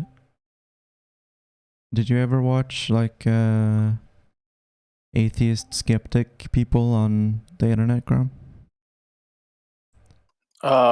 People are skeptic of atheism or atheists? No, like the whole phenomenon of skeptics. Like the Amazing Atheist, those kinds of Oh people. yeah. I watched The Amazing Atheist, but even though at that point I was still kind of like in that cringy atheist kind of stage, right? Yeah. Just The Amazing Atheist, just kind of it's the vibes, right? Like this got bad vibes. I mean, I watched a few things of him, and then like I think he's still active. Yeah, I mean But all the like anti-religious skeptics turned into like anti-SJWs. yeah, oh yeah. I mean, usually there's like intensely like racist undertones. Yeah. Oh yeah, and then they were the people that then became the, oh, these feminists on the internet, and like it's kind of a pretty substantial overlap.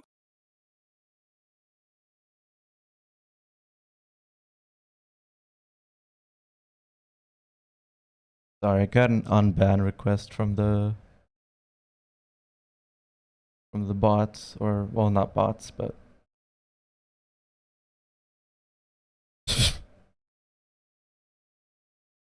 um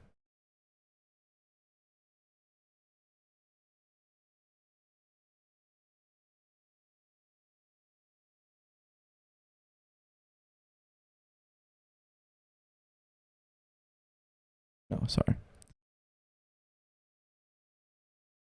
If you were forced to join a religion, which one would you choose and why? Probably something like unorganized and undecentralized, like paganism, because then I could just kind of do whatever and not have to follow like a written commandments or have to be involved with like church leadership or anything like that. I could just kind of, chill and decide for myself what I wanted to do and what was correct.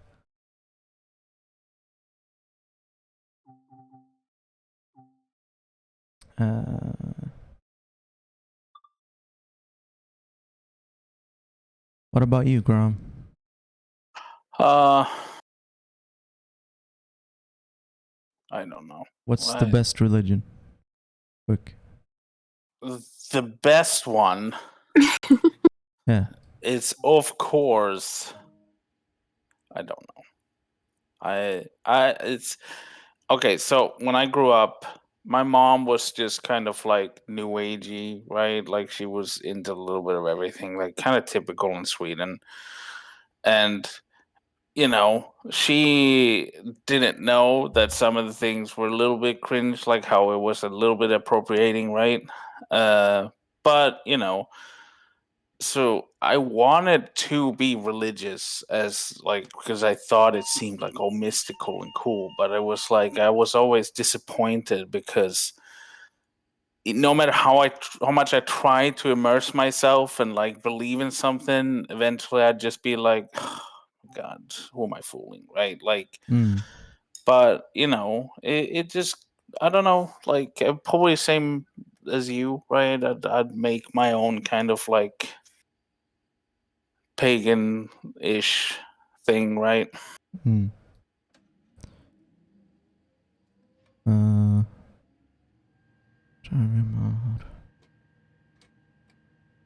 Yeah, I wouldn't be against joining Judaism. Seems like a chill religion.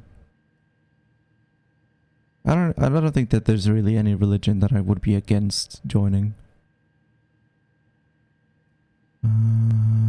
All the Jewish holidays seem really dope. Hmm.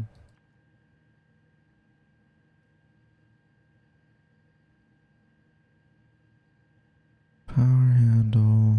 Oh my god, what am I? Isn't that the cartoon chicken? Or What? no? What? That Horn Leghorn. Fred Oh. Figglehorn?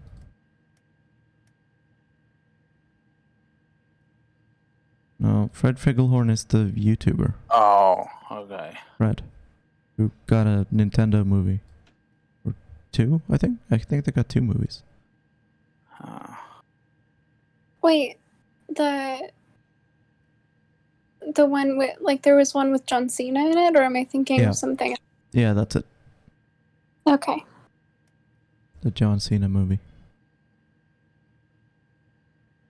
John Cena automatically becomes the protagonist of any movie he stars in. Yeah.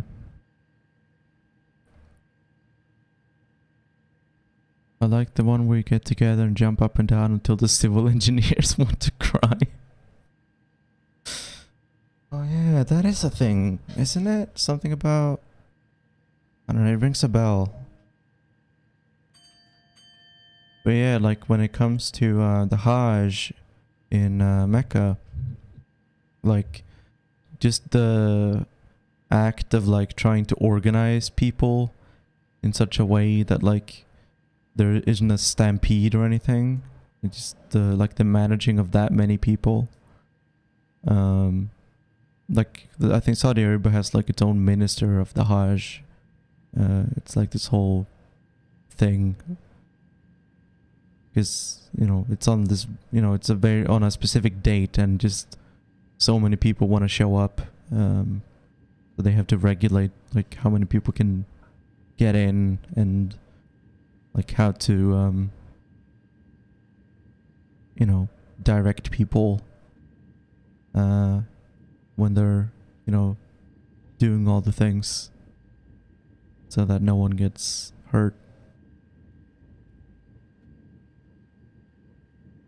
Oh yeah, Yep. I know Claudio.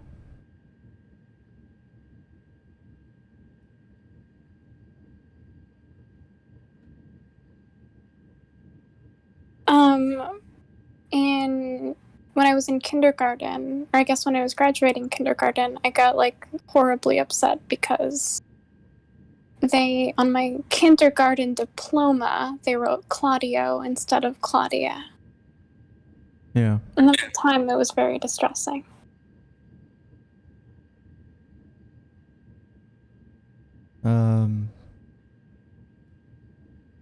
I can imagine it was. I've never had my name misspelled though. So, sucks to suck. You have a kindergarten diploma. I did yeah. at some point, but I lost it. I've lost all that stuff too. But yeah, I'm pretty sure I got. I mean, I got fucking diplomas for everything. I remember I put like a little like purple handprint on it. Like I dipped my hand in purple paint and like put my like hand on the diploma. Mm-hmm. And that was used instead of like the seals that are usually on diplomas. Yeah. That's good. Okay, I have to go eat, so I think we're gonna end the stream here for today and raid into someone. Sebs is on. Sebs is on? Well, I mean, someone entertaining. Like,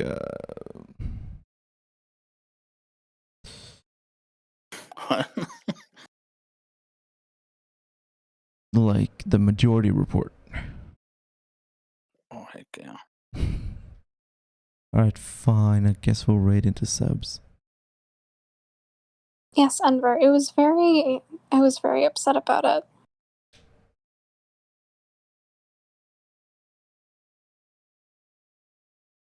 All right, take care, everyone. Don't forget to follow me on Twitch.